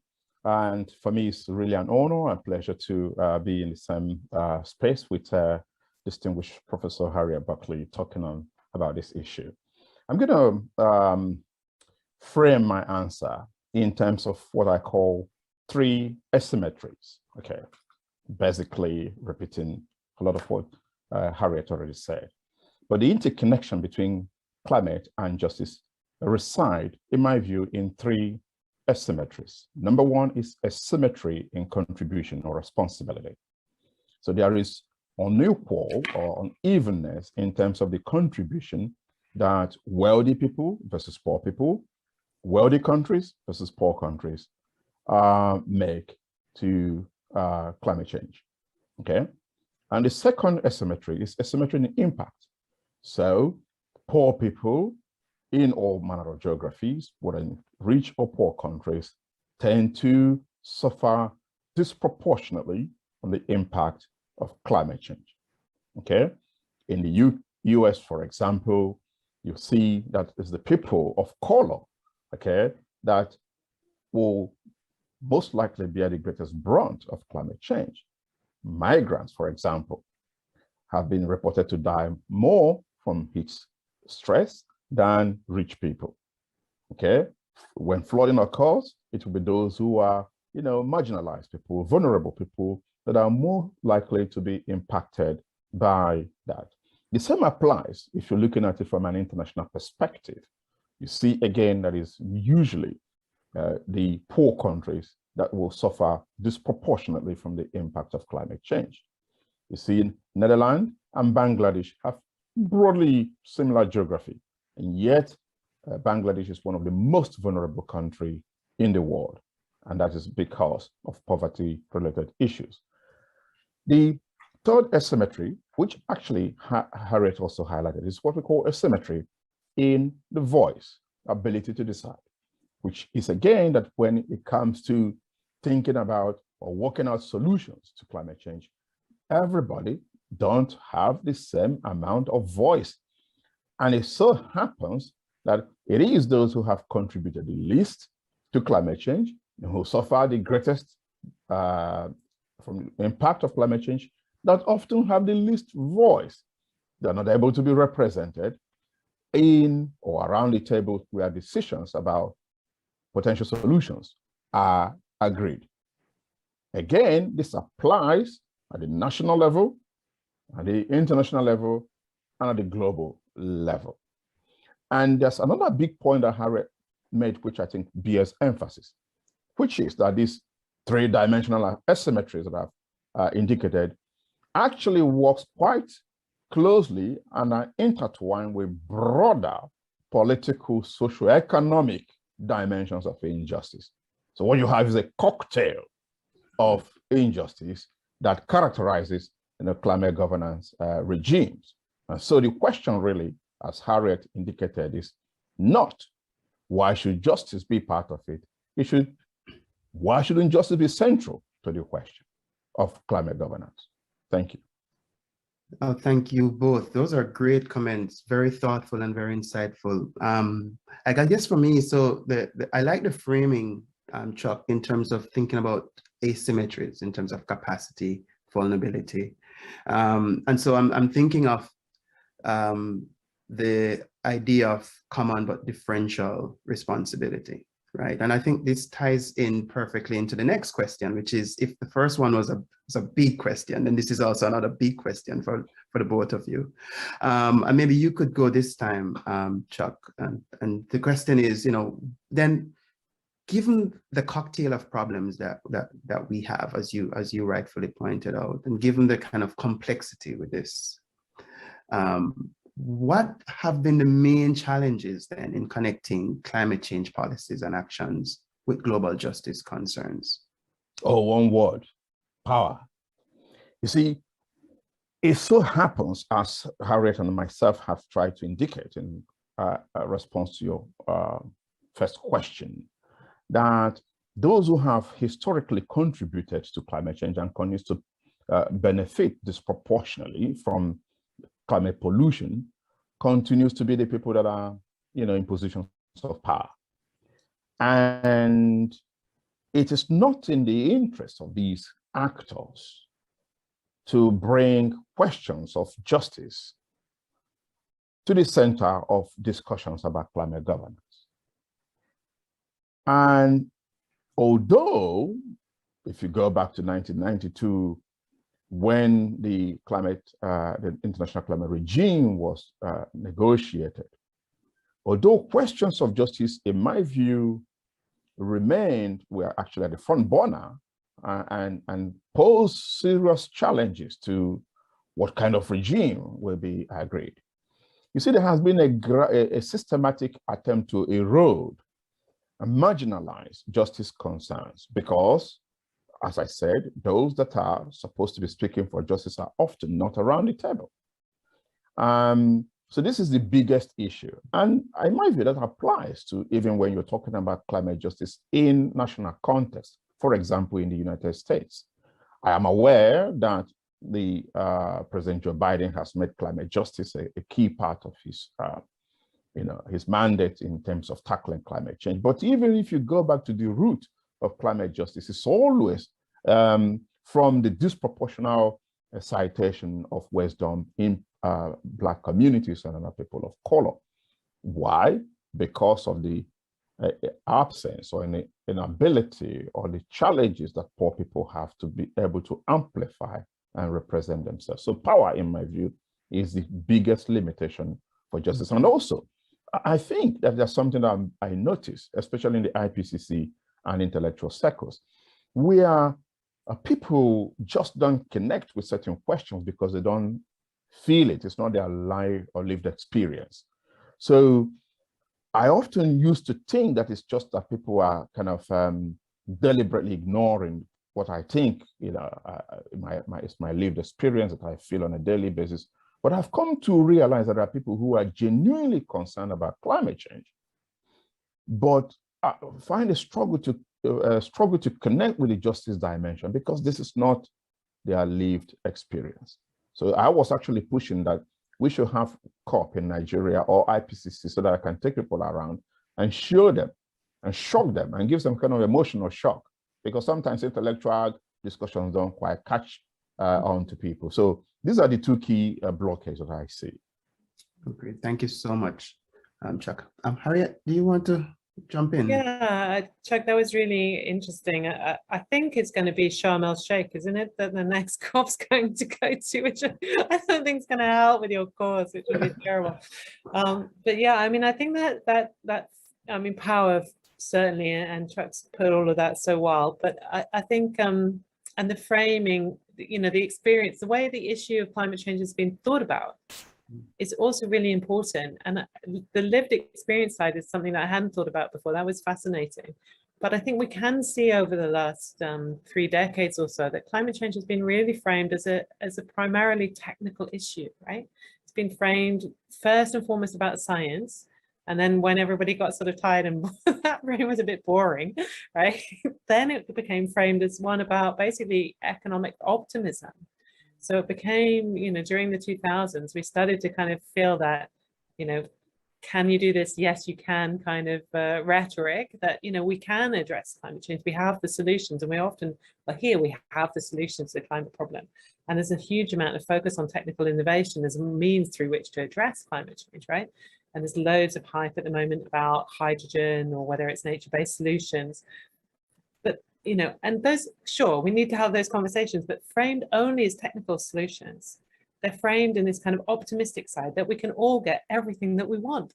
So that we don't have to talk about the justice side of things, because if everything is going to be much, much better in the future, then justice isn't really a problem. So I think that sort of optimistic technical framing that in some sense has been critical to the politics of climate change, because it has brought on board a whole set of actors who, when you just said everything is really, really bad and it's terrible and there's a problem here, we need to deal with it, they didn't want to listen. So there's a balance to be made between having a kind of, yes, the solutions are there, and also providing obviously hope to people that they can do something about it. But I think sometimes it goes so far into this sort of technical, optimistic language and approach that the questions of justice, even that those technological solutions raise, just gets missed, right? Right. And those are very important thoughts. So I guess to even think about and mull over a bit. I was just listening to the two of you. I'm also very much cognizant of the urgency that the current climate crisis presents. And just reading the summary for policymakers for Working Group 1 report for the AR6, it seems as if we are running out of time. And it seems as if the urgency to solve the problem is somehow pushing us more and more to kind of think about coming up with technological solutions that, as you rightfully pointed out, Harriet, could be overlooking some of the kind of underlying structural issues that could make the experiences of vulnerable communities worse over time. So I guess for me then, the question I have for the both of you is, having noted and you've done a great job in terms of explaining to us the challenges. What are the solutions? How might we work together as a global community more effectively to address the current climate emergency without deepening underlying inequalities? Another big question, I guess. Yeah, well, I can I'll take a first stab at it. And I mean, there are only big questions here, right? And that's what we have to face. I think, yeah, I mean, I'm interested by this idea that technological solutions often get portrayed as being something that allow us to deal with things urgently and allow us to deal with things fast. But actually, further from the truth, really. I mean, I hear that the UK government is likely to propose a new nuclear power station as part of its approach to the COP26 meeting and its low carbon strategy. I mean, building a nuclear power station isn't really a quick thing to do, right? I mean, it does take a few decades to get it online. Whereas, insulating homes across the UK, across Europe and elsewhere where people are living in poverty and in cold houses, to reduce their fuel bills and reduce the amount of energy that we're wasting just going straight through people's walls and roofs, would be a lot quicker. It's more complicated. And it's not big and shiny, and you can't sort of cut a ribbon and sign it off, right? It's kind of difficult and quite boring. But there's lots of those sort of small, mundane ways in which we can take a step towards justice every day. And I think for me, that's the thing. I mean, we have to make the political claims about justice, but we have to act with sort of the practical action, the kind of practicality, the mentality that, every day helping, communities and individuals out of poverty and addressing climate change matters to them. Every single moment, every single part of their budget we can save. We can start doing that right away. We don't have to kind of wait for the big shiny technologies and the new announcements. But yeah, that's my kind of, yeah. So I mean, I'm a big believer in what cities can do here, because I do think city level politics is often very practical. They often have a very, there's a very kind of visceral feeling to the city when it's not working. There's lots of political complaints and contestation, and it's a place where you can struggle over justice and get good outcomes. Thank you so much. Practicality is central, right?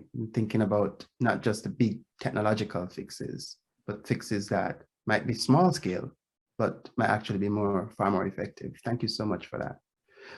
Chuck, do you want to jump in?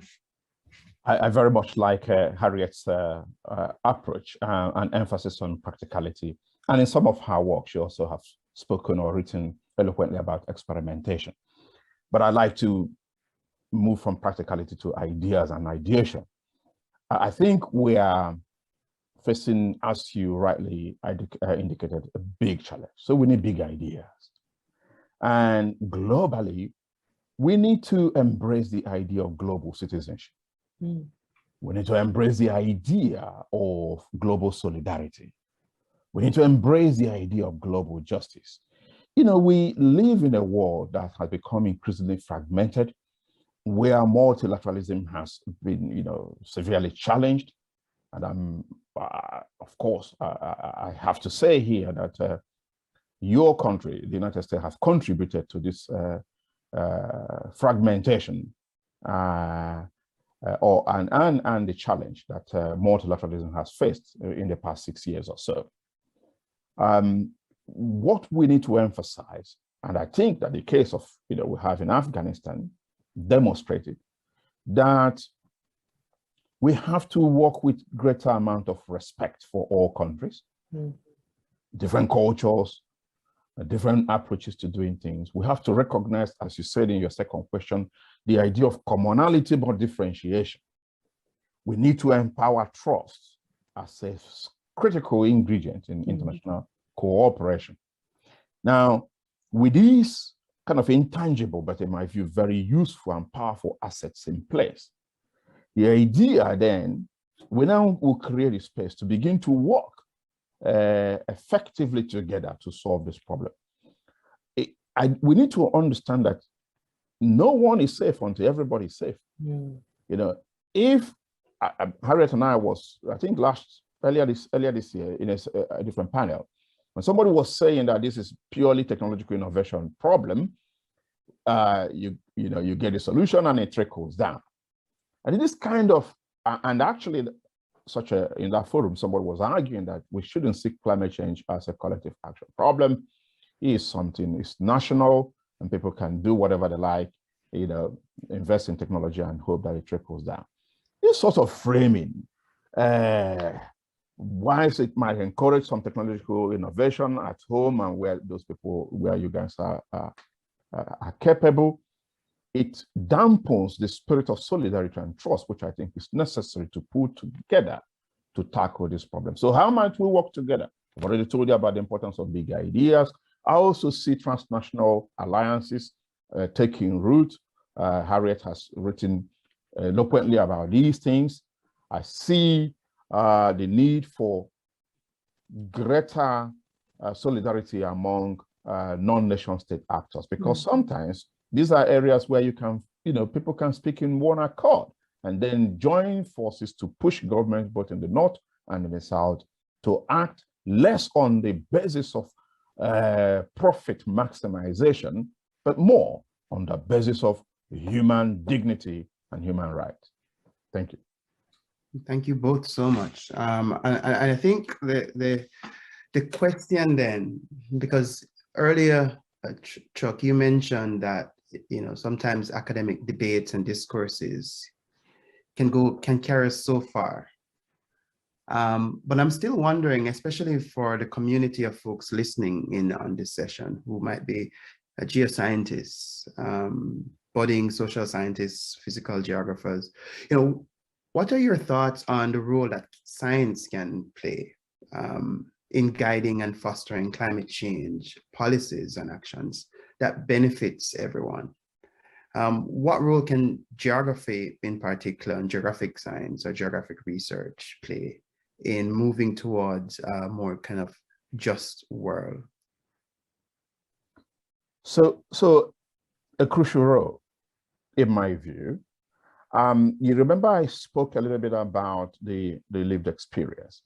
We need to accept that science is not value-free. I mean, there's a lot you can do to try and become objective, but fundamentally, science is not value-free. The way you frame your question, the question you think is important, and how you frame it, how you go about researching it, you carry a little bit of your value into it. I mean, we used to think in the IPCC cycle that is all about objective science and review, but increasingly work has been done to show that this is absolutely not the case. There is a need for us to be cognizant of this as we frame our research. There are many questions that still are unanswered. I mean, there is a rush to net zero world now by 2050. Fantastic idea. But and when you hear people, they translate this net zero target, which was valorized a bit by IPCC 1.5 report, of which I was a lead author, to the idea that now all communities, all cities, all nations have to go to net zero by 2050. And that does injustice to other parts of the same report, which says that consideration of justice and equity is central to ensure that those who are disproportionately affected by climate change are protected. And that, as Harriet was saying, I hope, but when you are talking about net zero world, in a way that kind of abstracts from the fact that certain historical pollutions have constrained the carbon space within which this net zero development have to occur, then you do a lot of injustice to the people who are struggling to find food on the table. I'm releasing an op-ed maybe tomorrow, so that's calls not only for net zero carbon, but also net zero hunger and net zero poverty, because these three have to go together. And I'm tying my argument to the sort of panic I have seen in the UK as a result of increase in gas prices and gas scarcity, where people suddenly that supported climate action suddenly are beginning to think, oh, wow, hang on, maybe it's not as important where the fuel is coming from as having my home heated. But this is the kind of thing that we have been talking about for many, many years. And this seems kind of underappreciated, or it flies over some of my friends' head, because again, they've not been part of, this is not their everyday experience. So geography needs to understand that, people don't feel this thing the same way and begin to frame questions that reflect the wider variety or diversity of lived experience of people in tackling climate change. Mm.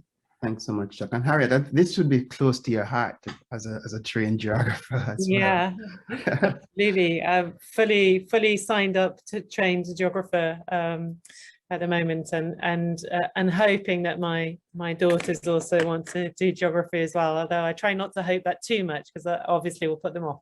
Yeah, I mean, I think one of the things that has always appealed to me about geography is its interdisciplinary nature, or I rather like to think of it as a rather undisciplined discipline. I mean, we don't really know where the edges are of geography, right? We're quite happy to kind of bring everybody who wants to be part of a conversation together. And that's what we need here. We need, as Chuck said, we need to be aware that our own lived experience is not that of the majority world in which we're trying to engage and where we're trying to make a difference. We have to be making space for those other voices. We need to take account of other people's knowledge. We need to engage with it on more equal grounds than we have done in the past, right? So we have to make space within our discipline for a kind of multi, Chuck said this before right at the beginning, that there's an asymmetry in the voice that people have to bring forward. And geography as an interdisciplinary subject, which has been used to hearing perspectives across science, social science, engineering, biological sciences, from conservation biologists through to people who are actually living with these challenging times on the ground. We're really well placed to make a space for multiple voices. We really are. And I think we also then need to always recognize the limits of our own knowledge in this regard. I mean, social science is also not going to have all of the answers to climate change, much as sometimes I wish it would do. We need to be, we need to know where our own position is coming from, understand its limits, and make space for voices of others and those conversations. And I think geographers can do that. I'm convinced of it. So thank you both so much. I think we're heading to the end of our session, and I want to give you both the space to share a thought or share a key message with the audience. If they were to, the one thing or two things you'd want them to think about as we end this session, what would those be? What would be your key message to our audience? And I don't know, Harriet, if you want to Sure, I can go. Yeah, I can go first. I'll leave Chuck's to the last word because he's been doing so much of this great work with the IPCC on it, and can't wait to read the op-ed and indeed the next edition of the IPCC report.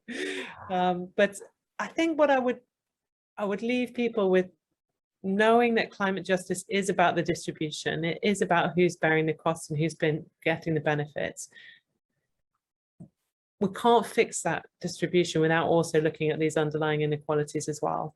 And climate change can't be all of the answer. You know, we can't find all of the answers in the responses that we give to climate change to those underlying inequalities, but we can find some of them, and that means we have to. Thank you. Yes, exactly same here. Climate change offers us, a lot of challenges, but also some opportunities to tackle not just the environmental challenges implicated in climate change, but also the fundamental political, economic, social injustice, which will be exacerbated if we don't take a justice approach. And remember what Goro Haram Brundtland said, I think in 1987, that it is futile to think that we can achieve global sustainable development without tackling the underlying issues of inequality and global poverty. Thank you both for those very thoughtful and insightful comments. I'm sure the audience is going to benefit immensely from the thoughts and ideas you've both shared. So thank you to both Chuck and Harriet. Thanks again to the organizers for the conference, Geography 2050. I think that's the kind of headline for this year's AGS conference. So thanks to the conference organizers and to the technical team for making today's session possible. It was an absolute pleasure serving as moderator, and I'm extremely humbled to be in conversation with Chuck and Harriet, and wishing everybody a great day wherever you are listening to this session. Thank you. Thank you, Kevin, for excellent moderation. Thank you. Yeah, thank you, Kevin. Thank you, Chuck, for a great conversation. Great. Cheers. Cheers. Yes. Bye now. Bye.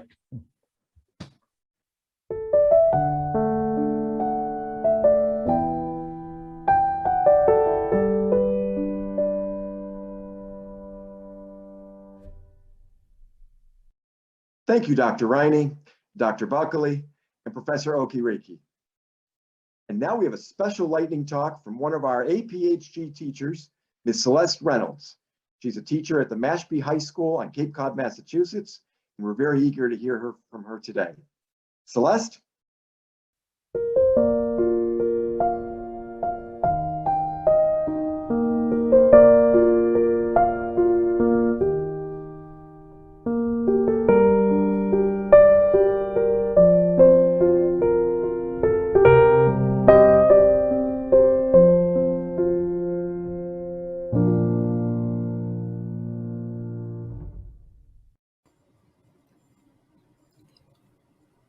Maps give us a lot of information about a place and the people living there. In the past 20 years, there's been a surge of participatory mapping initiatives around the world, and one of them is OpenStreetMap. Several years ago, I was attending the AGS conference as a teacher fellow where I learned about OpenStreetMap. As I learned more about how OSM mapping projects could be used to solve real-world problems while developing my students' skills where they can apply content learned in the classroom to helping others, I knew I had to introduce my students to the world of OSM. Fortunately, I was one of the students who learned about OSM in the AP Human Geography classroom when we were learning about refugees in Syria. After learning about the difficult life refugees face in camps, Mrs. Reynolds showed us how OSM could help the refugees, and we began to map the next day in class. We continued to do mapping projects like that all year, as well as other mapping projects, such as a mapathon, and it was really cool how what we were learning in class, we were able to do mapping that would help improve the lives of the people we were learning about, like the Syrian refugees. We students saw the benefits of participatory mapping and making a positive impact using OSM. During my sophomore and junior year, the pandemic prevented me, as well as my classmates, from participating in any service learning. This is when we remembered doing mapping in our AP Human Geography class during our freshman year, and how we were able to help others from our computers. We asked Mrs. Reynolds to help us organize regular mapathons where we could map together. Our school partnered with another school in Mesquite, Texas, and we began to Zoom with each other mapping projects that needed volunteer mappers. This launched a new initiative called OSM Teen Maptivists, a student organization for high school students to learn about OSM and how they can help others through mapping. Each month, Teen Maptivists host map-alongs or mapathons for high school students to join. Map-alongs provide students an opportunity to hear from professionals who use OSM in their line of work and begin to understand how OSM helps others. In addition, students are shown how to sign up for an account and given basic instructions on how to map. OSM allows students to see the inequities of the world through missing data and how vulnerable people are if their community is not mapped. Maps tell people where things are located, rivers, mountains, deserts, as well as where people live. However, when things are not mapped, then we are not informed about the people or the land in this area. What I learned the most is that when people are not mapped, they become susceptible to natural disasters, war, disease, and hunger. If others do not know there are people living in a location, they cannot be included in decisions that might help protect them or provide them with resources that could help them survive. So mapping is important because those who are not mapped are defenseless and at an automatic disadvantage. Participatory mapping is a starting point to include everyone in important decisions that impact their community. However, we also want all students to have access to participate to help others in their community. Introducing high school students to mapping in OSM allows them to see how they can be included in the mapping process, which ultimately reveals their voices in the map. If all students can participate in a local community mapping project, they can help influence what is seen on the map and influence decisions made in that region. Having a diverse group of individuals from a community, such as women, youth, and impoverished individuals who tend to be excluded from the mapping process, helps to make maps that represent everyone. Building an inclusive community of mappers, as well as those who need their communities mapped, is a goal to help build stronger communities. After 5 map-alongs, Teen Maptivists has had over 100 mappers and educators from 11 different states in Canada. Teen Maptivists' goals is to encourage more students to get involved and start a chapter at their high school. This year, the American Geographical Society is offering GeoBoost grants to encourage students and teachers to start a chapter at their school. We want to create a strong network of high school mappers who believe that in a click of a button, they can make a positive change in the world for all global citizens. If you are a teacher or student, please visit our website and join us for our next event. And for all the geography professionals out there, we would love for you to join us as a guest mapper at one of our events. Teen Maptivists hope to build better and stronger communities that are inclusive and equitable for all, because we are all in this together. Thank you.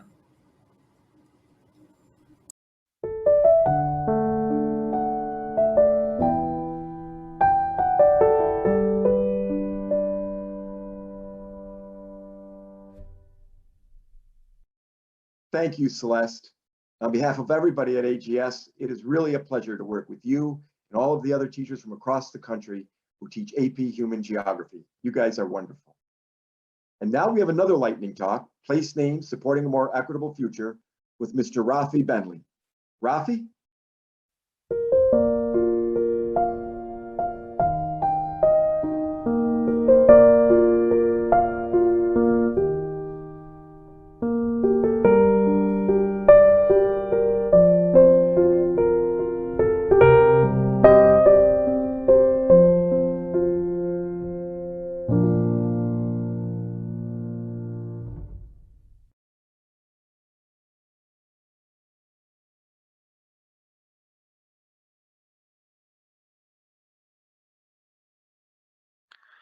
Hi, my name is Rafe Bentley. I'm team leader with Geographic Names Victoria, part of Department of Environment, Land, Water and Planning.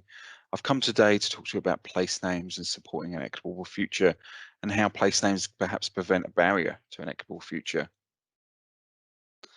So before I begin, I just thought I'd give you an idea of where Victoria is. I work for the state of Victoria. The map that you can see at the moment is Geoscience Australia. That's our national mapping agency. Victoria is down here in the Pacific Southwest. Victoria is approximately 91,000 square miles. It's about the size of the United Kingdom, or a little smaller than the US state of California. Victoria's population is drawn from some 160 different nationalities and numbers over 5 million. The image you can see on the screen now is Vic Names, our register of geographic names, which includes around 250,000 roads and place names.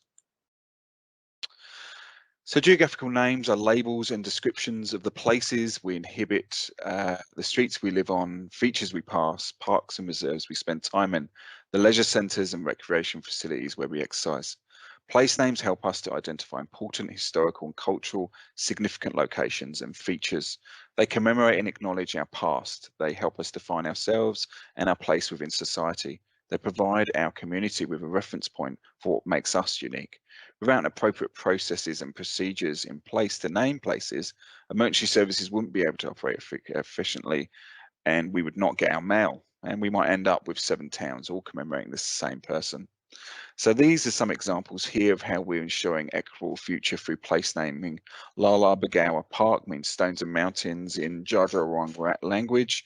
Warrior Woman Lane recognises a traditional owner, Aboriginal rights activist.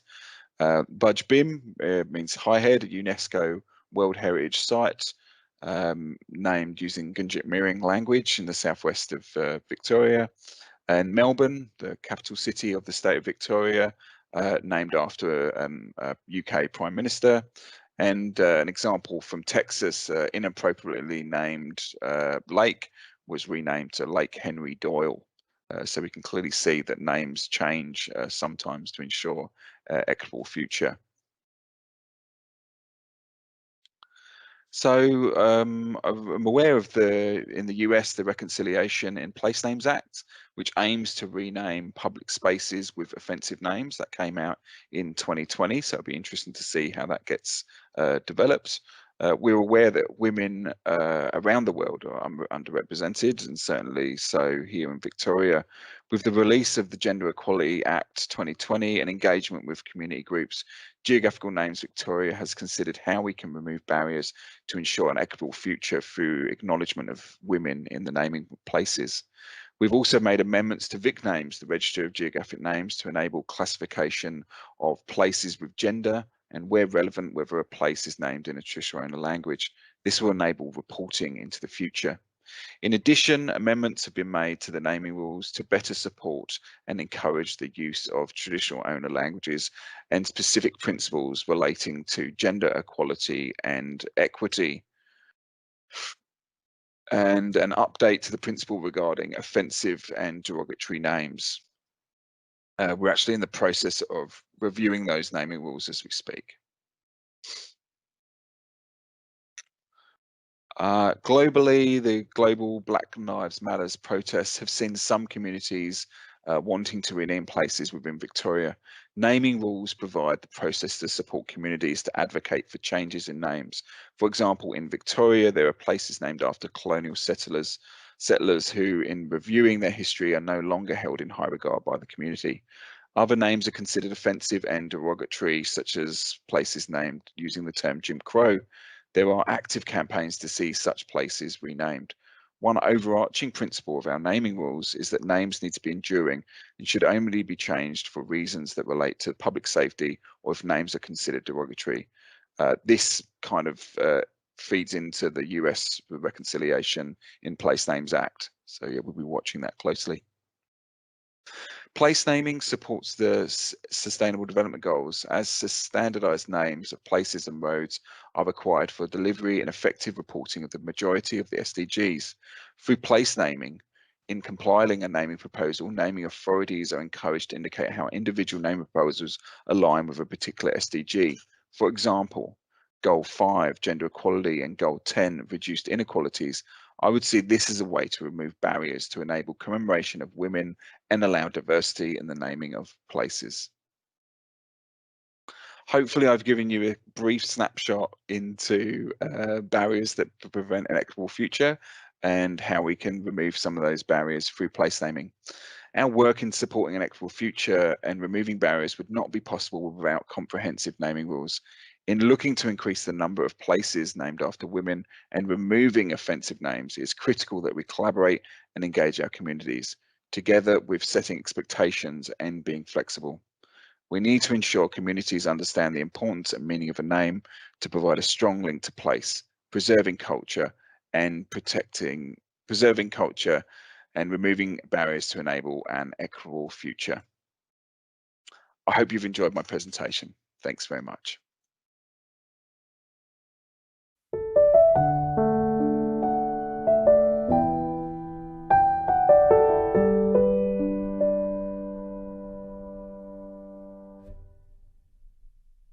Thanks, Rafi.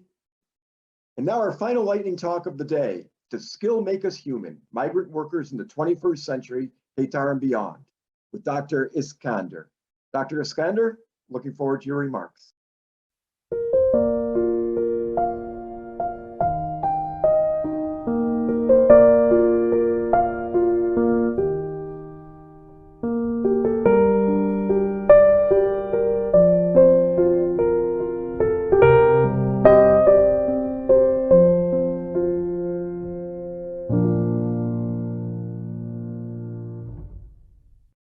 Does skill make us human? Is skill another word for freedom? What are the political consequences of defining some people as skilled and some people as unskilled?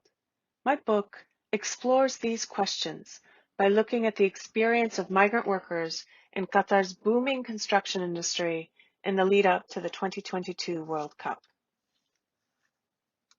We think of skill as an objective measure of ability, but in Qatar, the political classification of workers as unskilled was used to limit their freedom, to narrow their political rights, and even to deny them access to imagination and desire.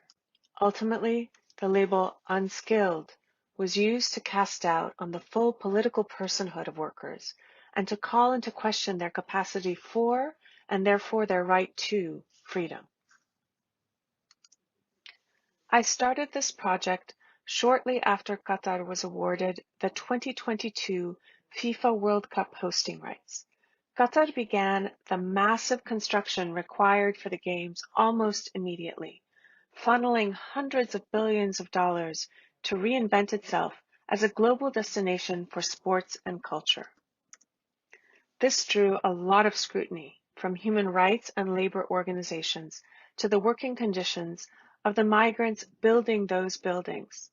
Reports documented an array of labor abuses, from wage theft to abysmal living conditions in labor camps to injury and death. The international press ran headlines about World Cup slaves. Much of the coverage attributed the extreme labor violations to the legal framework called the kafala system, which legally bound all migrant workers to their employers. But all foreign workers were covered by the same rules, regardless of wage, occupation, or national origin. Certainly professionals, doctors, executive, hotel managers, etc., were not experiencing the same kinds of labor violations. So what was producing the extreme exploitation that construction workers faced? I began a multi-year project that included research in 5 countries in 8 languages. I interviewed a broad array of actors, from government to industry leaders to workers, and I spent hundreds of hours on Qatari construction sites shadowing workers. Qatari construction is at the global cutting edge. Anyone who has seen the remarkable renderings and now photos of the World Cup stadia can see how ambitious and innovative the projects are. What's less visible is how incredibly complex and challenging these buildings are to build. They require extremely advanced construction technology and very advanced construction skill. But the migrants recruited arrive with minimal construction experience, if any. So companies have to invest heavily in training their workforces. Every aspect of every process on the project site is designed to promote on-the-job learning. The construction sites function as vast training systems through which thousands and thousands of men develop specialized construction skill. Companies live and die based on how well they are able to train their workers. But when I asked the managers and supervisors about their workers, they all described them as unskilled They described their master scaffolders, their expert welders, their precision cladders, and many others as unskilled, unproductive, and poor quality. It became clear to me that skill meant something other than ability. Managers and supervisors were referring to a political category. Unskilled was a subordinate political status through which those migrants described as unskilled were dehumanized and described as not having the full capacity for freedom. Their exploitation was made to seem inconsequential and unavoidable. As I began examining skill not as a measure of ability, but rather as a political category, it became clear to me how the politics of skill shaped all aspects of social and political life in Qatar. The book examines these facets one by one, from law to urban planning to climate change. In the conclusion, I point to the way that the politics of skill, which are so visible in Qatar, also structure many other national and transnational contexts.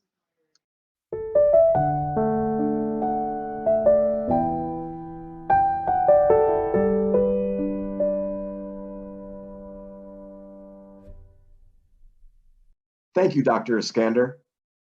And now to end our day, we're going to have a conversation with Dr. Laura Polito. Dr. Polito will be awarded the Cullum Medal this coming Thursday, and she will be interviewed by Dr. Alec Murphy. He is the Senior Vice President of AGS and a professor at Oregon. Alec?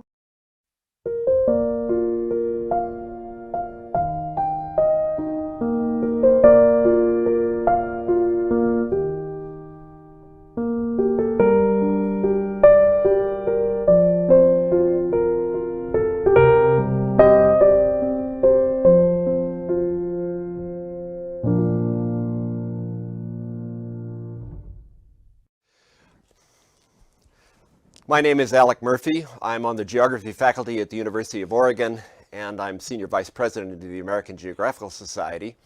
And I'm here with my University of Oregon colleague, Laura Polito, on the occasion of her receipt of the Cullum Medal, one of the American Geographical Society's most prestigious medals. First, just congratulations, Laura. It's just great. Thank you so much. I really appreciate the recognition and all the work of the people who made this happen. So, the Cullum Medal goes back to 1896, and it was a medal that was founded at the time to honor contributions to geographic exploration and discovery. Obviously, what geographic exploration and discovery meant in 1896 is different from what it means today, but the work you've done in environmental justice and focusing attention on how geographical circumstances reflect and shape inequality, particularly racial inequality, is path-breaking. It's exploration in the sense that it helps us understand the world in which we live. And it kind of seems particularly appropriate that you're receiving this medal at this year's Geography 2050 conference, given that the theme of the conference itself is inequality. So I wonder if we could just start our conversation today by your reflecting a little bit on just how you see inequality relating to the work you've done, how foundational that concept is to your work. Thanks. I really hear you when you talk about how much exploration has changed, you know, over the time of this award. And in some ways, I still like to do old-fashioned field work also, which is exploring places that are well known, but with a different kind of lens. So anyway, to answer your question, the centrality of equality to my work. So, you know, I grew up in a time, I was born in 1962, and during that time, you know, the term Mexican was considered pejorative, right? It was considered to be an insult. And so very early on, I understood that as a kid, and I was like, really, why is that the case, right? I wanted to understand why me, my family, and people in that way, we were looked down upon, right, by the larger white society.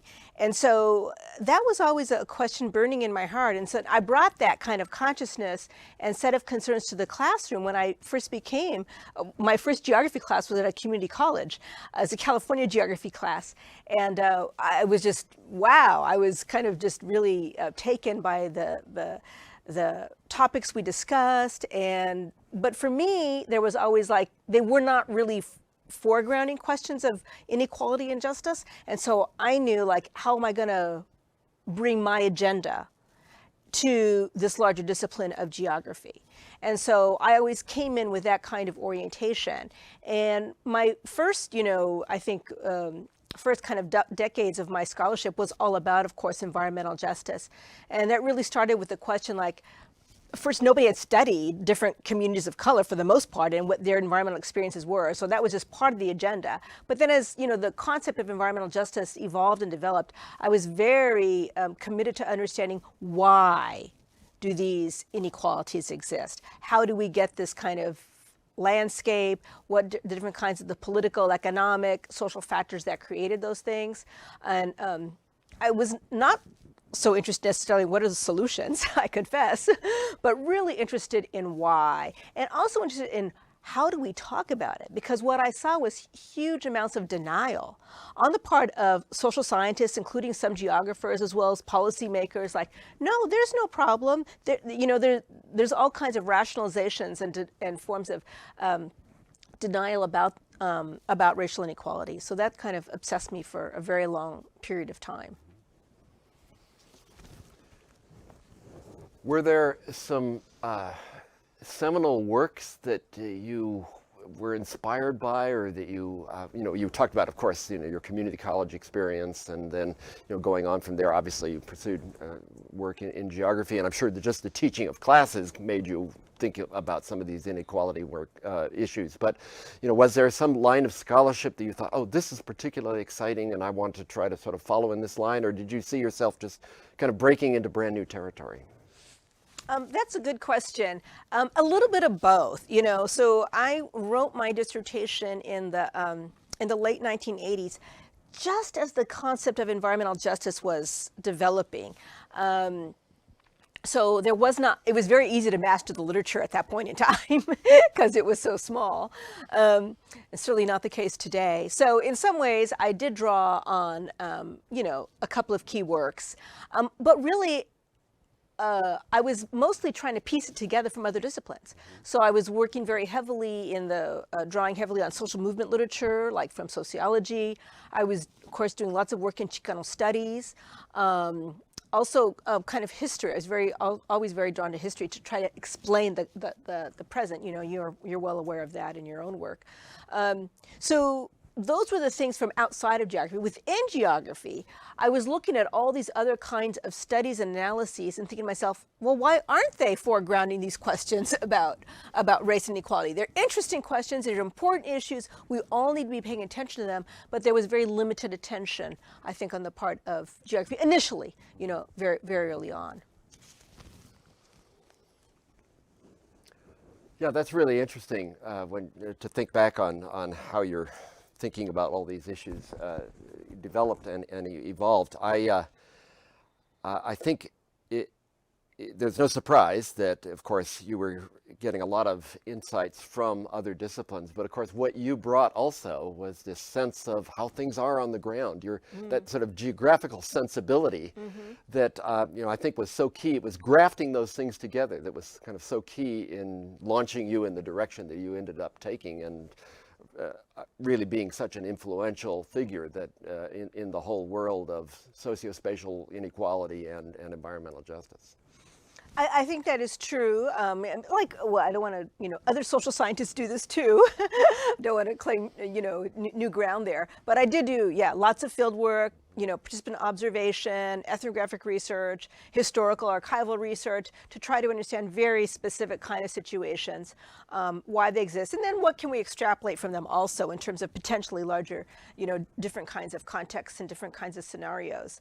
One of the things that I think that has made my work powerful, if I can say that, is in fact the degree to which I do draw on other disciplines and I bring that to geography. I know I have historically done that, but that was, I don't think that's, it was a particular moment in time in geography when geographers were not necessarily innovating and theorizing around questions about race. So they were doing some definitely important work and empirical studies, but the theory at that time was all coming from other disciplines. And I really also carried on that tradition. And in particular, I brought in ethnic studies, which again, there have been very tenuous links between ethnic studies and geography. And I don't think that's the case anymore now, right? We get the rise of Black geography, specialty group, Latinx, really tremendous resurgence in terms of Native studies. And so I think we're seeing a whole another levels of innovation and theorization and knowledge production within geography that did not previously exist. But that's been a long time coming. If you were to identify just one or two projects that you've been involved with that you feel most passionately about, or that you feel are most important, which wouldn't necessarily be the most cited ones, they might be, but I wonder what those might be. Well, the first one that comes to mind would be A People's Guide to Los Angeles. I spent well over a decade on that. And if you don't know, the People's Guide, it's a radical tour guide that highlights sites of racial, class, gender, and environmental struggle in LA County's history and landscape. And that one meant a lot to me for a number of different reasons. Prior to that, most of my work in geography had been around environmental justice, as well as looking at social movements and political activism. And this was really grappling with questions of place and landscape. And, you know, I went to graduate school at UCLA Urban Planning, and Ed Soja was on my committee. And he was always pushing me to grapple more with space, right? And I just wasn't, I didn't get it. I didn't get it. I was really focused on environmental stuff, issues. And so I feel like Ed's presence in some ways in that, his pushing and nodding, you know, all those years. And I feel that it had, it's part of a wave, I think, of popular education projects focused on cities and power, right? And kind of, you know, counter-hegemonic narratives and analyses. So I think I'm really proud of it. I think it's really good. It took a lot of time. It was a labor of love. And, you know, we have a book series now, a People's Guide book series with the University of California Press. Yeah, absolutely. And we have books out on San Francisco, in Boston, Orange County, New York coming out this year, New Orleans. So we have books in the pipeline, and I'm really proud of that, because I feel that's a way to connect with non-academics, right, which I think is enormously important, enormously important. It's great to hear you mention Ed Soja, because he was an important early influence from afar, in my case, on my work. His writings on territory and territoriality actually figured into my early political geography work. So it's great to be reminded of that. So you mentioned a few minutes ago that you were driven by these why questions, maybe a little less than solutions. But of course, we all want to think about solutions a little bit, and we all want to think about ways of addressing the inequality problems we face, how to create and forge a more equitable future. And I wonder how your thinking about solutions might have evolved a little bit, or what you see as some of the things that we can do now to try to pave the way towards a more equitable future, large or small. Mm-hmm, mm-hmm. I do think about it a little bit.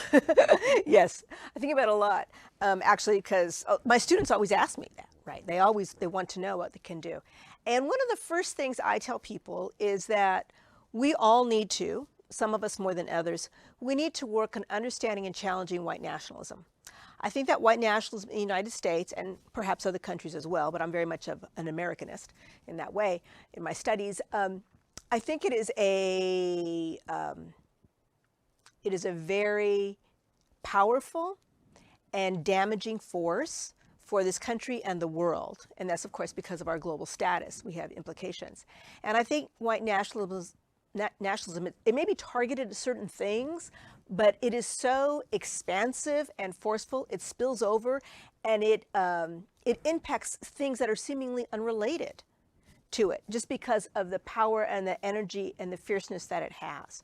And so I think and we can see this for in terms, I've been doing work around climate and thinking about climate change and how white nationalism impacts our inability or refusal to respond in a meaningful way. We see it right now in terms of the pushback against acknowledging the truth of this country in terms of its historical origins and the centrality of racial violence and white supremacy in the production of the United States.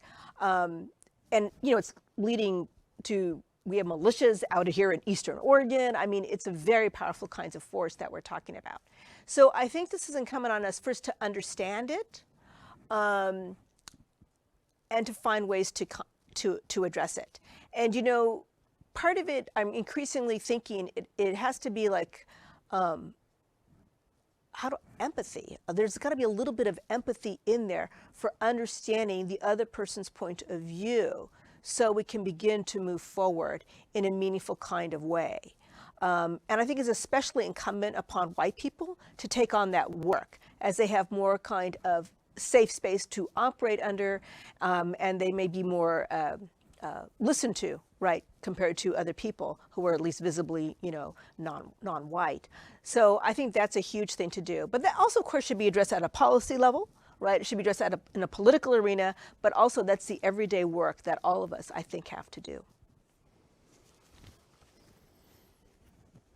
And it seems clear when you talk about white nationalism, you're not just talking about the overt white nationalism of folks walking in protests and holding up signs. You're talking about the kind of implicit, unexamined even, ways that some people move through the world without actually thinking about how ideas that they haven't examined actually reflect in some ways a kind of white nationalist view of the world. Absolutely, yes. Thank you for that clarification. Yeah, I'm not talking about just the people at Charlottesville in 2017. Right. Not at all, not at all. Right, it's, you know, there's some really good work coming particularly out of political science that talks about the, you know, the pervasiveness, and it's probably at least a third of the US population. So it's a very large percentage which embrace some of these values. And, you know, they've always been here. It's not new. It's just at a point now, like, we are actively challenging it. Many of us at least, want to do that and to move on to create a anti-racist society and work towards racial justice. So with that in mind, I wonder if you'd just talk a little bit about the role that you think geography itself as a discipline, or people looking at the world geographically, can play in actually combating what you've been talking about, helping to forge a more equitable future. Well, I think there's a couple of ways in which I think geography contributes or can contribute.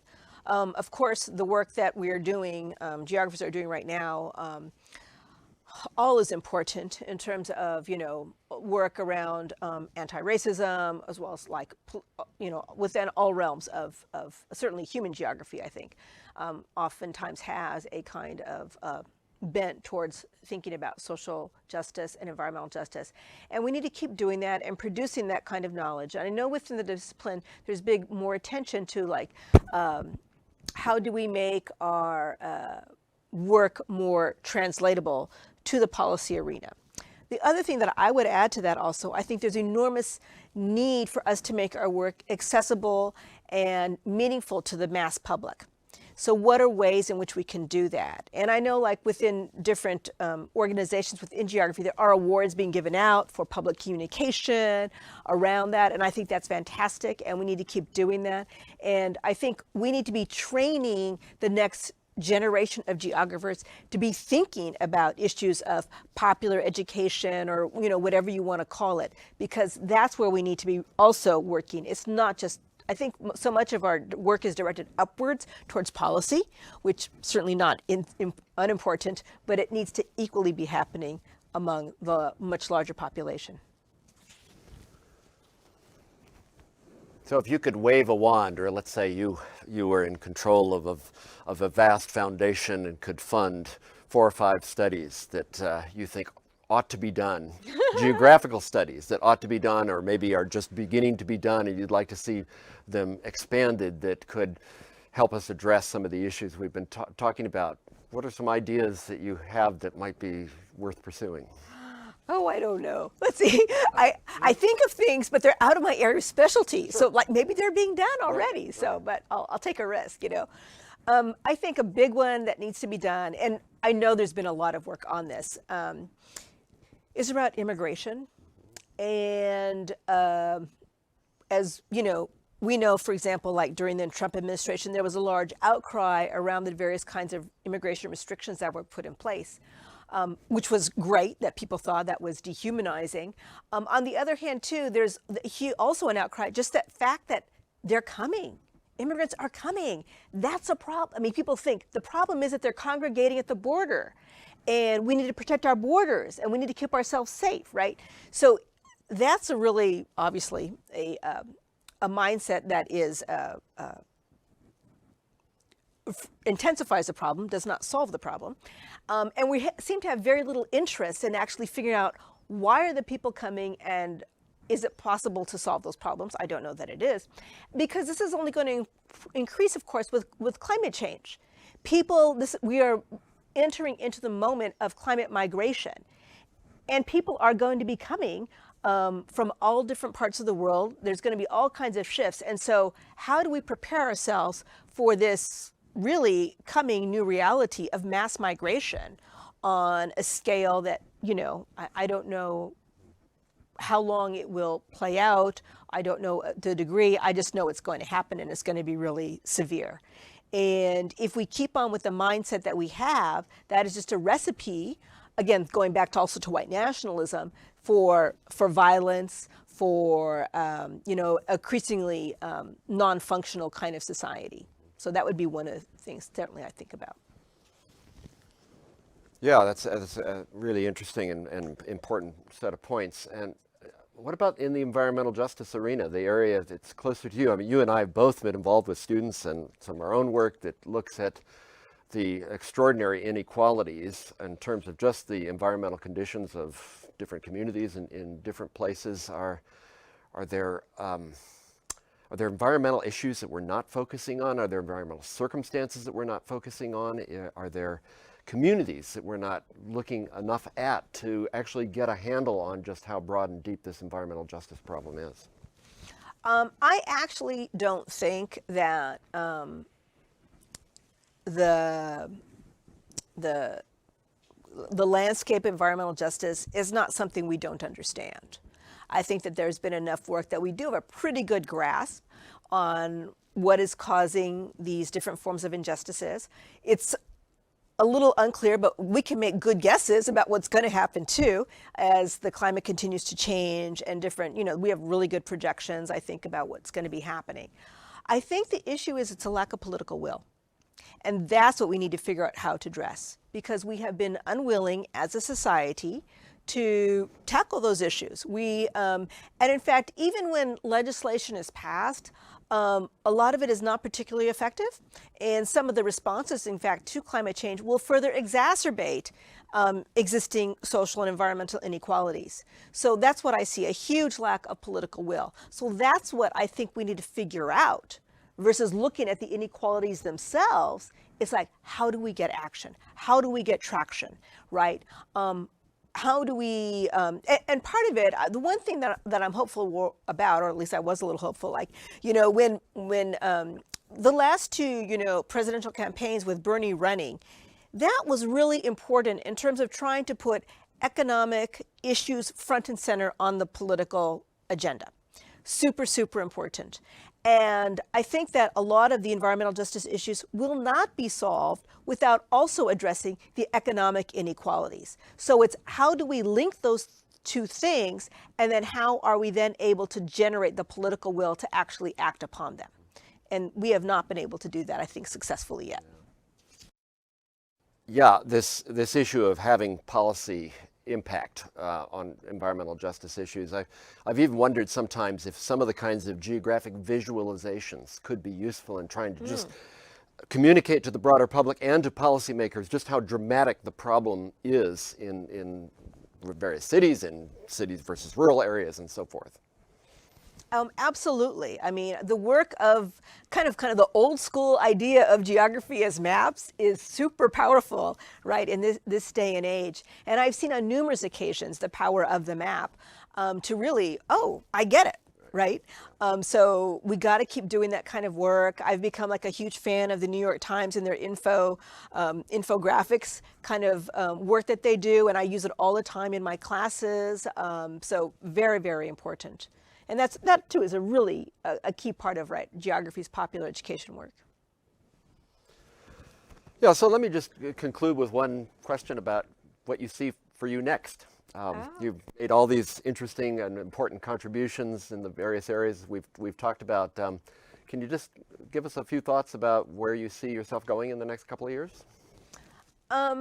In some ways, my work in environmentalism very much is continuing, but I'm not really focused on environmental justice in the conventional kind of way. I'm really focused very much on the right, what some people call political ecology is the far right. And I'm interested in the way in which race and white supremacy, white nationalism, how it operates in those different kinds of spheres and how that impacts the environment, particularly in terms of climate change. So that's one big area of work that I'm focusing on. The other one is work on cultural memory that I've been doing. I'm looking at different forms of historic sites and again, ways in which they represent or don't represent questions of white supremacy. And I'm hoping to produce a historical atlas actually of that work. And it really is work about denial. And in some ways, both of those projects are about denial, the environmental work as well as the cultural memory. That's kind of one of my obsessions these days. Well, thank you so much. This really has been an interesting conversation. I very much appreciate your sharing your thoughts and ideas, and congratulations again on your receiving the Cullum Medal. And thank you. Appreciate the time to talk with you. I haven't seen you in person in a really long time. So if nothing, I'm just thankful for that opportunity.